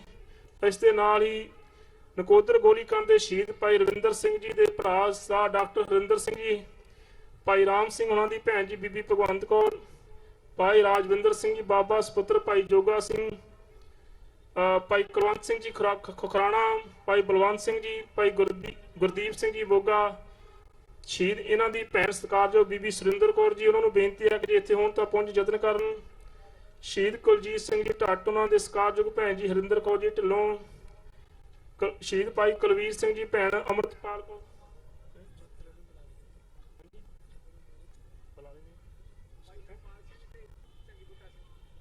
ਠੀਕ ਹੈ ਭਾਈ, ਕੋਈ ਨਾਂ ਲੈਣਾ ਸਾਰੇ ਸਰ ਨਾਮ। ਸ਼ਹੀਦ ਭਾਈ ਕੁਲਜੀਤ ਸਿੰਘ ਢੱਟ ਦੀ ਭੈਣ ਜੀ ਬੀਬੀ ਹਰਿੰਦਰ ਕੌਰ ਢਿੱਲੋਂ। ਸ਼ਹੀਦ ਭਾਈ ਕੁਲਵੀਰ ਸਿੰਘ ਜੀ ਭੈਣ ਜੀ ਅੰਮ੍ਰਿਤ ਕੌਰ। ਸ਼ਹੀਦ ਭਾਈ ਗੁਰਸਾਹਿਬ ਸਿੰਘ ਦੇ ਭਤੀਜਾ ਅਨਮੋਲਦੀਪ ਸਿੰਘ ਜੀ। ਇਸ ਦੇ ਨਾਲ ਹੀ ਸ਼ਹੀਦ ਭਾਈ ਗੁਰਿੰਦਰ ਸਿੰਘ ਜੀ ਭਾਗੋਵਾਲ ਦੇ ਭਤੀਜੇ ਮੋਹਨਵੀਰ ਸਿੰਘ ਜੀ। ਸ਼ਹੀਦ ਭਾਈ ਸੁਖਦੇਵ ਸਿੰਘ ਜੀ ਚੱਬਾ ਬੱਬਰ, ਉਹਨਾਂ ਦੇ ਸੁਪੁੱਤਰ ਬਲਵਿੰਦਰ ਸਿੰਘ ਜੀ। ਸ਼ਹੀਦ ਭਾਈ ਪਰਮਜੀਤ ਸਿੰਘ ਜੀ, ਉਹਨਾਂ ਦੇ ਭਤੀਜੇ ਗੁਰਮਿਲਾਪ ਸਿੰਘ ਜੀ। ਸ਼ਹੀਦ ਭਾਈ ਜਰਨੈਲ ਸਿੰਘ ਹਰਵਾਰਾ, ਉਹਨਾਂ ਵੱਲੋਂ ਸਰਦਾਰ ਕਿਰਪਾਲ ਸਿੰਘ ਜੀ। ਭਾਈ ਅਮਰੀਕ ਸਿੰਘ ਜੀ, ਭਾਈ ਚਰਨ ਸਿੰਘ ਜੀ, ਭਾਈ ਸੁਖਦੇਵ ਸਿੰਘ ਜੀ ਸਖੀਰਾ, ਬਲਵਿੰਦਰ ਸਿੰਘ ਜੀ। ਸ਼ਹੀਦ ਭਾਈ ਸੁਰਿੰਦਰ ਸਿੰਘ ਜੀ ਸੋਢੀ। ਸ਼ਹੀਦ ਭਾਈ ਜੋਗਿੰਦਰ ਸਿੰਘ ਜੀ। ਸ਼ਹੀਦ ਭਾਈ ਦਲਜਿੰਦਰ ਸਿੰਘ ਜੀ ਰਾਣਾ ਅਤੇ ਸਤਿਕਾਰਯੋਗ ਭਾਈ ਬਲਵਿੰਦਰ ਸਿੰਘ, ਜਿਨ੍ਹਾਂ ਦੇ ਭਰਾ ਭਾਈ ਗੁਰਮੀਤ ਸਿੰਘ ਜੀ ਫਰੀਮਾਉਂਟ ਤੋਂ, ਉਹਨਾਂ ਨੂੰ ਵੀ ਬੇਨਤੀ ਹੈ ਕਿ ਉਹ ਪਹੁੰਚਣ ਯਤਨ ਕਰਨ। ਇਸ ਦੇ ਨਾਲ ਹੀ ਮੈਂ ਪੰਜ ਪਿਆਰਿਆਂ ਨੂੰ ਵੀ ਬੇਨਤੀ ਕਰਾਂਗਾ ਕਿ ਸ਼ਹੀਦ ਪਰਿਵਾਰਾਂ ਦੇ ਸਨਮਾਨ ਕਰਨ ਵਾਸਤੇ ਸਟੇਜ ਦੇ ਉੱਤੇ ਆਉਣ ਦਾ ਯਤਨ ਕਰਨ 2 ਮਿੰਟ ਵਾਸਤੇ।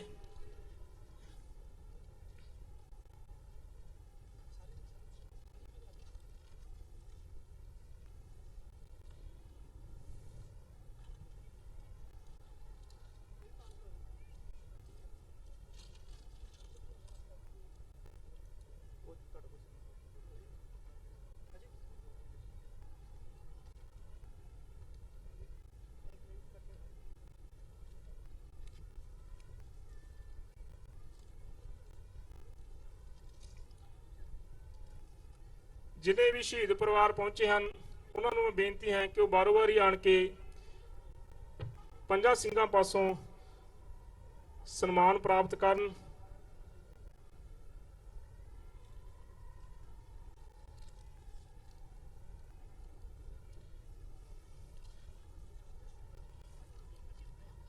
शुरू कर दो तुसीं।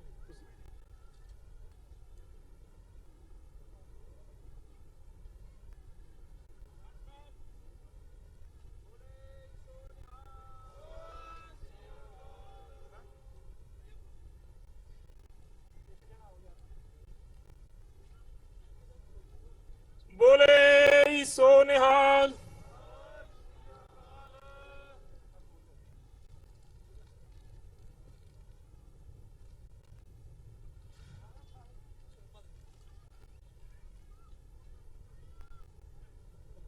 बोले सो निहाल।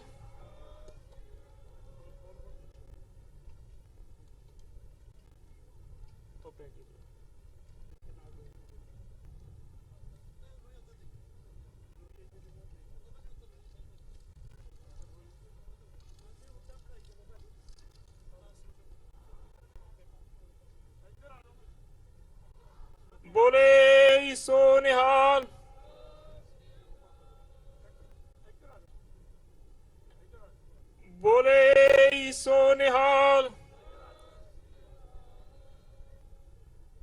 ਸਿੰਘ ਸਾਹਿਬ ਭਾਈ ਗੁਰਦੇਵ ਸਿੰਘ ਜੀ ਕੌਂਕੇ, ਇਹਨਾਂ ਦੀ ਧਰਮ ਪਤਨੀ ਬੀਬੀ ਕੁਲਵੰਤ ਕੌਰ ਜੀ ਦਾ ਸਨਮਾਨ ਹੋ ਰਿਹਾ। ਬੋਲੇ ਸੋ ਨਿਹਾਲ।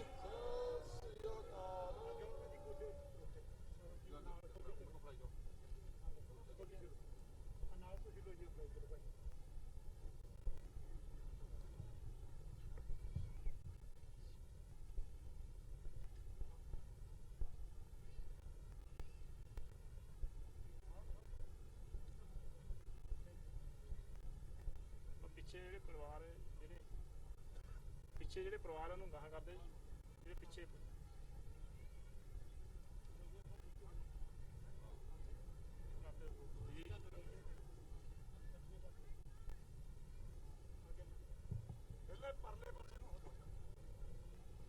ਥੋੜਾ ਪਿੱਛੇ ਨੂੰ ਹੋ ਜਾਂਦਾ, ਕਿਰਪਾ ਕਰਿਓ।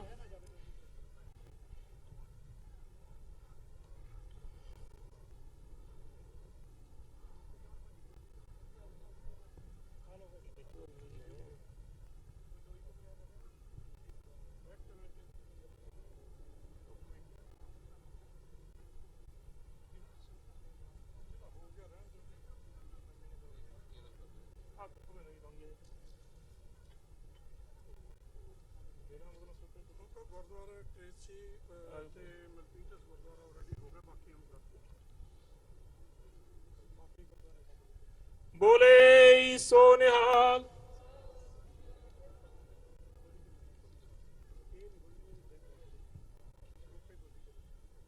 ਬੋਲੇ ਸੋ ਨਿਹਾਲ। ਬੋਲੇ ਸੋ ਨਿਹਾਲ।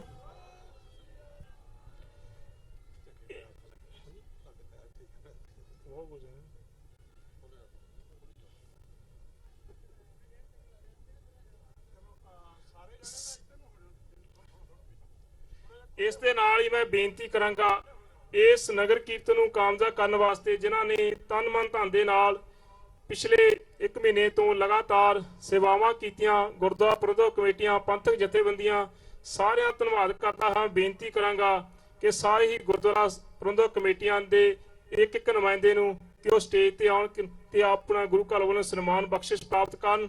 ਗੁਰਦੁਆਰਾ ਸਾਹਿਬ ਫਰੀਮਾਉਂਟ। ਇਸ ਦੇ ਨਾਲ ਹੀ ਮੈਂ ਬੇਨਤੀ ਕਰਾਂ, ਬੋਲੇ ਸੋ ਨਿਹਾਲ।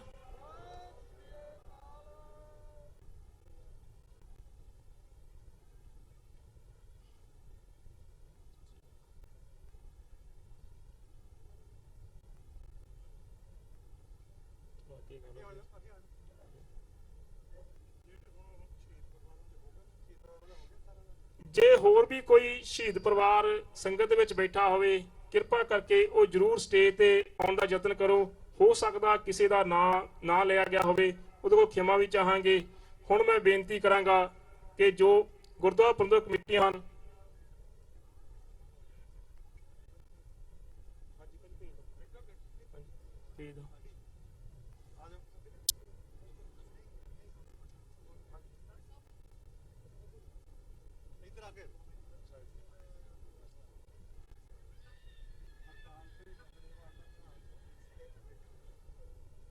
ਭਾਈ ਹਰਪਾਲ ਸਿੰਘ ਗਗੜੇਵਾਲ ਦੇ ਭਰਾ ਦਾ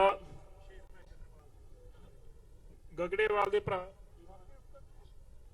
ਉਹ ਇੱਥੇ ਸੰਗਤ ਦੇ ਵਿੱਚ ਬਿਰਾਜਮਾਨ, ਉਹਨਾਂ ਨੂੰ ਬੇਨਤੀ ਹੈ ਕਿ ਉਹ ਵੀ ਸਟੇਜ ਤੇ ਆਉਣ ਦਾ ਯਤਨ ਕਰਨ।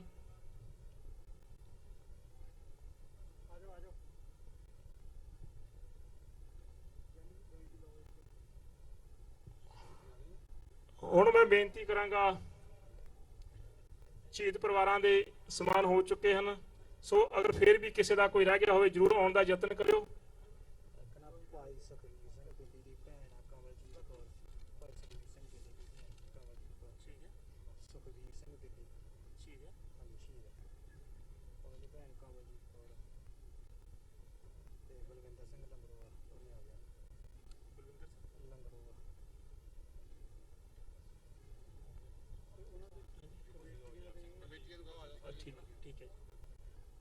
ਸ਼ਹੀਦ ਭਾਈ ਸੁਖਵੀਰ ਸਿੰਘ ਜੀ ਦਿੱਲੀ, ਉਹਨਾਂ ਦੇ ਭੈਣ ਜੀ ਕਮਲਜੀਤ ਕੌਰ ਅਤੇ ਬਲਵਿੰਦਰ ਸਿੰਘ ਲੋੜਾ ਉਹ ਵੀ ਇੱਥੇ ਹਨ, ਪਹੁੰਚੇ ਹਨ। ਉਹਨਾਂ ਨੂੰ ਬੇਨਤੀ ਹੈ ਕਿ ਉਹ ਵੀ ਆਪਣਾ ਸਨਮਾਨ ਪ੍ਰਾਪਤ ਕਰਨ।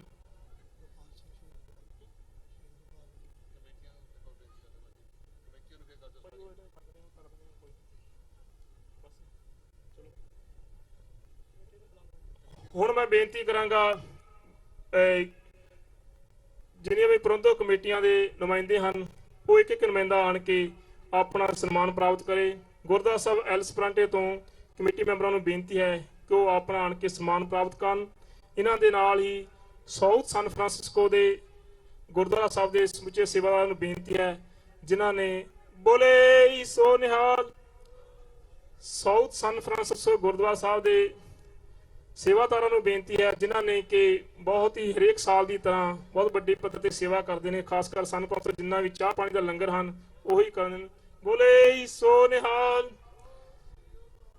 ਗੁਰਦੁਆਰਾ ਸਾਹਿਬ ਸੈਨਜ ਜਿੱਥੋਂ ਕਿ ਲੰਗਰ ਅਤੇ ਹੋਰ ਵੀ ਸਮਾਨ ਆਉਂਦਾ ਹੈ ਉਹਨਾਂ ਨੂੰ ਬੇਨਤੀ ਉਹਨਾਂ ਦੇ ਨੁਮਾਇੰਦਿਆਂ ਨੂੰ ਕਿ ਗੁਰਦੁਆਰਾ ਸਾਹਿਬ ਸੈਨੋਜੇ ਤੋਂ ਪ੍ਰਬੰਧਕ ਸੱਜਣ ਉਹ ਆਪਣਾ ਆਣ ਕੇ ਸਨਮਾਨ ਪ੍ਰਾਪਤ ਕਰਨ।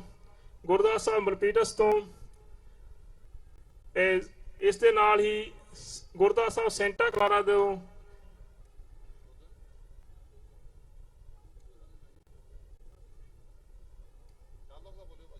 ਗੁਰਦੁਆਰਾ ਸਾਹਿਬ ਸੈਂਟਾ ਕਲਾਰਾ ਤੋਂ ਗੁਰਦੁਆਰਾ ਸਾਹਿਬ ਹੇਵਰਡ ਗੁਰੂ ਨਾਨਕ ਪ੍ਰਕਾਸ਼ ਟ੍ਰੇਸੀ ਉਹਨਾਂ ਨੂੰ ਵੀ ਬੇਨਤੀ ਹੈ ਕਿ ਉਹ ਵੀ ਪਹੁੰਚਣ।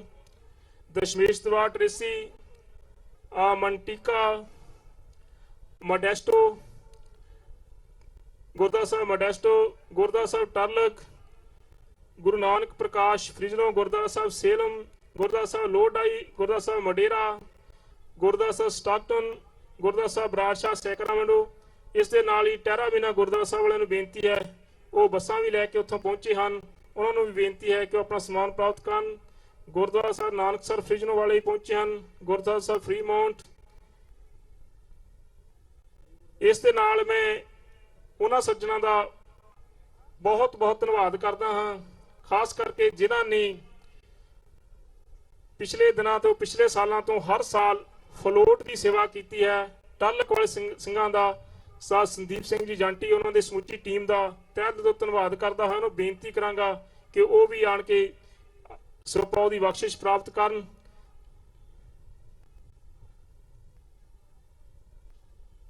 ਅਗਰ ਕਿਸੇ ਗੁਰਦੁਆਰਾ ਸਾਹਿਬ ਦਾ ਨਾਮ ਮੈਂ ਲੈਣ ਤੋਂ ਰਹਿ ਗਿਆ ਹੋਵਾਂ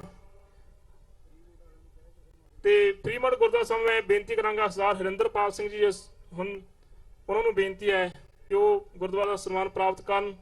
ਹੋਰ ਵੀ ਅਗਰ ਕਿਸੇ ਗੁਰਦੁਆਰਾ ਸਾਹਿਬ ਦਾ ਕੋਈ ਨਾਮ ਮਿਸ ਹੋ ਗਿਆ ਹੋਵੇ ਤੇ ਜਰੂਰ ਕਿਰਪਾ ਕਰਿਓ ਕਰਕੇ ਉਹ ਆਪਣਾ ਨਾਮ ਤੇ ਆਪਣਾ ਸਨਮਾਨ ਜਰੂਰ ਪ੍ਰਾਪਤ ਕਰਨ ਦਾ ਯਤਨ ਕਰਿਓ। ਸਮੁੱਚੇ ਤੌਰ ਤੇ ਸਮੁੱਚੀ ਮੈਨੇਜਮੈਂਟ ਦਾ ਬਹੁਤ ਬਹੁਤ ਧੰਨਵਾਦ। ਇੱਕ ਦੋ ਬੁਲਾਰੇ ਹੋ ਰਹੇ ਜਿਨ੍ਹਾਂ ਨੇ ਆਪ ਜੀ ਸੰਗਤਾਂ ਦੇ ਨਾਲ ਆਪਣੇ ਵਿਚਾਰ ਸਾਂਝੇ ਕਰਨੇ ਆ। ਹੁਣ ਮੈਂ ਬੇਨਤੀ ਕਰਾਂਗਾ ਇਨਸਾਫ ਤੋਂ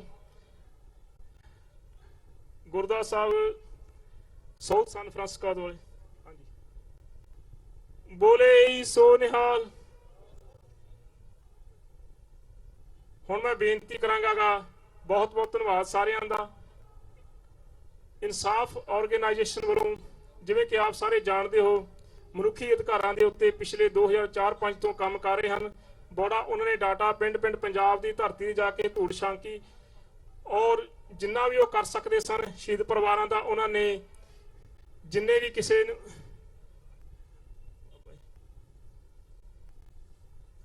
ਮਾਫ ਕਰਨਾ ਸੋ ਮੈਂ ਬੇਨਤੀ ਕਰ ਰਿਹਾ ਸੀਗਾ ਕਿ ਇਨਸਾਫ ਆਰਗੇਨਾਈਜੇਸ਼ਨ ਵੱਲੋਂ ਭਾਈ ਬਚਿੱਤਰ ਸਿੰਘ ਜੀ ਉਹ ਆਪ ਜੀ ਦੇ ਨਾਲ ਕੁਝ ਸਮਾਂ ਆਪਣੇ ਵਿਚਾਰ ਸਾਂਝੇ ਕਰਨਗੇ। ਕੁਝ ਡਾਕੂਮੈਂਟਸ ਨੇ ਉਹ ਆਪ ਜੀ ਨਾਲ ਸਾਂਝੇ ਕਰਨਗੇ। ਉਹਨਾਂ ਨੇ ਬੜੇ ਲੰਮੇ ਸਮੇਂ ਤੋਂ ਉਪਰਾਲਾ ਕਰ ਰਹੇ ਹਨ। ਜੋ ਵੀ ਵਾਇਓਲੇਸ਼ਨ ਜੋ ਵੀ ਮਨੁੱਖੀ ਅਧਿਕਾਰਾਂ ਦਾ ਘਾਣ ਪੰਜਾਬ ਦੀ ਧਰਤੀ ਤੇ ਹੋਇਆ ਉਸ ਨੂੰ ਕਲੈਕਟ ਕਰਨ ਦਾ ਯਤਨ ਕਰ ਰਹੇ ਹਨ। ਇਨਸਾਫ ਆਰਗੇਨਾਈਜੇਸ਼ਨ ਉਹਨਾਂ ਵੱਲੋਂ ਭਾਈ ਬਚਿੱਤਰ ਸਿੰਘ ਜੀ ਕੁਝ ਮਿੰਟਾਂ ਵਾਸਤੇ ਆਪਣੇ ਵਿਚਾਰ ਤੁਹਾਡੇ ਨਾਲ ਸਾਂਝੇ ਕਰਨਗੇ। ਵਾਹਿਗੁਰੂ ਜੀ ਕਾ ਖਾਲਸਾ ਵਾਹਿਗੁਰੂ ਜੀ ਕੀ ਫਤਿਹ।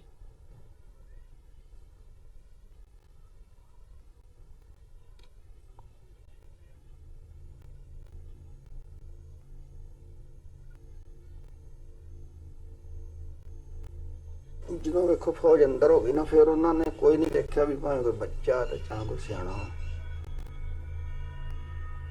ਉਹਨਾਂ ਤੇ ਵੀ ਆਪਾਂ ਖਤਮ ਕਰਨਾ ਸਾਰਾ।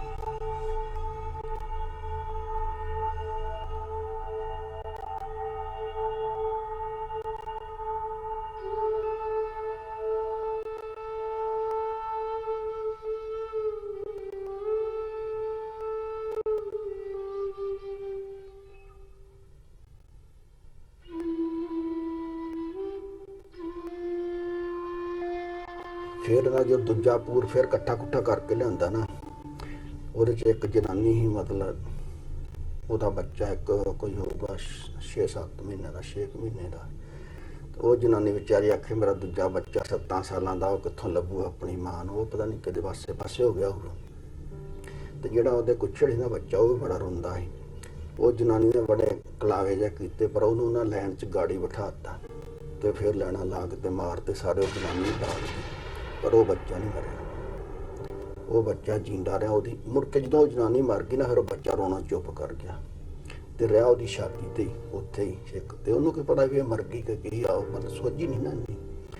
ਤੇ ਉੱਥੇ ਰਿਹਾ ਮਾਂ ਦੇ ਕੋਲ ਹੀ। ਉਸ ਤੋਂ ਬਾਅਦ ਫਿਰ ਉਹ ਬੱਚੇ ਨਾ ਇੱਕ ਲੱਗੇ ਵੀ ਉਹਦੇ ਮਾਂ ਜੀ ਫੜ ਲੈਂਦੇ, ਬੱਚਾ ਜਿੰਦਾ, ਚੱਲ ਬਚਾ ਲਾਂਗੇ। ਤੇ ਉਹਨਾਂ ਦਾਬਾ ਮਾਰ ਕੇ ਉਹਨੂੰ ਪਰੇ ਕਰਤਾ ਤੇ ਬੱਚੇ ਨੂੰ ਮਾਰਤਾ ਗੋਲੀ ਮਾਰ।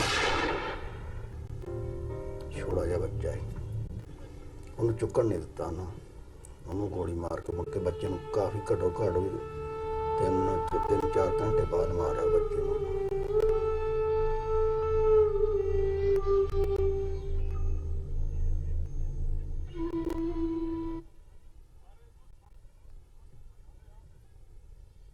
ਹਾਂਜੀ, ਗੁਰੂ ਪਿਆਰੀ ਸਾਧ ਸੰਗਤ ਜੀ, ਵਾਹਿਗੁਰੂ ਜੀ ਕਾ ਖਾਲਸਾ, ਵਾਹਿਗੁਰੂ ਜੀ ਕੀ ਫਤਿਹ।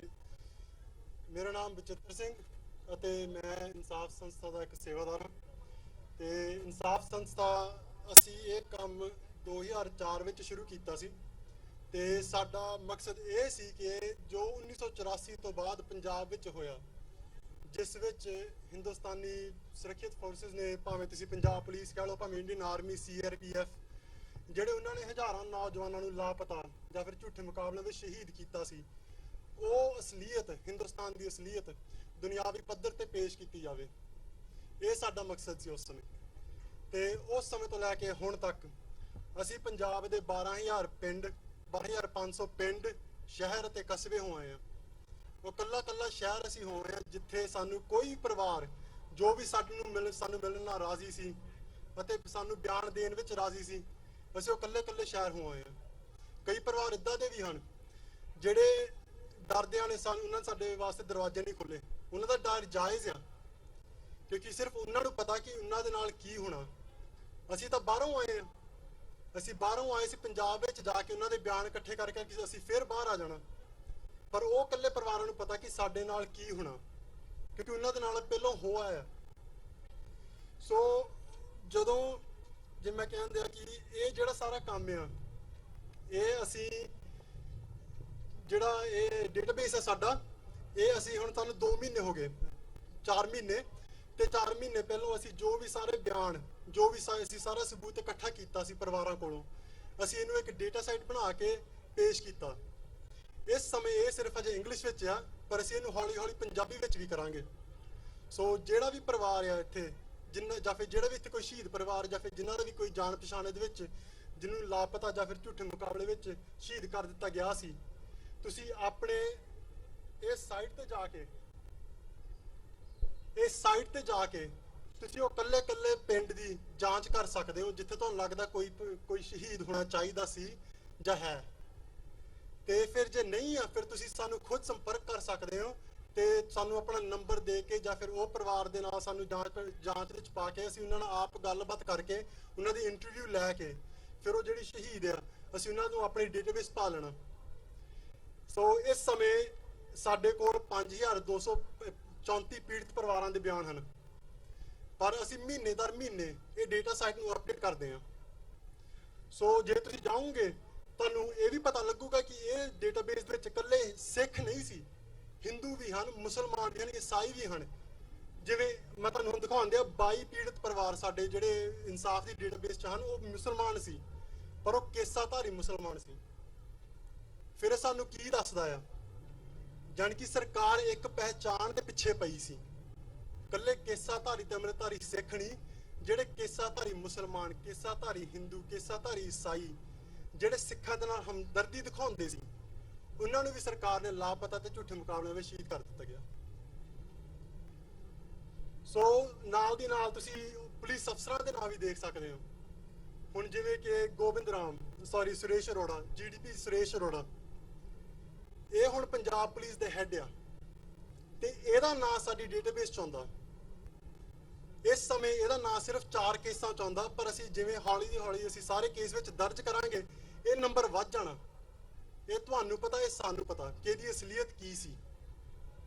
ਸੋ ਤਾਂ ਕਰਕੇ ਮੈਂ ਤੁਹਾਨੂੰ ਪਹਿਲਾਂ ਹੀ ਗੱਲ ਕਹੀ ਸੀ ਕਿ ਜਿਹੜੇ ਪਰਿਵਾਰ ਸਾਡੇ ਨਾਲ ਗੱਲ ਕਰਨ 'ਚ ਨਹੀਂ ਰਾਜ਼ੀ ਉਹਨਾਂ ਦਾ ਡਰ ਜਾਇਜ਼ ਹੈ, ਕਿਉਂਕਿ ਸੁਰੇਸ਼ ਅਰੋੜਾ ਵਰਗੇ ਜਿਨ੍ਹਾਂ ਨੇ 30 ਸਾਲ ਪਹਿਲਾਂ ਉਹਨਾਂ ਦੇ ਨੌਜਵਾਨਾਂ ਨੂੰ ਸਿੱਖ ਪੰਥ ਦੇ ਨੌਜਵਾਨਾਂ ਨੂੰ ਲਾਪਤਾ ਤੇ ਝੂਠੇ ਮੁਕਾਬਲੇ ਵਿੱਚ ਸ਼ਹੀਦ ਕੀਤਾ ਸੀ, ਉਹਨਾਂ ਦੀ ਹੁਣ ਇੰਨੀ ਤਰੱਕੀ ਹੋਈ ਹੈ ਕਿ ਹੁਣ ਪੰਜਾਬ ਪੁਲਿਸ ਦੇ ਹੈੱਡ ਬਣੇ ਆ।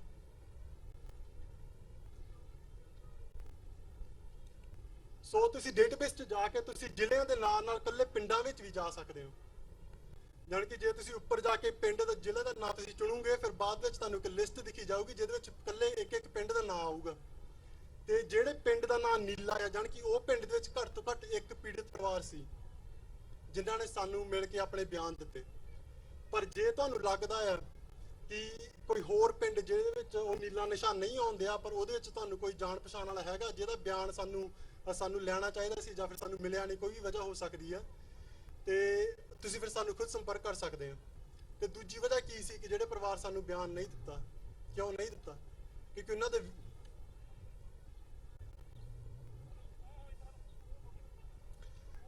ਦੇ ਵਿਹੜੇ ਉੱਜੜ ਗਏ ਹਨ। ਉਹਨਾਂ ਦੇ ਘਰ ਵਿੱਚ ਕੋਈ ਨਹੀਂ ਰਿਹਾ ਜਿਹੜਾ ਸਾਨੂੰ ਬਿਆਨ ਦੇ ਸਕਦਾ ਸੀ। ਅਸੀਂ ਇਦਾਂ ਦੇ ਬਹੁਤ ਘਰ ਹੋ ਆਏ ਆ ਜਿਨ੍ਹਾਂ ਦੇ ਵਿਹੜੇ ਬਸ ਖੰਜਰ ਹੋਏ ਪਏ ਹਨ ਤੇ ਘਰ ਦਾ ਕੋਈ ਨਾਮੋ ਨਿਸ਼ਾਨ ਨਹੀਂ। ਕਿਸੇ ਨੂੰ ਨਹੀਂ ਪਤਾ ਕਿ ਜਿਹੜਾ ਇਹਨਾਂ ਦਾ ਬੱਚਾ ਕੁਚਾ ਜੀ ਸੀ ਕਿੱਥੇ ਆ ਕਿੱਥੇ ਨਹੀਂ ਆ। ਤਾਂ ਫਿਰ ਇਦਾਂ ਦੇ ਵੀ ਬਹੁਤ ਕੇਸ ਹਨ। ਸੋ ਜੇ ਤੁਹਾਨੂੰ ਪਤਾ ਕਿ ਕਿਸੇ ਕੋਈ ਪਿੰਡ ਦਾ ਜੀ ਤੇ ਉਹਨਾਂ ਦੇ ਘਰ ਨੂੰ ਹੁਣ ਜਿੰਦਰੇ ਲੱਗੇ ਹਨ, ਪਰ ਉਹ ਬਾਹਰ ਇਸੇ ਵਿਲਾਇਤ 'ਚ ਬੈਠੇ ਹਨ, ਜਰਮਨੀ, ਇੰਗਲੈਂਡ, ਜਿਹੜੇ ਮਰਜ਼ੀ ਮੁਲਕ ਵਿੱਚ, ਤੁਸੀਂ ਸਾਡੀ ਵੈਬਸਾਈਟ ਤੇ ਜਾ ਕੇ ਸਾਨੂੰ ਖੁਦ ਈਮੇਲ ਭੇਜ ਸਕਦੇ ਹੋ ਤੇ ਅਸੀਂ ਆਪਣੀ ਟੀਮ ਉੱਥੇ ਭੇਜ ਦੇਵਾਂਗੇ ਉਹਨਾਂ ਨਾਲ ਗੱਲਬਾਤ ਕਰਨ ਲਈ। ਤੇ ਇਸ ਤੋਂ ਬਾਅਦ ਬਸ ਇੱਕ ਛੋਟੀ ਜਿਹੀ ਹੋਰ ਗੱਲ ਆ ਮੈਂ ਤੁਹਾਡੇ ਨਾਲ ਸਾਂਝੀ ਕਰਨਾ ਚਾਹੁੰਦਾ। ਤੇ ਇਹ ਇੱਕ ਪਰਿਵਾਰ ਦਾ ਬਿਆਨ ਆ। ਜਦੋਂ ਅਸੀਂ ਇੱਕ ਪਰਿਵਾਰ ਨੂੰ ਮਿਲਣ ਗਏ ਸਨ ਤੇ ਉਹ ਪਰਿਵਾਰ ਦੇ ਜਿਹੜਾ ਵੱਡਾ ਵੀਰ ਸੀ ਉਹ ਸ਼ਹੀਦ ਸੀ, ਤੇ ਜਿਹੜਾ ਛੋਟਾ ਭਰਾ ਸੀ ਉਹਨੂੰ ਤੇ ਉਹਦੇ ਵੱਡੇ ਵੀਰ ਨੂੰ ਦੋ ਪੁਲਿਸ ਅਫਸਰਾਂ ਨੇ ਦੋਵਾਂ ਨੂੰ ਇਕੱਠਿਆਂ ਨੂੰ ਅਰੈਸਟ ਕਰਕੇ ਉਹਨਾਂ ਨੂੰ ਕੈਦਖਾਨੇ ਵਿੱਚ ਰੱਖਿਆ ਸੀ ਨਾਲੋਂ ਨਾਲ। ਤੇ ਅਸੀਂ ਜਦੋਂ ਉਹਦੇ ਭਰਾ ਨਾਲ ਗੱਲ ਕੀਤੀ, ਕਿਉਂਕਿ ਉਹ ਜਿਹੜਾ ਭਰਾ ਸੀ ਸਾਨੂੰ ਬਿਆਨ ਦੇਣ ਲਈ ਰਾਜ਼ੀ ਸੀ, ਤੇ ਅਸੀਂ ਜਦੋਂ ਉਹਨਾਂ ਦੇ ਭਰਾ ਦੇ ਨਾਲ ਗੱਲ ਕੀਤੀ ਸੀ ਉਹਨਾਂ ਨੂੰ ਪੁੱਛਿਆ ਕਿ ਤੁਸੀਂ ਦੱਸੋ ਕਿ ਇਹ ਘਟਨਾ ਕਿੱਦਾਂ ਵਾਪਰੀ। ਤੇ ਉਹਨਾਂ ਨੇ ਸਾਨੂੰ ਦੱਸਿਆ ਕਿ ਸਾਨੂੰ ਉਹਨਾਂ ਨੇ 3-4 ਦਿਨ ਰੱਖਿਆ ਉੱਥੇ ਪੁਲਿਸ ਸਟੇਸ਼ਨ ਤੇ ਤਸੀਹੇ ਤਸ਼ੱਦਦ ਬਹੁਤ ਦਿੱਤੇ, ਘੋਟਨੇ ਫੇਰੇ, ਛੱਡੇ ਪਾੜੇ, ਸਭ ਕੁਝ ਕੀਤਾ। ਤੇ ਕਹਿੰਦਾ ਇੱਕ ਰਾਤ ਜਦੋਂ ਮੇਰੀ ਅੱਖ ਲੱਗੀ, ਮੈਂ ਸੁੱਤਾ ਪਿਆ ਤੇ ਅਚਾਨਕ ਮੇਰੀ ਅੱਖ ਖੁੱਲੀ ਤੇ ਮੈਂ ਦੇਖਿਆ ਕਿ ਮੇਰੇ ਵੱਡੇ ਭਰਾ ਨੂੰ ਉਹ ਕੰਧੇ ਦਾ ਸਹਾਰਾ ਦੇ ਕੇ ਪੁਲਿਸ ਅਫਸਰ ਦੋ ਕੰਧੇ ਦਾ ਸਹਾਰਾ ਦੇ ਕੇ ਲੈ ਕੇ ਜਾਂਦੇ ਸਨ। ਤੇ ਮੈਂ ਆਪਣੇ ਭਰਾ ਨੂੰ ਪਿੱਛੋਂ ਹਾਕ ਮਾਰੀ ਕਿ ਵੀਰ ਜੀ ਕਿੱਥੇ ਚੱਲੇ, ਕਿ ਕੀ ਹੋਇਆ ਹੁਣ। ਤੇ ਕਹਿੰਦੇ ਉਹਦੇ ਭਰਾ ਨੇ ਮੁੜ ਕੇ ਮੈਨੂੰ ਜਵਾਬ ਇਹ ਦਿੱਤਾ, ਮੇਰੇ ਭਰਾ ਨੇ ਮੈਨੂੰ ਮੁੜ ਕੇ ਜਵਾਬ ਇਹ ਦਿੱਤਾ ਕਿ ਇਹ ਦੋ ਪੁਲਿਸ ਅਫਸਰਾਂ ਨੂੰ ਮੈਂ ਗੱਲ ਕਰਦੇ ਸੁਣ ਲਿਆ ਸੀ ਕਿ ਇਹ ਕਹਿੰਦੇ ਸਨ ਕਿ ਜਿਹੜਾ ਛੋਟਾ ਆ ਇਹਨੂੰ ਆਪਾਂ ਸੂਏ ਤੇ ਲੈ ਕੇ ਮਾਰ ਦਿੰਨੇ ਆ। ਕਹਿੰਦਾ ਮੈਂ ਪਰ ਇਹਨਾਂ ਨੂੰ ਬੇਨਤੀ ਕਰਕੇ ਮਨਾਇਆ ਕਿ ਤੁਸੀਂ ਮੇਰੇ ਭਰਾ ਨੂੰ ਛੱਡ ਦਿਓ, ਮੈਨੂੰ ਲੈ ਜਾਓ। ਕਹਿੰਦਾ ਫਿਰ ਮੈਨੂੰ ਇਹ ਉੱਥੇ ਲੈ ਕੇ ਚੱਲੇ ਹਨ ਜਿੱਥੇ ਇਹਨਾਂ ਨੇ ਤੈਨੂੰ ਲੈ ਕੇ ਜਾਣਾ ਸੀ।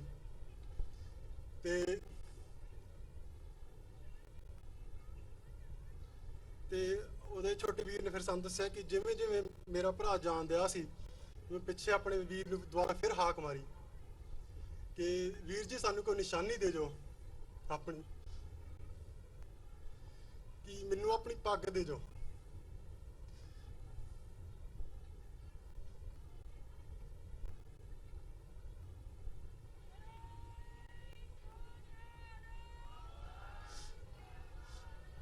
ਕਿ ਵੀਰ ਜੀ ਮੈਨੂੰ ਆਪਣੀ ਪੱਗ ਦੇ ਜਾਓ। ਕਹਿੰਦਾ ਫਿਰ ਮੈਂ ਜੇਲ੍ਹ ਦੇ ਜਿਹੜੀਆਂ ਸਲਾਖਾਂ ਉਹਨਾਂ ਦੇ ਵਿੱਚੋਂ ਆਪਣਾ ਹੱਥ ਕੱਢ ਕੇ ਖੁਦ ਆਪਣੇ ਪੱਗ ਦੀ ਆਪਣੇ ਵੀਰ ਦੀ ਵੱਡੇ ਵੀਰ ਦੀ ਪੱਗ ਲਾ ਕੇ ਆਪਣੇ ਸਿਰ ਸਜਾਈ ਤੇ ਆਪਣੇ ਆ ਜਿਹੜਾ ਸਾਫਾ ਸੀ ਉਹ ਮੈਂ ਆਪਣੇ ਭਰਾ ਦੇ ਸਿਰ ਤੇ ਬੰਨਿਆ। ਤੇ ਕਹਿੰਦਾ ਫਿਰ ਉਹਨਾਂ ਨੇ ਉਸੇ ਰਾਤ ਉਹ ਮੇਰੇ ਵੱਡੇ ਭਰਾ ਨੂੰ ਫਿਰ ਸ਼ਹੀਦ ਕਰਤਾ ਤੇ ਮੈਨੂੰ 2-3 ਦਿਨ ਬਾਅਦ ਉਹਨਾਂ ਨੇ ਛੱਡਤਾ। ਤੇ ਗੱਲ ਇਹ ਕਿ ਆਪਾਂ ਜਦੋਂ ਇਹਨਾਂ ਨੂੰ ਦੇਖਦੇ ਆ ਆਪਾਂ ਨੂੰ ਸਿਰਫ ਤਸਵੀਰਾਂ ਦਿਖਦੀਆਂ, ਪਰ ਆਪਾਂ ਇਹ ਭੁੱਲ ਜਾਂਦੇ ਆ ਕਿ ਇਹ ਕਿਸੇ ਦੇ ਭਰਾ ਸਨ, ਭੈਣਾਂ ਸਨ, ਪੁੱਤ ਧੀ, ਮਾਂ ਪਿਓ, ਬਜ਼ੁਰਗ, ਹਨਾ, ਆਪਾਂ ਇਹ ਅਸਲੀਅਤ ਭੁੱਲ ਜਾਂਦੇ ਹਾਂ। ਸੋ ਆਪਾਂ ਨੂੰ ਇਹ ਚੀਜ਼ਾਂ ਚੇਤੇ ਰੱਖਣੀਆਂ ਚਾਹੀਦੀਆਂ ਕਿ ਇਕੱਲੀ ਇਕੱਲੀ ਤਸਵੀਰ ਪਿੱਛੇ ਕਿਸੇ ਪਰਿਵਾਰ ਦਾ ਦੁੱਖ ਆ, ਕਿਸੇ ਪਰਿਵਾਰ ਦੀ ਮੰਗ ਆ ਕਿ ਸਾਨੂੰ ਇਨਸਾਫ ਮਿਲੇ, ਕਿ ਜਿਨ੍ਹਾਂ ਨੇ ਸਾਡੇ ਧੀਆਂ ਪੁੱਤਾਂ ਦੇ ਨਾਲ, ਸਾਡੇ ਘਰ ਨਾਲ ਇਹ ਕੁਝ ਕੀਤਾ, ਕਿ ਉਹਨਾਂ ਨੂੰ ਅੱਗੇ ਜਾ ਕੇ ਜੋ ਕੁਝ ਹੋਣਾ ਉਹ ਤਾਂ ਗੁਰੂ ਸਾਹਿਬ ਨੂੰ ਹੀ ਪਤਾ। ਪਰ ਇਸ ਜਨਮ ਵਿੱਚ ਜੇ ਆਪਾਂ ਉਹ ਪਰਿਵਾਰਾਂ ਲਈ ਕੁਝ ਕਰ ਸਕਦੇ ਹਾਂ ਤਾਂ ਫਿਰ ਆਪਾਂ ਨੂੰ ਕਰਨਾ ਚਾਹੀਦਾ ਆ। ਜਿਨ੍ਹਾਂ ਪਰਿਵਾਰਾਂ ਨੇ ਇੰਨੀ ਸ਼ਹੀਦੀ, ਇੰਨੀ ਕੁਰਬਾਨੀ ਦੇ ਕੇ ਹਨਾ ਆਪਣੇ ਧੀਆਂ ਪੁੱਤਾਂ ਨੂੰ, ਤੇ ਉਹਨਾਂ ਜਿਹੜੇ ਧੀਆਂ ਪੁੱਤਾਂ ਨੇ ਫਿਰ ਆਪਣੇ ਵਾਸਤੇ ਇੰਨੀ ਸ਼ਹੀਦੀ ਪਾਈ, ਆਪਾਂ ਇੰਨਾ ਕੁ ਤਾਂ ਇਹਨਾਂ ਪਰਿਵਾਰਾਂ ਲਈ ਕਰ ਸਕਦੇ ਹਾਂ। ਇਹਨਾਂ ਦੀ ਮੰਗ ਕੋਈ ਵੱਡੀ ਮੰਗ ਨਹੀਂ ਆ, ਇਹ ਸਿਰਫ ਇਨਸਾਫ ਮੰਗਦੇ ਆ। ਤੇ ਇਹ ਫਿਰ ਆਪਾਂ ਆਪਣੀ ਮਰਜ਼ੀ ਆ ਕਿ ਆਪਾਂ ਉਹਨਾਂ ਨੂੰ ਇਨਸਾਫ ਦਿਲਾਉਣਾ ਕਿ ਨਹੀਂ ਦਿਲਾਉਣਾ। ਤੇ ਸਾਡੀ ਸੰਸਥਾ ਦਾ ਇਹੀ ਮਕਸਦ ਆ ਕਿ ਅਸੀਂ ਜੋ ਪੁਲਿਸ ਅਫਸਰ, ਕੱਲਾ ਕੱਲਾ ਸਰਕਾਰੀ ਬੰਦਾ ਜਿਹਦਾ ਨਾਂ ਆਉਂਦਾ ਆ, ਅਸੀਂ ਉਹ ਕੱਲਾ ਕੱਲਾ ਨਾਂ ਦਰਜ ਕੀਤਾ। ਜਿੱਥੇ ਕੇਸ ਬਣਦੇ ਆ ਅਸੀਂ ਕੇਸ ਬਣਾਉਂਦੇ ਆ। ਅਸੀਂ UN ਦੇ ਨਾਲ ਕੰਮ ਕਰਦੇ ਆ, Amnesty international, human rights watch, ਕੱਲੀ ਜਿਹੜੀ UN ਦੀ ਸੰਸਥਾ, ਅਸੀਂ ਉਹਨਾਂ ਕੱਲੀ ਸੰਸਥਾਵਾਂ ਨਾਲ ਕੰਮ ਕਰਦੇ ਆ। ਤੇ ਜੇ ਫਿਰ ਤੁਹਾਡੇ ਕੋਲ ਕੋਈ ਹੋਰ ਸਵਾਲ ਹੋਵੇ ਮੇਰੇ ਤੋਂ, ਬਸ ਇੰਨੀ ਕੀ ਗੱਲ ਆ ਮੇਰੇ ਵੱਲੋਂ, ਤੇ ਫਿਰ ਤੁਸੀਂ ਮੈਨੂੰ ਖੁਦ ਬਾਅਦ ਵਿੱਚ ਆਣ ਕੇ ਮਿਲ ਸਕਦੇ ਹੋ, ਜਾਂ ਫਿਰ ਤੁਸੀਂ ਜੇ ਈਮੇਲ ਨਾ ਲਿਖਿਆ ਹੋਵੇ, ਮੈਂ ਬੇਨਤੀ ਕਰਦਾ ਕਿ ਉਹ ਪਾਵਰਪੁਆਇੰਟ ਫਿਰ ਦੁਬਾਰਾ ਸਕਰੀਨ ਤੇ ਕੀਤੀ ਜਾਵੇ। ਇੱਕ ਮਿੰਟ ਸਰ।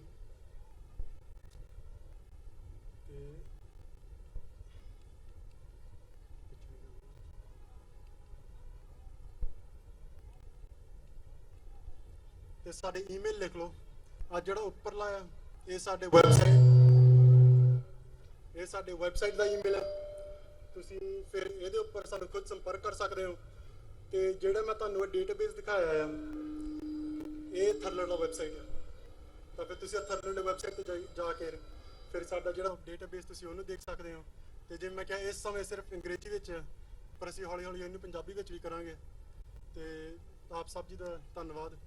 ਵਾਹਿਗੁਰੂ ਜੀ ਕਾ ਖਾਲਸਾ, ਵਾਹਿਗੁਰੂ ਜੀ ਕੀ ਫਤਿਹ।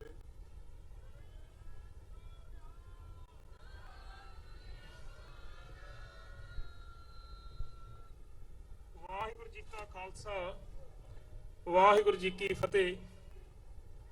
ਗੁਰੂ ਸਵਾਰਿਓ, ਆਪ ਜੀ ਦੇ ਸਨਮੁਖ ਇਨਸਾਫ ਜਥੇਬੰਦੀ ਵੱਲੋਂ ਸਤਿਕਾਰਯੋਗ ਵੀਰ ਬਚਿੱਤਰ ਸਿੰਘ ਹੋਣਾ ਨੇ ਆਪਣੇ ਵਿਚਾਰ ਸਾਂਝੇ ਕੀਤੇ ਨੇ। ਉਹਨਾਂ ਦੀ ਜਥੇਬੰਦੀ ਜੋ ਕਾਰਜ ਕਰ ਰਹੀ ਏ, ਜੋ ਉਹਨਾਂ ਨੇ ਕੀਤਾ ਏ, ਅਤੇ ਉਹਨਾਂ ਪੀੜਤ ਪਰਿਵਾਰਾਂ ਦੀ ਦਾਸਤਾਨ ਤੁਹਾਡੇ ਨਾਲ ਸਾਂਝੀ ਕੀਤੀ ਏ, ਜਿਹੜੇ ਕਿ ਇੰਨਾ ਲੰਮਾ ਸਮਾਂ ਬੀਤ ਜਾਣ ਤੋਂ ਬਾਅਦ ਵੀ ਇੱਕ ਡਰ ਅਤੇ ਸਹਿਮ ਦੇ ਮਾਹੌਲ ਦੇ ਵਿੱਚ ਆਪਣੀ ਜ਼ਿੰਦਗੀ ਜੀ ਰਹੇ ਹਨ। ਉਹਨਾਂ ਦੀ ਦਾਸਤਾਨ ਬਿਆਨ ਕਰਦਿਆਂ ਹੋਇਆਂ ਵੀ ਦਿਲ ਭਰਦਾ ਏ ਤੇ ਜ਼ੁਬਾਨ ਰੁਕਦੀ ਏ। ਸੋ ਇਹਨਾਂ ਵੀਰਾਂ ਦਾ ਬਹੁਤ ਬਹੁਤ ਧੰਨਵਾਦ। ਇੱਕ ਬੱਚੀ ਆ ਅਨਮੋਲਪ੍ਰੀਤ ਕੌਰ, ਉਹਨੇ 1 ਮਿੰਟ ਦੇ ਵਿੱਚ 2-4 ਬੋਲ ਸਾਂਝੇ ਕਰਨੇ ਹਨ। ਇਸ ਦੇ ਨਾਲ ਉਹਨਾਂ ਤੋਂ ਉਪਰੰਤ ਬੇਨਤੀ ਕਰਾਂਗਾ ਸਰ ਰੇਸ਼ਮ ਸਿੰਘ ਜੀ ਹੁਣੀ 5 ਮਿੰਟ ਵਾਸਤੇ ਆਪ ਜੀ ਨਾਲ ਵਿਚਾਰ ਸਾਂਝੇ ਕਰਨਗੇ, ਤੇ ਉਸ ਦੇ ਨਾਲ ਹੀ ਸਰ ਪ੍ਰਭਜੋਤ ਸਿੰਘ ਜੀ, ਤੇ 2 ਸਾਡੇ ਪਾਸ ਵਿਸ਼ੇਸ਼ ਤੌਰ ਤੇ ਜੋ ਸੰਦੇਸ਼ ਆਏ ਹਨ। ਇੱਕ ਉਹ ਸੰਦੇਸ਼ ਹੈ ਜਿਹੜੇ ਕਿ ਪਿਛਲੇ ਲੰਮੇ ਸਮੇਂ ਤੋਂ ਜਲਾਵਤਨ ਕੱਟ ਰਹੇ ਹਨ। ਦਲ ਖਾਲਸਾ ਦੇ ਫਾਊਂਡਰ ਮੈਂਬਰ ਭਾਈ ਸਾਹਿਬ ਭਾਈ ਗਜਿੰਦਰ ਸਿੰਘ ਜੀ ਹੁਣੀ, ਉਹਨਾਂ ਵੱਲੋਂ ਵਿਸ਼ੇਸ਼ ਤੌਰ ਦੇ ਉੱਤੇ ਉੱਥੋਂ ਇੱਕ ਪੈਗਾਮ ਆਇਆ ਹੈ। ਤੇ ਉਹਨਾਂ ਦੇ ਨਾਲ ਹੀ ਸਿੰਘ ਸਾਹਿਬ ਗਿਆਨੀ ਰਾਮ ਸਿੰਘ ਜੀ ਮੁਖੀ ਦਮਦਮੀ ਟਕਸਾਲ, ਉਹਨਾਂ ਵੱਲੋਂ ਵੀ ਵਿਸ਼ੇਸ਼ ਤੌਰ ਤੇ ਸਨੇਹ ਭੇਜਣ, ਉਹ ਵੀ ਆਪ ਸੰਗਤਾਂ ਦੇ ਦਰਮਿਆਨ ਪੜ੍ਹੇ ਜਾਣਗੇ। ਸੋ ਮੈਂ ਪਹਿਲਾਂ ਬੇਨਤੀ ਕਰਾਂਗਾ ਬੱਚੀ ਅਨਮੋਲਪ੍ਰੀਤ ਕੌਰ, ਉਹ 1 ਮਿੰਟ ਵਾਸਤੇ ਆਪਣੇ ਵਿੱਚ ਕਵਿਤਾ ਹੈ ਜੋ 2-4 ਬੋਲ ਹਨ ਉਹ ਸਾਂਝੇ ਕਰੇਗੀ। ਅਨਮੋਲਪ੍ਰੀਤ ਕੌਰ।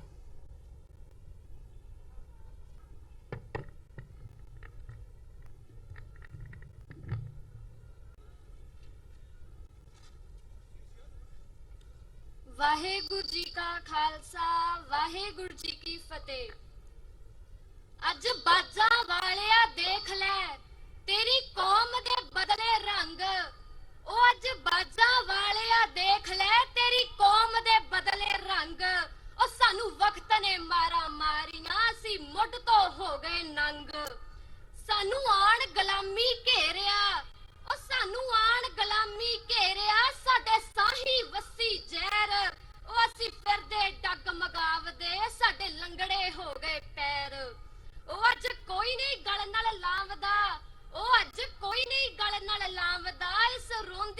ਨਿਮਾਣੀ ਨੂੰ। ਉਹ ਮੈਂ ਦੇਸ਼ ਨਹੀਂ ਆਪਣਾ ਮੰਨਦਾ ਜਿੱਥੇ ਅੱਗਾਂ ਲੱਗਣ ਪਾਣੀ ਨੂੰ। ਉਹ ਸਾਡੇ ਤਖਤ ਤੇ ਤੋਪਾਂ ਚਾੜੀਆਂ, ਉਹ ਸਾਡੇ ਤਖਤ ਤੇ ਤੋਪਾਂ ਚਾੜੀਆਂ, ਮੇਰੀ ਹਰ ਪਲ ਰੋਵੇ ਅੱਖ। ਅਸੀਂ ਰੋਈਏ ਹੰਝੂ ਖੂਨ ਦੇ, ਸਾਡੀ ਮਾਰੀ ਗਈ ਹੈ ਮੱਤ। ਉਹ ਅਸੀਂ ਰੋਈਏ ਹੰਝੂ ਖੂਨ ਦੇ, ਸਾਡੀ ਮਾਰੀ ਗਈ ਹੈ ਮੱਤ। ਉਹ ਅੱਜ ਕੋਈ ਨਹੀਂ ਗਲ ਨਾਲ ਲਾਵਦਾ ਇਸ ਰੋਂਦੀ ਜਿੰਦ ਨਿਮਾਣੀ ਨੂੰ। ਮੈਂ ਦੇਸ਼ ਨਹੀਂ ਆਪਣਾ ਮੰਨਦਾ ਜਿੱਥੇ ਅੱਗਾਂ ਲੱਗਣ ਪਾਣੀ ਨੂੰ। ਉਹ ਅਸਾਂ ਸਾਂਝ 'ਚ ਧੋਖਾ ਖਾ ਲਿਆ, ਉਹ ਅਸਾਂ ਸਾਂਝ 'ਚ ਧੋਖਾ ਖਾ ਲਿਆ, ਸਾਡਾ ਦੁਸ਼ਮਣ ਬਣਿਆ ਯਾਰ। ਉਹ ਸਾਨੂੰ ਅੱਗੋਂ ਜੱਫੀਆਂ ਪਾਵਦਾ ਤੇ ਪਿੱਠ ਤੇ ਕਰਦਾ ਵਾਰ। ਉਹ ਸਾਡੇ ਬੋਲਣ ਤੇ ਪਾਬੰਦੀਆਂ, ਉਹ ਸਾਡੇ ਬੋਲਣ ਤੇ ਪਾਬੰਦੀਆਂ, ਤੇ ਹੂਕ ਨਾ ਸੁਣਦਾ ਕੋਈ। ਉਹ ਧਰਤੀ ਦੇਸ਼ ਪੰਜਾਬ ਦੀ ਅੱਜ ਰੋ ਰੋ ਕਮਲੀ ਹੋਈ। ਮੈਂ ਚੁੱਕ ਚੁੱਕ ਮੱਥੇ ਲਾਵਦਾ ਇਸ ਖੂਨ 'ਚ ਵੱਜੀ ਧਾਣੀ ਨੂੰ। ਉਹ ਮੈਂ ਦੇਸ਼ ਨਹੀਂ ਆਪਣਾ ਮੰਨਦਾ ਜਿੱਥੇ ਅੱਗਾਂ ਲੱਗਣ ਪਾਣੀ ਨੂੰ। ਉਹ ਅਸੀਂ ਬਿਖਰੇ ਪੈਂਡੇ ਚੱਲ ਕੇ ਆਏ ਬਿਰਹਾਂ ਵਾਲੇ ਸ਼ਹਿਰ, ਉਹ ਆਪਣੇ ਵਿੱਚ ਮਕਾਨ ਦੇ ਅਸੀਂ ਵਸੀਏ ਬਣ ਕੇ ਗੈਰ। ਸਾਡੇ ਸਿਰ ਤੇ ਝੱਖੜ ਝੁੱਲਦੇ, ਉਹ ਸਾਡੇ ਸਿਰ ਤੇ ਝੱਖੜ ਝੁੱਲਦੇ, ਸਾਡੇ ਸੀਨੇ ਬਲਦੀ ਅੱਗ। ਉਹ ਮੇਰੀ ਰੂਹ ਹੈ ਚੀਕਾਂ ਮਾਰਦੀ, ਵੇਖ ਪੈਰੀ ਰੁਲਦੀ ਪੱਗ। ਉਹ ਮੇਰੀ ਰੂਹ ਹੈ ਚੀਕਾਂ ਮਾਰਦੀ, ਵੇਖ ਪੈਰੀ ਰੁਲਦੀ ਪੱਗ। ਉਹ ਅੱਜ ਕੋਈ ਵੀ ਨਹੀਂ ਸੁਲਝਾਵਦਾ, ਅੱਜ ਕੋਈ ਵੀ ਨਹੀਂ ਸੁਲਝਾਵਦਾ ਇਸ ਹੋਰ ਉਲਝੀ ਹੋਈ ਧਾਣੀ ਨੂੰ। ਉਹ ਮੈਂ ਦੇਸ਼ ਨਹੀਂ ਆਪਣਾ ਮੰਨਦਾ ਜਿੱਥੇ ਅੱਗਾਂ ਲੱਗਣ ਬਾਣੀ ਨੂੰ। ਕੋਈ ਸਰੂਪ ਗੁਰਾਂ ਦੇ ਸਾੜਦਾ, ਕੋਈ ਰੱਖਦਾ ਹੱਥ ਬਾਂਗ। ਉਹ ਮੇਰੀ ਅਣਖ ਨੂੰ ਆਉਣ ਕਚੀਚੀਆਂ, ਮੇਰਾ ਰੋਂਦਾ ਏ ਜ਼ਮੀਰ। ਉਹ ਮੈਂ ਪੁੱਛਾਂ ਰੱਬਾ ਡਾਢਿਆ ਕੈਸੀ ਲਿਖਤੀ ਤੂੰ ਤਕਦੀਰ। ਅੱਜ ਕਿਉਂ ਨਹੀਂ ਨੱਥ ਪਾਵਦਾ, ਉਹ ਅੱਜ ਕਿਉਂ ਨਹੀਂ ਕੋਈ ਨੱਥ ਪਾਵਦਾ ਇਸ ਸੰਡਿਆਂ ਦੀ ਢਾਣੀ ਨੂੰ। ਉਹ ਮੈਂ ਦੇਸ਼ ਨਹੀਂ ਆਪਣਾ ਮੰਨਦਾ ਜਿੱਥੇ ਲੱਗਾ ਲੱਗਣ ਬਾਣੀ ਨੂੰ। ਸਾਰੇ ਦੇਸ਼ ਦਾ ਢਿੱਡ ਜੋ ਭਰਦਾ, ਉਹ ਮੇਰਾ ਸੋਹਣਾ ਵੀਰ ਕਿਸਾਨ, ਖੁਦ ਭੁੱਖਾ ਸੋਵੇ ਰਾਤ ਨੂੰ, ਉਹਦਾ ਕਰਜ਼ਾ ਕੱਢੇ ਜਾਣ। ਮਿੱਟੀ ਦੇ ਵਿੱਚ ਖਹਿ ਖਹਿ ਕੇ ਉਹ ਬਣ ਬੈਠਾ ਏ ਭਿਖਾਰੀ, ਉਹਦੇ ਡਾਕੇ ਵੱਜਣ ਹੱਕ ਤੇ ਉਹਦੀ ਰੁਲ ਗਈ ਏ ਸਰਦਾਰੀ। ਉਹ ਅਸੀਂ ਮਾਲਕ ਪੰਜ ਦਰਿਆਵਾਂ ਦੇ, ਉਹ ਅਸੀਂ ਆਪ ਮਾਲਕ ਪੰਜ ਦਰਿਆਵਾਂ ਦੇ, ਤੇ ਖੁਦ ਤਰਸਦੇ ਪਾਣੀ ਨੂੰ। ਮੈਂ ਦੇਸ਼ ਨਹੀਂ ਆਪਣਾ ਮੰਨਦਾ ਜਿੱਥੇ ਅੱਗਾਂ ਲੱਗਣ ਬਾਣੀ ਨੂੰ। ਉਹ ਅੱਜ ਗੱਭਰੂ ਮੇਰੇ ਦੇਸ਼ ਦੇ, ਉਹ ਅੱਜ ਗੱਭਰੂ ਮੇਰੇ ਦੇਸ਼ ਦੇ, ਕਿਉਂ ਬਦਲੀ ਬੈਠੇ ਭੇਸ। ਉਹ ਕੁਛ ਬਸ ਨਸ਼ਿਆਂ ਦੇ ਪੈ ਗਏ ਤੇ ਕੁਝ ਆ ਗਏ ਨੇ ਪਰਦੇਸ਼। ਹੱਥਾਂ ਵਿੱਚ ਮਹਿੰਗੀਆਂ ਡਿਗਰੀਆਂ, ਹੱਥਾਂ ਵਿੱਚ ਮਹਿੰਗੀਆਂ ਡਿਗਰੀਆਂ, ਤੇ ਬਣ ਵੇਟਰ ਕਮਾਉਂਦੇ ਰੁਪਈਏ। ਉਹ ਉੱਥੇ ਸਾਡੇ ਜੋ ਹੱਕ ਦੀਆਂ ਕੁਰਸੀਆਂ, ਉੱਥੇ ਆਣ ਬੈਠੇ ਨੇ ਭਈਏ। ਉਹ ਕੌਮ ਸੱਦੇ ਤੈਨੂੰ ਪਿੰਡਰਾਂ ਵਾਲਿਆ, ਉਹ ਹਰ ਸਿੱਖ ਸੱਦੇ ਤੈਨੂੰ ਪਿੰਡਰਾਂ ਵਾਲਿਆ, ਆ ਸਾਂਭ ਲੈ ਰੁਲਦੀ ਜਵਾਨੀ ਨੂੰ। ਉਹ ਦੇਸ਼ ਨਹੀਂ ਮੇਰਾ ਹੋ ਸਕਦਾ ਜਿੱਥੇ ਅੱਗਾਂ ਲੱਗਣ ਬਾਣੀ ਨੂੰ। ਉਹ ਦੇਸ਼ ਨਹੀਂ ਮੇਰਾ ਹੋ ਸਕਦਾ ਜਿੱਥੇ ਅੱਗਾਂ ਲੱਗਣ ਬਾਣੀ ਨੂੰ। ਬੋਲੇ ਸੋ ਨਿਹਾਲ। ਸੰਤ ਭਿੰਡਰਾਂ ਵਾਲਿਆਂ ਜੀ ਨੇ ਸਿਰਫ ਇੱਕ ਗੱਲ ਕਹੀ ਸੀ ਕਿ ਸਰੀਰ ਦਾ ਮਰਨਾ ਮੌਤ ਨਹੀਂ, ਜ਼ਮੀਰ ਦਾ ਮਰਨਾ ਮੌਤ ਹੈ। ਆਪਾਂ ਨੂੰ ਸਿਰਫ ਲੋੜ ਆਪਣਾ ਜ਼ਮੀਰ ਜਗਾਉਣ ਦੀ। ਜਿੱਦਣ ਹਰ ਸਿੱਖ ਦਾ ਅੰਦਰੋਂ ਜ਼ਮੀਰ ਕਹੇਗਾ ਨਾ ਕਿ ਸਾਨੂੰ ਏਕਤਾ ਕਰਨ ਦੀ ਜ਼ਰੂਰਤ ਹੈ, ਉਦੋਂ ਏਦਾਂ ਸਾਡੀ ਸਿੱਖੀ ਰੁਲੂਗੀ ਨਹੀਂ। ਸੋ ਪਲੀਜ਼ ਆਪਣੇ ਪਰਿਵਾਰਾਂ ਦੇ ਵਿੱਚ ਹੀ ਸਿੱਖੀ ਕਾਇਮ ਰੱਖੋ, ਆਪਣੇ ਵਿੱਚ ਸਿੱਖੀ ਕਾਇਮ ਰੱਖੋ। ਸਿੱਖ ਕੌਮ ਕਦੇ ਖਤਮ ਹੋਣ ਵਾਲਿਆਂ ਚੋਂ ਕੌਮ ਨਹੀਂ ਹੈਗੀ। ਵਾਹਿਗੁਰੂ ਜੀ ਕਾ ਖਾਲਸਾ, ਵਾਹਿਗੁਰੂ ਜੀ ਕੀ ਫਤਿਹ। ਵਾਹਿਗੁਰੂ ਜੀ ਕਾ ਖਾਲਸਾ, ਵਾਹਿਗੁਰੂ ਜੀ ਕੀ ਫਤਿਹ। ਬਹੁਤ ਬਹੁਤ ਧੰਨਵਾਦ ਬੱਚੀ ਅਨਮੋਲਪ੍ਰੀਤ ਕੌਰ ਦਾ, ਜਿਨੇ ਬੜੇ ਹੀ ਜੋਸ਼ ਜਜ਼ਬੇ ਨਾਲ ਅੱਜ ਦੇ ਜੋ ਮੌਜੂਦਾ ਹਾਲਾਤਾਂ ਦੇ ਉੱਤੇ ਆਪਣੇ ਕੁਝ ਸ਼ਬਦ ਪੇਸ਼ ਕੀਤੇ ਹਨ। ਸੋ ਸਤਿਗੁਰੂ ਕਿਰਪਾ ਕਰਨ, ਇਹ ਬੱਚੀ ਨੂੰ ਚੜ੍ਹਦੀ ਕਲਾ ਬਖਸ਼ਣ। ਇਸ ਦੇ ਨਾਲ ਬੇਨਤੀ ਕਰਾਂਗਾ 5 ਮਿੰਟ ਵਾਸਤੇ ਸਰ ਰੇਸ਼ਮ ਸਿੰਘ ਜੀ ਆਪਣੇ ਵਿਚਾਰ ਤੁਹਾਡੇ ਨਾਲ ਸਾਂਝੇ ਕਰਨਗੇ। ਇਹਨਾਂ ਦੇ ਨਾਲ ਹੀ ਬੇਨਤੀ ਕਰਾਂ ਕਿ ਪ੍ਰਭਜੋਤ ਸਿੰਘ, ਉਹ ਜਿੱਥੇ ਵੀ ਹਨ ਮੇਰੀ ਆਵਾਜ਼ ਸੁਣਦੇ ਹਨ, ਉਹ ਸਟੇਜ ਦੇ ਮਗਰ ਆਉਣ ਦਾ ਯਤਨ ਕਰਨ। ਔਰ ਇਹਨਾਂ ਤੋਂ ਬਾਅਦ ਜੋ ਮੈਸੇਜ ਆਏ ਹਨ ਉਹ ਆਪ ਜੀ ਨਾਲ ਸਾਂਝੇ ਕੀਤੇ ਜਾਣਗੇ। ਵਾਹਿਗੁਰੂ ਜੀ ਕਾ ਖਾਲਸਾ, ਵਾਹਿਗੁਰੂ ਜੀ ਕੀ ਫਤਿਹ।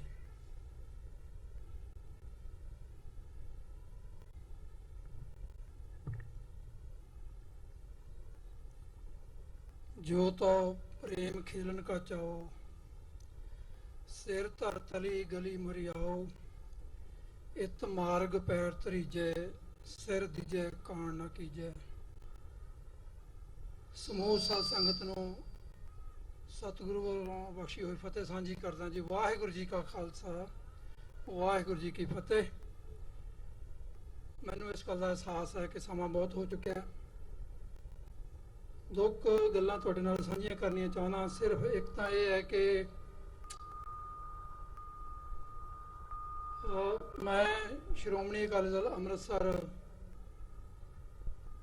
ਪਾਰਟੀ ਦੇ ਨਾਲ ਕੰਮ ਕਰਦਾ, ਉਹਨਾਂ ਦਾ ਸੀਨੀਅਰ ਵਾਈਸ ਪ੍ਰਧਾਨ ਅਮਰੀਕਾ 'ਚ।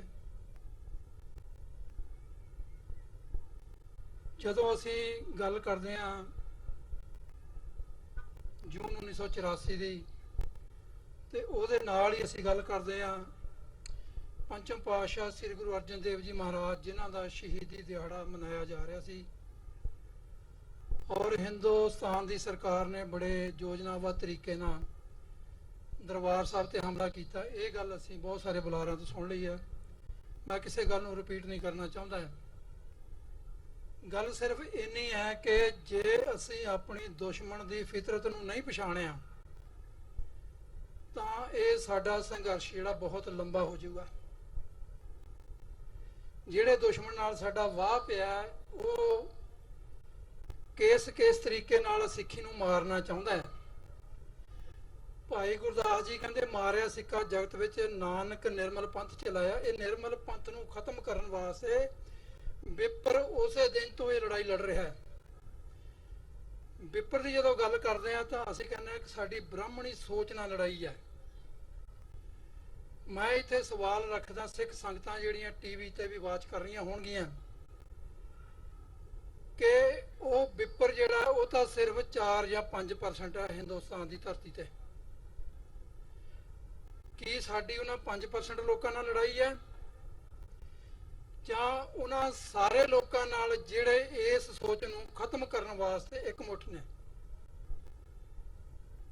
ਜੇ ਅਸੀਂ ਆਪਣੇ ਦੁਸ਼ਮਣ ਨੂੰ ਨਾ ਪਛਾਣ ਸਕੇ, ਜੇ ਅਸੀਂ ਉਹਦੀ ਫਿਤਰਤ ਨੂੰ ਨਾ ਪਛਾਣ ਸਕੇ, ਤਾਂ ਅਸੀਂ ਉਹਨਾਂ ਤੋਂ ਗੁਲਾਮੀ ਦਾ ਛੁਟਕਾਰੇ ਦਾ ਰਾਹ ਨਹੀਂ ਲੱਭ ਸਕਾਂਗੇ। ਜੇ 10ਵੇਂ ਪਾਤਸ਼ਾਹ ਕਹਿੰਦੇ ਨੇ ਕਿ ਜਾਬੇ ਗਏ ਵਿਪਰਨ ਕੀ ਰੀਤ, ਮੈਂ ਨਾ ਕਰੂੰ ਇਨਕੀ ਪ੍ਰਤੀਤ, ਤਾਂ ਸਾਨੂੰ ਉਹ ਵਿਪਰਨ ਕੀ ਰੀਤ ਨੂੰ ਸਮਝਣਾ ਪਏਗਾ।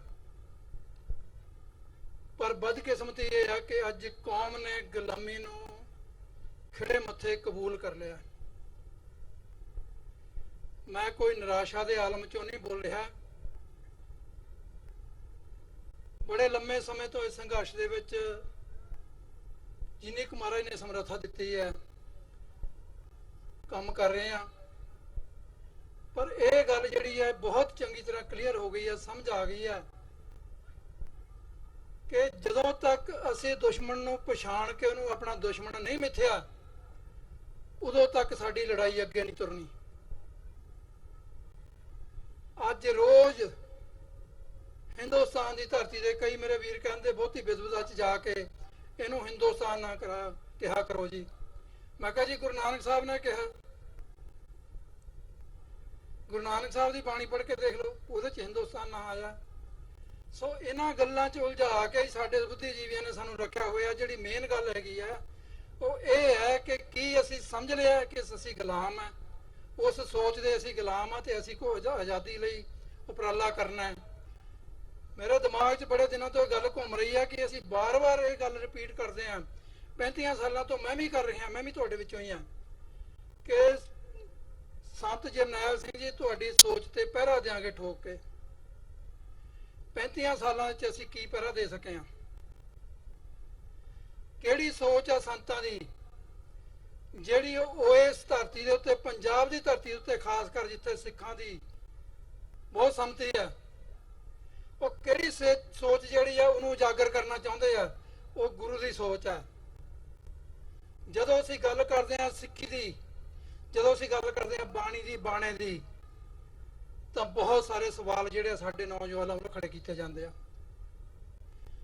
ਮੈਂ ਪੁੱਛਣਾ ਚਾਹਨਾ ਕਿ ਜੇ ਸਾਡੇ ਗੁਰੂ ਦੀ ਵੀ ਇਹੀ ਮੰਗ ਹੈ, ਜੇ ਅੱਜ 20ਵੀਂ ਸਦੀ ਦੇ ਉਹ ਮਹਾਨ ਸੰਤ, ਮਹਾਨ ਸਿੱਖ ਦੀ ਵੀ ਇਹੀ ਮੰਗ ਹੈ ਕਿ ਮੇਰੀ ਕੌਮ ਜਿਹੜੀ ਆ ਉਹ ਬਾਣੀ ਧਾਰਨ ਕਰੇ, ਬਾਣਾ ਧਾਰਨ ਕਰੇ, ਤਾਂ ਫਿਰ ਅਸੀਂ ਕਿਹੜੀ ਲੜਾਈ ਨੂੰ ਲੈ ਕੇ ਅੱਗੇ ਚੱਲ ਰਹੇ ਹਾਂ। ਸੋ ਮੇਰੀ ਬੇਨਤੀ ਇਹ ਹੈ ਕਿ ਜੇ ਅਸੀਂ ਇਸ ਗੱਲ ਨੂੰ ਸਮਝਦੇ ਹਾਂ ਕਿ ਸਾਡੇ ਵੱਖਰੇਵੇਂਪਨ ਤੋਂ ਦੁਸ਼ਮਣ ਸਾਡਾ ਬਖਲਾਇਆ ਹੋਇਆ, ਸਾਡੇ ਵੱਖਰੇ ਸਰੂਪ ਤੋਂ ਬਖਲਾਇਆ ਹੋਇਆ, ਸਾਡੀ ਬਾਣੀ ਦੇ ਧਾਰਨੀ ਲੋਕਾਂ ਤੋਂ ਬਖਲਾਇਆ ਹੋਇਆ, ਉੱਥੇ 2 ਕਰੋੜ ਤੋਂ ਉੱਤੇ ਸਿੱਖ ਅੱਜ ਵੀ ਰਹਿੰਦੇ ਆ ਹਿੰਦੁਸਤਾਨ ਦੀ ਧਰਤੀ ਤੇ, ਪਰ ਜਿਹੜਾ ਸਾਡਾ ਦੁਸ਼ਮਣਾਂ ਨੂੰ ਕੋਈ ਘਬਰਾਹਟ ਨਹੀਂ ਹੈ। ਅੱਜ ਚੰਦ ਲੋਕ ਜਿਹੜੇ ਅੱਜ ਬਾਣੀ ਤੇ ਬਾਣੇ ਦੇ ਧਾਰਨੀ ਹੈ, ਉਹਨਾਂ ਨੂੰ ਦੇਖ ਕੇ ਦੁਸ਼ਮਣ ਨੂੰ ਘਬਰਾਹਟ ਹੁੰਦੀ ਹੈ। ਕਾਰਨ ਕੀ ਹੈ? ਆਪਣਾ ਇਤਿਹਾਸ ਪੜ੍ਹ ਕੇ ਦੇਖ ਲਓ। ਅਸੀਂ ਕਹਿੰਦੇ ਵੀ ਗੁਰੂ ਨੇ 1.25 ਲੱਖ ਨਾਲ 1 ਲੜਾਇਆ। ਚਮਕੌਰ ਦੀ ਗੜੀ ਦੀ ਗੱਲ ਕਰਦੇ ਆ। ਚਮਕੌਰ ਦੀ ਗੜੀ ਦੇ ਵਿੱਚ 43 ਸਰੀਰ ਸਨ ਗੁਰੂ ਸਾਹਿਬ ਸਮੇਤ। 10 ਲੱਖ ਦੀ ਫੌਜ ਗੁਰੂ ਸਾਹਿਬ ਆਪ ਲਿਖਦੇ ਨੇ। ਤੇ ਅੱਜ ਦੇ ਸਾਡੇ ਬੁੱਧੀਜੀਵੀ, ਮੈਂ ਜਦੋਂ ਉਹਨਾਂ ਨਾਲ ਗੱਲ ਕਰਦਾ ਉਹ ਮੈਨੂੰ ਕਹਿੰਦੇ ਕਿਉਂ ਰੇਸ਼ਮ ਸਿੰਘ ਸੇਮੀ ਕਹਿੰਦਾ ਸਿਰ ਮਰੀ ਜਾਂਦੇ ਹੋ। ਜਦੋਂ ਆਜ਼ਾਦੀ ਦੀ ਗੱਲ ਕਰਦੇ ਆ, ਖਾਲਸਾ ਦੀ ਗੱਲ ਕਰਦੇ ਆ, ਕਹਿੰਦੇ ਕਿਉਂ, ਕਹਿੰਦਾ ਸਿਰ ਮਰੀ ਜਾਂਦੇ ਤੁਸੀਂ। ਮੈਂ ਕਿਹਾ ਜੀ ਤੁਸੀਂ ਗੁਰੂ ਇਤਿਹਾਸ ਪੜ੍ਹਿਆ ਹੋਇਆ, ਇਹ ਨਹੀਂ ਤੁਸੀਂ ਨਹੀਂ ਪੜ੍ਹਿਆ ਹੋਇਆ, ਪਰ ਤੁਸੀਂ ਉਹਦੇ ਨੂੰ ਪਿੱਠ ਕੀਤੀ ਹੋਈ ਆ। ਜੇ ਮੇਰੇ ਗੁਰੂ ਨੂੰ ਪਤਾ ਹੈ ਵੀ ਮੈਂ ਅਸੀਂ 42-43 ਸਰੀਰ ਇੱਥੇ 10 ਲੱਖ ਦੀ ਫੌਜ ਨਾਲ ਨਹੀਂ ਲੜ ਸਕਦੇ, ਤਾਂ ਅੱਜ ਤਾਂ ਅਸੀਂ ਗਿਣਤੀ 'ਚ ਬਹੁਤ ਜ਼ਿਆਦਾ ਆ। ਅਸੀਂ ਦੁਸ਼ਮਣ ਦੀ ਫਿਤਰਤ ਨੂੰ ਵੀ ਸਮਝਦੇ ਆ। ਅਸੀਂ 500 ਸਾਲਾਂ ਦੇ ਵਿੱਚ ਉਹਦੇ ਇੱਕ ਮੂਵ ਨੂੰ ਦੇਖਿਆ ਹੋਇਆ ਕਿ ਉਹ ਕਿਵੇਂ ਮੂਵ ਕਰਦਾ। ਇਹ ਸਾਡੀ ਲੜਾਈ ਜਿਹੜੀ ਆ ਬਹੁਤ ਜਲਦੀ ਜਿਹੜੀ ਆ ਨੇਪਰੇ ਚੜ ਸਕਦੀ ਆ। 1 ਮਿੰਟ ਹੋਰ ਲਵਾਂਗਾ ਤੁਹਾਡਾ ਕਿ ਸਾਡੀ ਜਿਹੜੀ ਆਪਸੀ ਫੁੱਟ ਹੈ ਇੱਕ ਬਹੁਤ ਵੱਡਾ ਕਾਰਨ ਬਣਿਆ ਹੋਇਆ। ਪਿਛਲੇ 34-35 ਸਾਲ ਤੋਂ ਅਮਰੀਕਾ ਦੀ ਧਰਤੀ ਤੇ ਵੱਖਰੇ ਨਗਰ ਕੀਰਤਨ, ਵੱਖਰੇ ਗੁਰੂ ਘਰਾਂ ਦੇ ਪ੍ਰਬੰਧ, ਵੱਖਰੇ ਕਮੇਟੀਆਂ ਦੇ ਪ੍ਰੋਗਰਾਮ, ਜਿੱਥੇ ਮਰਜ਼ੀ ਚਲੇ ਜਾਓ ਤੁਸੀਂ, ਨਿਸ਼ਾਨਦੇਹੀ ਕੀਤੀ ਜਾਂਦੀ ਜਿਵੇਂ ਉਸ ਵੇਲੇ ਜਿਹੜੀਆਂ ਉਸ ਹਿੰਦੁਸਤਾਨ ਦੀਆਂ ਫੌਜਾਂ ਨੇ, ਉਹਨਾਂ ਸਾਡੇ ਦੁਸ਼ਮਣਾਂ ਨੇ ਸਾਡੇ ਸਿੱਖਾਂ ਦੇ ਘਰਾਂ ਦੇ ਮਾਰ ਕੀਤੇ ਹੋਏ ਸੀ। ਅੱਜ ਸਾਡੀਆਂ ਸਿੱਖ ਜਥੇਬੰਦੀਆਂ ਨੇ ਸਿੱਖ ਮਾਰ ਕੀਤੇ ਹੋਏ ਆ ਕਿ ਭਾਈ ਕਿਹਨੂੰ ਟਾਈਮ ਦੇਣਾ ਤੇ ਕਿਹਨੂੰ ਨਹੀਂ ਦੇਣਾ। ਅੱਜ ਗੁਰੂ ਘਰਾਂ ਦੇ ਵਿੱਚ ਇਹ ਗੱਲ ਜਿਹੜੀ ਐਲਾਨੀਆਂ ਤੌਰ ਤੇ ਕਹੀ ਜਾਂਦੀ ਹੈ ਕਿ ਅਸੀਂ ਇੱਥੇ ਰਾਜਨੀਤੀ ਦੀ ਗੱਲ ਨਹੀਂ ਕਰਨ ਦੇਣੀ। ਅੱਜ ਐਲਾਨੀਆਂ ਤੌਰ ਤੇ ਇਹ ਗੱਲ ਕਹੀ ਜਾਂਦੀ ਹੈ ਕਿ ਇੱਥੇ ਸਿਰਫ ਕਥਾ ਤੇ ਕੀਰਤਨ ਹੋਊਗਾ। ਤੁਸੀਂ ਕਿਹੜੀ ਲੜਾਈ ਲੜ ਰਹੇ ਆ? ਜਿੱਥੋਂ ਸਾਡੀ ਕੌਮ ਨੂੰ ਸੰਦੇਸ਼ ਜਾਣਾ ਹੈ, ਜਿੱਥੋਂ ਸਾਡੀ ਕੌਮ ਦੇ ਬੱਚਿਆਂ ਨੂੰ ਕੋਈ ਮੈਸੇਜ ਜਾਣਾ ਹੈ, ਉੱਥੇ ਸਾਡੇ ਦੇ ਪਾਬੰਦੀਆਂ ਨੇ। ਅੱਜ ਵੀ ਮੈਂ ਫਿਰ ਦਾਅਵੇ ਨਾਲ ਕਹਿ ਸਕਦਾ ਗੁਰੂ ਮਹਾਰਾਜ ਦੀ ਹਜ਼ੂਰੀ 'ਚ ਖੜੇ ਆ ਕਿ ਜੇ ਅਸੀਂ ਇਸ ਗੱਲ ਨੂੰ ਸਮਝ ਲਈਏ ਤੇ ਅਸੀਂ ਆਪਸੀ ਲੜਾਈ ਛੱਡ ਕੇ ਅਸੀਂ ਦੁਸ਼ਮਣ ਤੇ ਫੋਕਸ ਕਰ ਲਈਏ, ਇਹ ਲੜਾਈ ਸਾਲਾਂ 'ਚ ਨਹੀਂ ਮਹੀਨਿਆਂ 'ਚ ਜਿੱਤੀ ਜਾ ਸਕਦੀ ਆ। ਪਰ ਇਹ ਸਾਰੇ ਆਗੂਆਂ ਨੂੰ ਮੈਂ ਹੱਥ ਜੋੜ ਕੇ ਬੇਨਤੀ ਕਰਦਾ ਭਾਈ ਇਸ ਗੱਲ ਨੂੰ ਸਮਝ ਲਓ। 35 ਸਾਲਾਂ 'ਚ ਕੌਮ ਦੀ ਬਹੁਤ ਜ਼ਿਆਦਾ ਖੁਆਰੀ ਹੋ ਚੁੱਕੀ ਹੈ। ਅੱਜ ਪੰਜਾਬ ਦੀ ਧਰਤੀ ਤੇ ਜਾ ਕੇ ਦੇਖ ਲਓ, ਜੇ ਸਿੱਖ ਦਾ ਪੁੱਤ ਖਾਲਸਾ ਦਾ ਨਾਰਾ ਲਾ ਦੇ ਤਾਂ ਉਹ ਦੇਸ਼ ਧਰੋਹੀ ਹੈ। ਜੇ ਸਾਰੀ ਭਾਰਤ ਦੇ ਹਿੰਦੂ ਇਕੱਠੇ ਹੋ ਕੇ ਇਹ ਕਹਿ ਦੇਣ ਕਿ ਸਾਨੂੰ ਹਿੰਦੂ ਰਾਸ਼ਟਰ ਚਾਹੀਦਾ, ਕੋਈ ਮੁਕੱਦਮਾ ਦਰਜ ਨਹੀਂ ਹੁੰਦਾ। ਆਦਿੱਤਿਆਨਾਥ ਜੋਗੀ ਯੂਪੀ ਦਾ ਮੁੱਖ ਮੰਤਰੀ ਉਹ ਇਹ ਕਹਿ ਰਿਹਾ ਕਿ ਜੇ ਤੁਸੀਂ ਸਾਨੂੰ 2/3 ਮੈਜੋਰਟੀ ਦੇ ਦੋਗੇ ਤਾਂ ਇੱਥੇ ਘੱਟ ਗਿਣਤੀਆਂ ਦਾ ਵੋਟ ਪਾਉਣ ਦਾ ਹੱਕ ਖਤਮ ਕਰ ਦਿਆਂਗੇ। ਕੋਈ ਕੇਸ ਨਹੀਂ ਦਰਜ ਹੁੰਦਾ। ਉਹ ਕਹਿੰਦਾ ਵੀ ਜੇ ਤੁਸੀਂ 10 ਮਾਰੋਗੇ ਸਾਡੇ, ਅਸੀਂ ਤੁਹਾਡੇ 100 ਮਾਰਾਂਗੇ। ਮੈਂ ਸਿੱਖ ਲੀਡਰਾਂ ਨੂੰ ਬੰਗਾਰਦਾ। ਮੈਂ ਹਰ ਸਾਲ ਇੰਡੀਆ ਵੀ ਜਾਂਦਾ, ਉੱਥੇ ਜਾ ਕੇ ਵੀ ਮੈਂ ਇਹੀ ਗੱਲ ਕਰਦਾ। ਅੱਜ ਸਾਡੇ ਢਾਡੀ ਵੀਰਾਂ ਨੇ ਕਿਹਾ ਸੀ ਕਿ ਸਾਡੇ ਲੋਕ ਇੱਥੇ ਹੋਰ ਗੱਲ ਕਰਦੇ ਆ, ਪੰਜਾਬ 'ਚ ਜਾ ਕੇ ਹੋਰ ਗੱਲ ਕਰਦੇ ਆ। ਮੇਰਾ 10 ਸਾਲ ਦਾ ਇਤਿਹਾਸ ਦੇਖ ਲਓ। ਜਿੰਨੀ ਵਾਰੀ ਵੀ ਮੈਂ ਗਿਆ ਉੱਥੇ ਇੰਡੀਆ 'ਚ, ਮੈਂ ਹਮੇਸ਼ਾ ਬਾਂਹ ਖੜੀ ਹੋ ਕੇ ਗੱਲ ਕੀਤੀ ਆ ਕਿ ਭਾਈ ਅਸੀਂ ਉੱਥੇ ਵੀ ਇਹੀ ਗੱਲਾਂ ਕਰਦੇ ਆ, ਇੱਥੇ ਵੀ ਇਹੀ ਗੱਲਾਂ ਕਰਦੇ ਆ, ਉੱਥੇ ਵੀ ਖਾਲਸਾ ਦੇ ਨਾਰੇ ਲਾਉਂਦੇ ਆ, ਇੱਥੇ ਵੀ ਲਾਉਂਦੇ ਆ, ਉੱਥੇ ਵੀ ਆਪਣਾ ਰਾਜ ਭਾਗ ਮੰਗਦੇ ਆ, ਇੱਥੇ ਵੀ ਮੰਗਦੇ ਆ। ਜੇ ਆਦਿੱਤਿਆਨਾਥ ਜੋਗੀ ਇਹ ਗੱਲ ਕਹਿ ਸਕਦਾ ਕਿ 10 ਦੇ ਬਜਾਏ ਅਸੀਂ 100 ਮਾਰਾਂਗੇ, ਸਿੱਖਾਂ ਦੇ ਲੀਡਰ ਕਿਉਂ ਨਹੀਂ ਕਹਿੰਦੇ ਕਿ ਅਸੀਂ 1 ਦੀ ਬਜਾਏ 100 ਮਾਰਾਂਗੇ? ਤੁਸੀਂ 1 ਸਿੱਖ ਨੂੰ ਮਾਰੋਗੇ, ਅਸੀਂ 100 ਤੁਹਾਡੇ ਮਾਰਾਂਗੇ। ਸਿੱਖਾਂ ਨੂੰ ਜਾਗਣ ਦੀ ਲੋੜ ਹੈ, ਆਪਣੀ ਜ਼ਮੀਰ ਨੂੰ ਜਗਾਉਣ ਦੀ ਲੋੜ ਹੈ। ਮੈਂ ਬਹੁਤ ਸਮਾਂ ਤੁਹਾਡਾ ਲੈ ਗਿਆ, ਗੱਲਾਂ ਬਹੁਤ ਕਰਨ ਵਾਲੀਆਂ। ਕੌਮ ਜਿਹੜੇ ਇਸ ਵੇਲੇ ਜਿਹੜੇ ਹਾਲਾਤਾਂ 'ਚੋਂ ਲੰਘ ਰਹੀ ਹੈ, ਜਿੰਨੇ ਮਰਜ਼ੀ ਘੰਟੇ ਤੁਸੀਂ ਬੋਲੀ ਜਾਓ, ਪਰ ਇਹਨੂੰ ਬੋਲਣ ਨਾਲ ਨਹੀਂ ਮਸਲਾ ਹੱਲ ਹੋਣਾ। ਇਹਨੂੰ ਬੈਠ ਕੇ ਵਿਚਾਰਨਾ ਪੈਣਾ।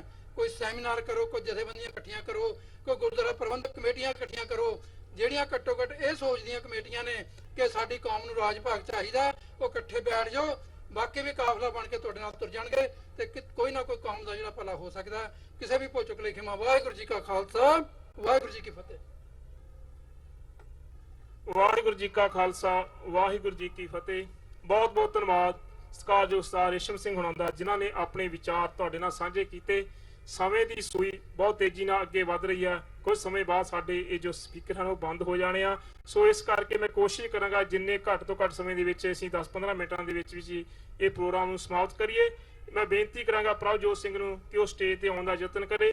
ਇਸ ਦੇ ਨਾਲ ਹੀ ਜੋ ਭਾਈ ਗਜਿੰਦਰ ਸਿੰਘ ਹੁਣਾਂ ਵੱਲੋਂ ਜਲਾਵਤਨ ਉਹਨਾਂ ਨੇ ਜੋ ਮੈਸੇਜ ਭੇਜਿਆ ਅੱਜ ਦੇ ਇਸ ਨਗਰ ਕੀਰਤਨ ਬਾਰੇ, ਉਹ ਆਪ ਜੀ ਨਾਲ ਸਾਂਝਾ ਕਰ ਦੇਵਾਂ।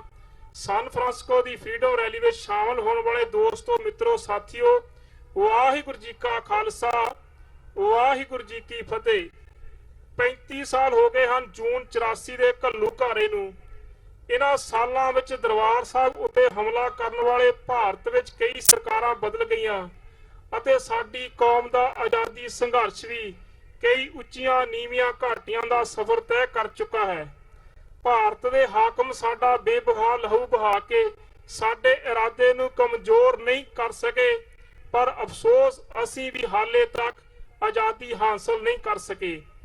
ਅੱਜ ਦੇ ਭਾਰਤ ਦੇ ਹਾਕਮਾਂ ਦਾ ਹਿੰਦੂਤਵ ਗਰੂਰ ਪਹਿਲੇ ਹਾਕਮਾਂ ਤੋਂ ਵੀ ਕਿਤੇ ਜ਼ਿਆਦਾ ਹੈ। ਇਹਨਾਂ ਦੇ ਗਰੂਰ ਦਾ ਜਵਾਬ ਅਸੀਂ ਆਪਣੀ ਦ੍ਰਿੜਤਾ ਦੇ ਨਾਲ ਦੇਣਾ ਹੈ। ਆਓ ਜਿੱਤ ਨੂੰ ਆਪਣੇ ਸੰਘਰਸ਼ ਦਾ ਕੇਂਦਰੀ ਨੁਕਤਾ ਸਮਝੀਏ ਤੇ ਬਣਾਈਏ ਅਤੇ ਜਿੱਤ ਤੱਕ ਲੜਦੇ ਰਹਿਣ ਦਾ ਸੰਕਲਪ ਦੁਹਰਾਈਏ। ਦੁਸ਼ਮਣ ਨੂੰ ਸਪਸ਼ਟ ਸੁਨੇਹਾ ਦੇਣਾ ਚਾਹੀਦਾ ਹੈ ਕਿ ਹਾਲੇ ਤਾਂ 35 ਵਰ੍ਹੇ ਬੀਤੇ ਹਨ, ਸਦੀਆਂ ਵੀ ਬੀਤ ਜਾਣ, ਪਰ ਅਸੀਂ ਥੱਕਾਂਗੇ ਨਹੀਂ, ਜਿੱਤ ਤੱਕ ਲੜਾਂਗੇ, ਹਰ ਹਾਲ ਵਿੱਚ ਲੜਾਂਗੇ। ਦੁਨੀਆ ਵਿੱਚ ਇੱਜ਼ਤ ਆਜ਼ਾਦੀ ਲਈ ਸੰਘਰਸ਼ੀਲ ਕੌਮਾਂ ਦੀ ਹੁੰਦੀ ਹੈ, ਗੁਲਾਮੀ ਸਾਹਮਣੇ ਸਿਰ ਝੁਕਾ ਕੇ ਜੂਨ ਵਾਲਿਆਂ ਦੀ ਨਹੀਂ। ਅਸੀਂ ਹੱਕ ਤੇ ਹਾਂ, ਇਸ ਲਈ ਫਤਿਹ ਉੱਤੇ ਸਾਡਾ ਹੱਕ ਹੈ। ਸਾਨੂੰ ਸਾਡੇ ਹੱਕ ਤੋਂ ਬਹੁਤੀ ਦੇਰ ਤੱਕ ਵਾਂਝਿਆ ਨਹੀਂ ਰੱਖਿਆ ਜਾ ਸਕਦਾ। ਕੁਰਬਾਨੀਆਂ ਅਸੀਂ ਬਹੁਤ ਦੇ ਲਈਆਂ ਹਨ। ਆਓ ਹੁਣ ਜੇਤੂ ਦੇ ਅੰਦਾਜ਼ ਵਿੱਚ ਸੰਘਰਸ਼ ਕਰੀਏ ਤੇ ਜਿੱਤ ਨੂੰ ਆਪਣਾ ਮੁਕੱਦਰ ਸਮਝੀਏ ਤੇ ਬਣਾਈਏ। ਮੈਂ ਆਪਣੀ ਜੀਵਨ ਸਾਥਣ ਦੇ ਨਾਮ ਲਿਖੀ ਇਹ ਕਵਿਤਾ ਦੀਆਂ ਇਹ ਲਾਈਨਾਂ ਨਾਲ ਖਤਮ ਕਰਦਾ ਹਾਂ।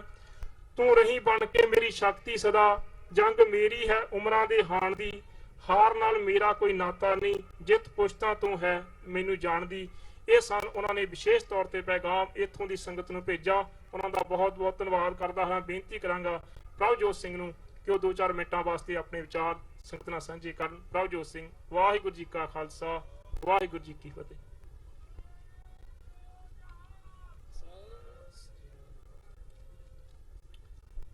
ਵਾਹਿਗੁਰੂ ਜੀ ਕਾ ਖਾਲਸਾ, ਵਾਹਿਗੁਰੂ ਜੀ ਕੀ ਫਤਿਹ।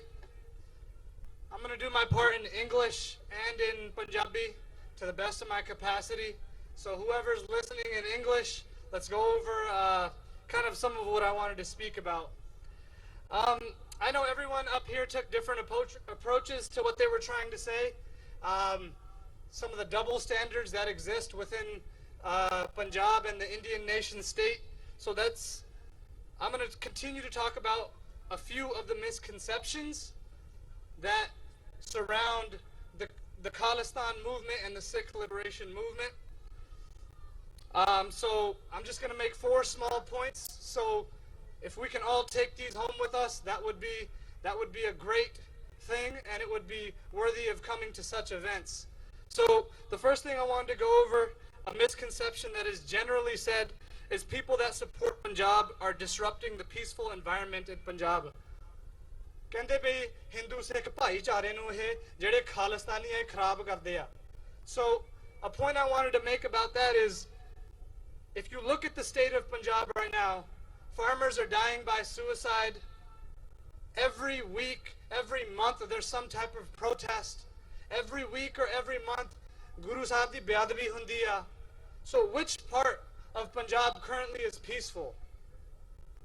People of Punjab have the right to advocate for their liberation, and that is what we're continuing to do. So the fact that people say that Khalistanis are disrupting a peaceful environment, they are in fact disrupting nothing. All they're disrupting is the dialogue and what the Indian nation state is trying to pass within the media. That is all that Sikh liberation supporters are disrupting. Second thing, The Khalistani is supported only by a few people. By and large, most people are against it. If you look at the ikat around you, hayaran jathe ikat hunda in the East Coast, in Canada, in Toronto, in Surrey, in England, hayaran ikat hunda. So what I want to know is the logic which what they behind they say that there's only a few people that support the Sikh liberation. That is in fact a fallacy. There are thousands, hundreds of thousands of people that support Sikh liberation around the world, and that's something that we need to recognize for ourselves. Third point, which is what a lot of people say, Khalistan is not practical. There would be too many logistical issues. So some of the narrative that the Indian nation state is trying to pass is that Punjab is landlocked. They won't have access to lots of resources. They'll be cut off from the rest of the world. Therefore, Khalistan nahi banna chahiye kyunki it's not practical. It won't work out. That is the narrative that they're trying to pass. My question to everyone here and everyone watching is, when any new country is formed, they don't have an exact logistical plan of what they want the country to look like. They run under the premise that living on my feet is better than dying on my knees, as Punjabis are second-class citizens in Punjab right now. That is a fact. The narrative that's trying to pass is everything is peaceful, but that's not the reality according to what we've experienced. We run under the premise that freedom is more valuable than our life. Assi mar sakde hain par assi gulam nahi reh sakde. So when you say that it's not practical and it won't work out, and how will your government run, and where will you get resources from? These are all small little details in comparison to freedom. Punjabis, Sikhs, people around the world, if you look at revolutionary movements, all value freedom more than their lives. MLK died fighting for what he believed for. Malcolm X, all of these people died fighting for freedom. So the logistical details are not important. So let's get rid of this fallacy that kiddan chaluga, Khalistan kiddan banunga, kiddan chalaunge tusi. Let's get rid of this fallacy and accept that freedom is more important than any of these logistical details. These will be worked out in the future.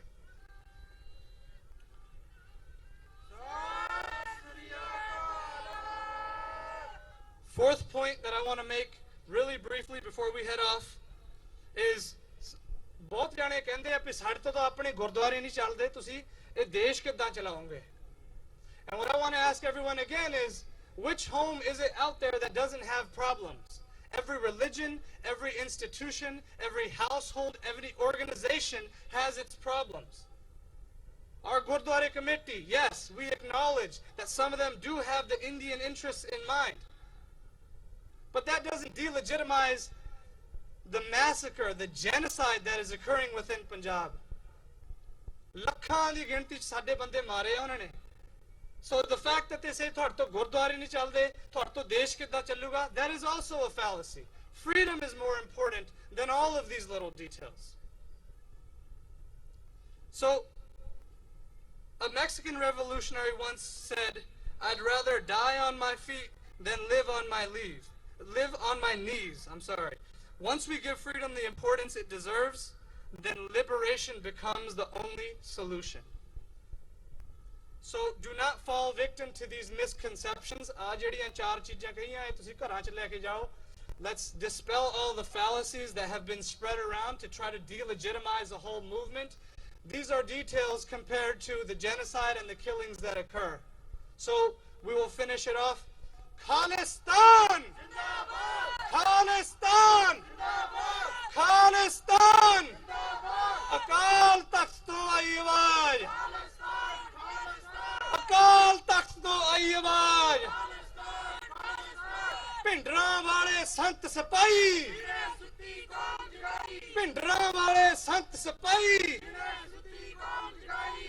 Bole so nihal!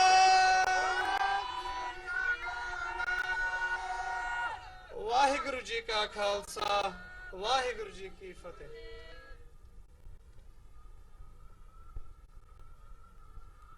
Waheguru ji ਕਾ ਖਾਲਸਾ ਵਾਹਿਗੁਰੂ ਜੀ ਕੀ ਫਤਿਹ। ਬਹੁਤ ਬਹੁਤ ਧੰਨਵਾਦ ਪ੍ਰਭਜੋਤ ਸਿੰਘ ਅਤੇ ਉਹਦੇ ਸਾਥੀਆਂ ਦਾ, ਜਿਨ੍ਹਾਂ ਨੇ ਬਹੁਤ ਥੋੜੇ ਸਮੇਂ ਦੇ ਵਿੱਚ ਬੜੇ ਹੀ ਸੁਚੱਜੇ ਢੰਗ ਦੇ ਨਾਲ ਆਪਣੇ ਵਿਚਾਰ ਤੁਹਾਡੇ ਨਾਲ ਸਰਵਣ ਕਰਾਏ। ਮੈਂ ਹੁਣ ਬੇਨਤੀ ਕਰਾਂਗਾ 1-2 ਮਿੰਟ ਵਾਸਤੇ ਸੁਖਵਿੰਦਰ ਸਿੰਘ ਜੀ ਆਪਣੇ ਵਿਚਾਰ ਤੁਹਾਡੇ ਨਾਲ ਸਾਂਝੇ ਕਰ ਦੇਣਗੇ। ਜਿੰਨਾ ਚਿਰ ਉਹ ਆ ਰਹੇ ਹਨ ਉਹਨਾਂ ਚਿਰ ਮੈਂ ਆਪ ਜੀ ਦੇ ਨਾਲ ਦਮਦਮੀ ਟਕਸਾਲ ਗੁਰਦੁਆਰਾ ਗੁਰਸ਼ਬਦ ਪ੍ਰਕਾਸ਼ ਸੰਗਰਾਮਾਂ ਦੇ ਮੁਖੀ ਸਿੰਘ ਸਾਹਿਬ ਗਿਆਨੀ ਰਾਮ ਸਿੰਘ ਵੱਲੋਂ ਜੋ ਸੰਦੇਸ਼ ਵਿਸ਼ੇਸ਼ ਤੌਰ ਤੇ ਇੱਥੋਂ ਦੀ ਸੰਗਤ ਨੂੰ ਭੇਜਿਆ ਗਿਆ ਉਹ ਆਪ ਜੀ ਨਾਲ ਸਾਂਝਾ ਕਰਾਂਗਾ। ਸੂਰਾ ਸੋ ਪਹਿਚਾਨੀਏ ਜੋ ਲਰੇ ਦੀਨ ਕੇ ਹੇਤ, ਪੁਰਜਾ ਪੁਰਜਾ ਕੱਟ ਮਰੇ ਕਬੂ ਨਾ ਛਾੜੇ ਖੇਤ। ਹਿੰਦੁਸਤਾਨ ਦੀ ਜ਼ਾਲਮ ਹਕੂਮਤ ਅਤੇ ਫੌਜ ਵੱਲੋਂ ਜੂਨ 1984 ਵਿੱਚ ਸ੍ਰੀ ਦਰਬਾਰ ਸਾਹਿਬ ਸ੍ਰੀ ਅਕਾਲ ਤਖਤ ਸਾਹਿਬ ਸਮੇਤ ਬੇਅੰਤ ਗੁਰਧਾਮਾਂ ਤੇ ਕੀਤੇ ਹਮਲੇ ਦੌਰਾਨ ਸ਼ਹਾਦਤਾਂ ਦੇ ਜਾਮ ਪੀਣ ਵਾਲੇ ਸਮੂਹ ਮਰਜੀਵੜਿਆਂ ਦੀ 35ਵੀਂ ਵਰ੍ਹੇਗੰਢ ਨੂੰ ਪੰਜਾਬ ਤੋਂ ਹਜ਼ਾਰਾਂ ਮੀਲ ਦੂਰ ਵਿਦੇਸ਼ਾਂ 'ਚ ਬੈਠੇ ਬੜੇ ਹੀ ਬੈਰਾਗ ਤੇ ਸ਼ਰਧਾ ਨਾਲ ਮਨਾ ਰਹੇ ਗੁਰੂ ਪਿਆਰੇ ਖਾਲਸਾ ਜੀ। ਵਾਹਿਗੁਰੂ ਜੀ ਕਾ ਖਾਲਸਾ ਵਾਹਿਗੁਰੂ ਜੀ ਕੀ ਫਤਿਹ। ਖਾਲਸਾ ਜੀ, ਅੱਜ ਤੋਂ 35 ਵਰ੍ਹੇ ਪਹਿਲਾਂ ਹਿੰਦੁਸਤਾਨ ਦੀ ਜ਼ਾਲਮ ਫੌਜ ਨੇ ਦੇਸ਼ ਦੇ ਜ਼ਾਲਮ ਹੁਕਮਰਾਨ ਦੇ ਹੁਕਮਾਂ ਤੇ ਕੌਮ ਦੇ ਮਹਾਨ ਪਵਿੱਤਰ ਸਥਾਨ ਜਿਸ ਦੇ ਦਰਸ਼ਨਾਂ ਦੀ ਚਾਹਨਾ ਕਰਦੇ ਹੋਏ ਸਿੱਖ ਹਰ ਸਮੇਂ ਅਰਦਾਸ ਕਰਦਾ ਹੈ ਤੇ ਉਹ ਪਾਵਨ ਪਵਿੱਤਰ ਕੌਮੀ ਤਖਤ ਜਿਸ ਦੇ ਅੱਗੇ ਹਰੇਕ ਦਾ ਸਿਰ ਝੁਕਦਾ ਹੈ, ਸਿੱਖਾਂ ਦੇ ਜਾਨਾਂ ਤੋਂ ਵੱਧ ਪਿਆਰੇ ਗੁਰਧਾਮਾਂ ਨੂੰ ਢਹਿ ਢੇਰੀ ਕਰਨ ਵਾਸਤੇ ਅਤੇ ਘੱਟ ਗਿਣਤੀ ਸਿੱਖਾਂ ਨੂੰ ਕੁਚਲਣ ਵਾਸਤੇ ਗਿਣੀ ਮਿੱਥੀ ਸਾਜ਼ਿਸ਼ ਦੇ ਅਧੀਨ ਇਹ ਕਹਿਰੀ ਹਮਲਾ ਕੀਤਾ ਗਿਆ। ਜਿਸ ਸਿੱਖ ਕੌਮ ਨੇ ਘੱਟ ਗਿਣਤੀ ਵਿੱਚ ਹੁੰਦਿਆਂ ਵੀ ਭਾਰਤ ਦੀ ਆਜ਼ਾਦੀ ਲਈ ਬਹੁਤ ਵੱਡੀਆਂ ਕੁਰਬਾਨੀਆਂ ਕੀਤੀਆਂ ਸਨ, ਲੇਕਿਨ ਜਦੋਂ ਹਿੰਦੁਸਤਾਨ ਆਜ਼ਾਦ ਹੋਇਆ ਤਾਂ ਸਾਡੇ ਸਿੱਖ ਆਗੂਆਂ ਨੇ ਇਹ ਕਹਿ ਕੇ ਭਰਮਾਇਆ ਗਿਆ ਕਿ ਤੁਸੀਂ ਸਾਡਾ ਸਾਥ ਦਿਓ ਤਾਂ ਜੇ ਅਸੀਂ ਤੁਹਾਨੂੰ ਇੱਕ ਅਜਿਹਾ ਖਿੱਤਾ ਦਿਆਂਗੇ ਜਿੱਥੇ ਸਿੱਖ ਆਜ਼ਾਦੀ ਦਾ ਨਿੱਘ ਮਾਣ ਸਕਣਗੇ। ਉਸ ਕੀਤੇ ਹੋਏ ਵਾਅਦੇ ਮੁਤਾਬਕ ਜਦੋਂ ਵੀ ਅਸੀਂ ਆਪਣੇ ਹੱਕ ਮੰਗੇ ਤਾਂ ਉਸ ਸਮੇਂ ਸਿੱਖਾਂ ਨੂੰ ਗੋਲੀਆਂ ਦਾ ਨਿਸ਼ਾਨਾ ਬਣਾ ਕੇ ਜੇਲ੍ਹਾਂ ਦੀਆਂ ਕਾਲ ਕੋਠੀਆਂ ਵਿੱਚ ਨਜ਼ਰਬੰਦ ਕਰਤਾ ਗਿਆ। ਸਿੱਖ ਕੌਮ ਨੂੰ ਇੱਕ ਜਰਾਮ ਪੇਸ਼ਾ ਕੌਮ ਗਰਦਾਨਿਆ ਗਿਆ। ਪਿਛਲੇ ਸਮੇਂ ਵਿੱਚ ਵੀ ਇਹੀ ਕਾਰਨ ਬਣਿਆ ਜਦ 1978 ਦੀ ਵਿਸਾਖੀ ਦੌਰਾਨ ਨਕਲੀ ਨਿਰੰਕਾਰੀ ਸਾਧ ਨੂੰ ਸਿੱਖਾਂ ਦੀ ਪਾਵਨ ਧਰਤੀ ਸ੍ਰੀ ਅੰਮ੍ਰਿਤਸਰ ਵਿਖੇ ਸਰਕਾਰ ਦੀ ਸ਼ਹਿ ਤੇ ਭੇਜਿਆ ਅਤੇ ਸ੍ਰੀ ਗੁਰੂ ਗ੍ਰੰਥ ਸਾਹਿਬ ਦਾ ਉਪਾਨ ਕਰਾਇਆ ਗਿਆ ਜੋ ਸਿੱਖਾਂ ਲਈ ਅਸਹਿ ਸੀ। ਜਦ ਅਜੌਤੀ ਨਿਰੰਕਾਰੀਆਂ ਦੇ ਕਰੂਰ ਪ੍ਰਚਾਰ ਨੂੰ ਸ਼ਾਂਤਮਈ ਤਰੀਕੇ ਨਾਲ ਸਿੰਘ ਰੋਕਣ ਲੱਗੇ ਤਾਂ ਨਿਹੱਥੇ ਸਿੰਘਾਂ ਉੱਪਰ ਉਹਨਾਂ ਵੱਲੋਂ ਗੋਲੀਆਂ ਦਾ ਮੀਂਹ ਵਰਾਇਆ ਗਿਆ, ਜਿਸ ਤਹਿਤ 13 ਸਿੰਘ ਸ਼ਹੀਦ ਹੋ ਗਏ, ਅਨੇਕਾਂ ਫੱਟੜ ਕੀਤੇ ਗਏ। ਉਪਰੰਤ ਦੇਸ਼ ਦੀਆਂ ਕੋਰਟਾਂ ਵਿੱਚ ਕੇਸ ਚੱਲੇ ਪਰ ਹਰ ਵਾਰ ਦੀ ਤਰ੍ਹਾਂ ਸਿੱਖਾਂ ਨੂੰ ਇਨਸਾਫ ਨਾ ਮਿਲਿਆ। ਉਸ ਨਕਲੀ ਨਿਰੰਕਾਰੀ ਸਾਧ ਨੂੰ ਇਸ ਕੇਸ ਵਿੱਚੋਂ ਬਰੀ ਕਰਤਾ ਗਿਆ। ਸਿੱਖਾਂ ਤੇ ਜ਼ੁਲਮ ਦੀ ਸ਼ੁਰੂਆਤ ਹੋ ਗਈ, ਜਿਸ ਤਹਿਤ ਭਾਈ ਅਮਰੀਕ ਸਿੰਘ ਜੀ ਪ੍ਰਧਾਨ ਆਲ ਇੰਡੀਆ ਸਿੱਖ ਸਟੂਡੈਂਟ ਫੈਡਰੇਸ਼ਨ ਬਾਬਾ ਠਾਰਾ ਸਿੰਘ ਜੀ ਨੂੰ ਗ੍ਰਿਫਤਾਰ ਕਰਕੇ ਕੀਤਾ ਗਿਆ। ਸ਼੍ਰੀਮਾਨ ਸੰਤ ਜਰਨੈਲ ਸਿੰਘ ਜੀ ਖਾਲਸਾ ਭਿੰਡਰਾਂ ਵਾਲੇ ਨੇ ਇਹ ਮਹਿਸੂਸ ਕੀਤਾ ਕਿ ਦੇਸ਼ ਵਿੱਚ ਸਾਡੀ ਦਲੀਲ ਤੇ ਅਪੀਲ ਦੀ ਕੋਈ ਕੀਮਤ ਨਹੀਂ।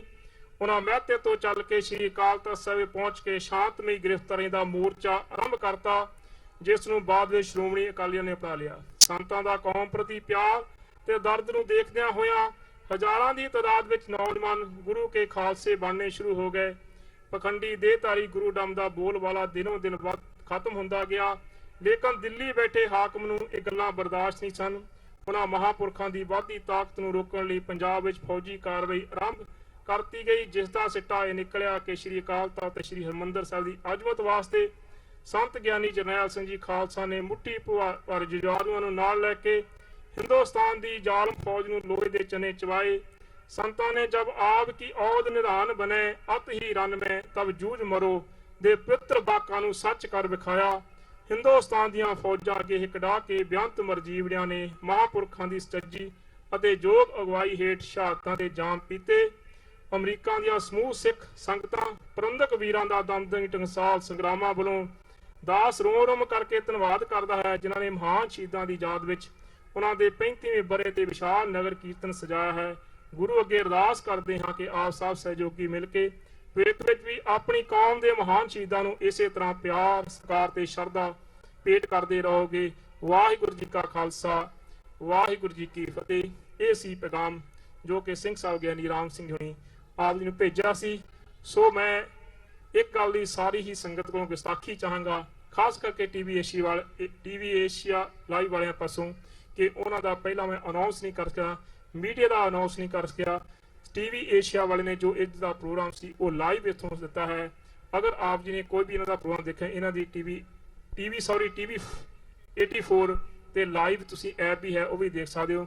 ਮਾਫੀ ਚਾਹਾਂਗਾ ਕਿ ਟੀਵੀ ABT4 ਵਾਲਿਆਂ ਨੇ ਜਿਹੜਾ ਪ੍ਰੋਗਰਾਮ ਸੀਗਾ ਸਾਰਾ ਲਾਈਵ ਦਿੱਤਾ। ਸਮੁੱਚੇ ਮੀਡੀਆ ਦਾ, ਸਮੁੱਚੇ ਰੇਡੀਓ ਵਾਲਿਆਂ ਦਾ, ਸਮੁੱਚੀਆਂ ਅਖਬਾਰਾਂ ਦਾ ਬਹੁਤ ਬਹੁਤ ਧੰਨਵਾਦ ਕਰਦਾ ਹਾਂ। ਅਕਸਰਕਾਰ ਜਦੋਂ ਇਹੋ ਜਿਹੇ ਪ੍ਰੋਗਰਾਮ ਹੁੰਦੇ ਹਨ, ਬਹੁਤਾਤ ਬੁਲਾਰਿਆਂ ਨੂੰ ਸਮੇਂ ਦੀ ਘਾਟ ਕਾਰਨ, ਕਿਉਂਕਿ ਇੱਥੇ ਇੱਕ ਬਹੁਤ ਹੀ ਲਿਮਟਿਡ ਤੇ ਬਚਵਾਂ ਸਮਾਂ ਹੈ, ਬਹੁਤ ਸਮਾਂ ਨਹੀਂ ਦੇ ਸਕੇ, ਉਸ ਲਈ ਖਿਮਾ ਦਾ ਜਾਚਕ ਹੈ। ਸਮੁੱਚੇ ਰੂਪ ਦੇ ਵਿੱਚ ਅੰਤ ਦੇ ਵਿੱਚ ਸਮੁੱਚੇ ਪ੍ਰਬੰਧਕ ਸੱਜਣਾਂ ਦਾ, ਸਮੁੱਚੀਆਂ ਗੁਰਦੁਆਰਾ ਪ੍ਰਬੰਧਕ ਕਮੇਟੀਆਂ ਦਾ, ਸਮੁੱਚੀਆਂ ਪੰਥਕ ਜਥੇਬੰਦੀਆਂ ਦਾ ਤਹਿ ਦਿਲੋਂ ਧੰਨਵਾਦ ਕਰਦਾ ਹੋਇਆ ਧੰਨ ਧੰਨ ਸਾਹਿਬ ਸ੍ਰੀ ਗੁਰੂ ਗ੍ਰੰਥ ਸਾਹਿਬ ਮਹਾਰਾਜ ਦਾ ਕੋਟਾਨ ਕੋਟ ਧੰਨਵਾਦ, ਜਿਹੜਾ ਦੀ ਛਤਰ ਛਾਇਆ ਹੇਠ ਅੱਜ ਦਾ ਇਹ ਤੁਹਾਡੇ ਸਹਿਯੋਗ ਦੇ ਨਾਲ ਇਹ ਨਗਰ ਕੀਰਤਨ ਉਪਰੰਤ ਜੋ ਇਹ ਰੈਲੀ ਸੀ ਸੰਪੂਰਨ ਹੋਈ ਆ। ਹੋਰ ਮੈਂ ਕਿਸੇ ਨੂੰ ਜੇ ਸਮਾਂ ਨਾ ਦੇ ਸਕਿਆ ਹੋਇਆ, ਉਹਨਾਂ ਕੋਲੋਂ ਖਿਮਾ ਦਾ ਜਾਚਕ ਹਾਂ। ਇਸ ਦੇ ਨਾਲ ਹੀ ਆਪ ਜੀ ਚਰਨਾਂ 'ਚ ਬੇਨਤੀ ਕਰਾਂ ਕਿ ਜੋ ਟ੍ਰੇਸੀ ਵਾਲਿਆਂ ਦੀ ਬੱਸ ਹੈ ਉਹ ਰੈਡੀ ਹੈ, ਉਹਨਾਂ ਦੀ ਇੱਕ ਸਵਾਰੀ ਦੀ ਵੇਟ ਕਰ ਰਹੇ ਆ। ਉਹ ਕਿਰਪਾ ਕਰਕੇ ਵੀ ਜਿੱਥੇ ਹੀ ਹੋਵੇ ਉਹ ਜ਼ਰੂਰ ਬੱਸ ਵਿੱਚ ਪਹੁੰਚਣ ਦਾ ਯਤਨ ਕਰਿਓ। ਬਹੁਤ ਲੰਮੇ ਸਮੇਂ ਤੋਂ ਅੱਤ ਦੀ ਗਰਮੀ 'ਚ ਤੁਸੀਂ ਬੈਠੇ ਹੋ, ਤੁਹਾਡਾ ਸਾਰਿਆਂ ਦਾ ਦਿਲ ਦੀਆਂ ਗਹਿਰਾਈਆਂ ਵਿੱਚੋਂ ਤਹਿ ਦਿਲ ਤੋਂ ਸ਼ੁਕਰਗੁਜ਼ਾਰ ਹਾਂ, ਧੰਨਵਾਦ। ਬੋਲਦੇ ਹਾਂ ਇਹ ਸੇਵਾ ਨਿਭਾਉਂਦੇ ਹਾਂ ਸਮੁੱਚੇ ਪ੍ਰਬੰਧਕਾਂ ਕੋਲੋਂ ਇੱਕ ਨਹੀਂ ਬਹੁਤ ਸਾਰੀਆਂ ਅਨੇਕਾਂ ਕਮੀਆਂ ਪੇਸ਼ੀਆਂ ਗਲਤੀਆਂ ਹੋ ਗਈਆਂ, ਉਹਦੇ ਲਈ ਖਿਮਾ ਦਾ ਜਾਚਕ ਹਾਂ। ਅੱਜ ਦੇ ਇਸ ਸਮਾਗਮ ਦੀ ਇੱਥੇ ਹੀ ਸਮਾਪਤੀ ਕਰਦਾ ਹੋਇਆ ਫਤਿਹ ਅਰਜ਼ ਕਰਦਾ ਹਾਂ। ਵਾਹਿਗੁਰੂ ਜੀ ਕਾ ਖਾਲਸਾ, ਵਾਹਿਗੁਰੂ ਜੀ ਕੀ ਫਤਿਹ।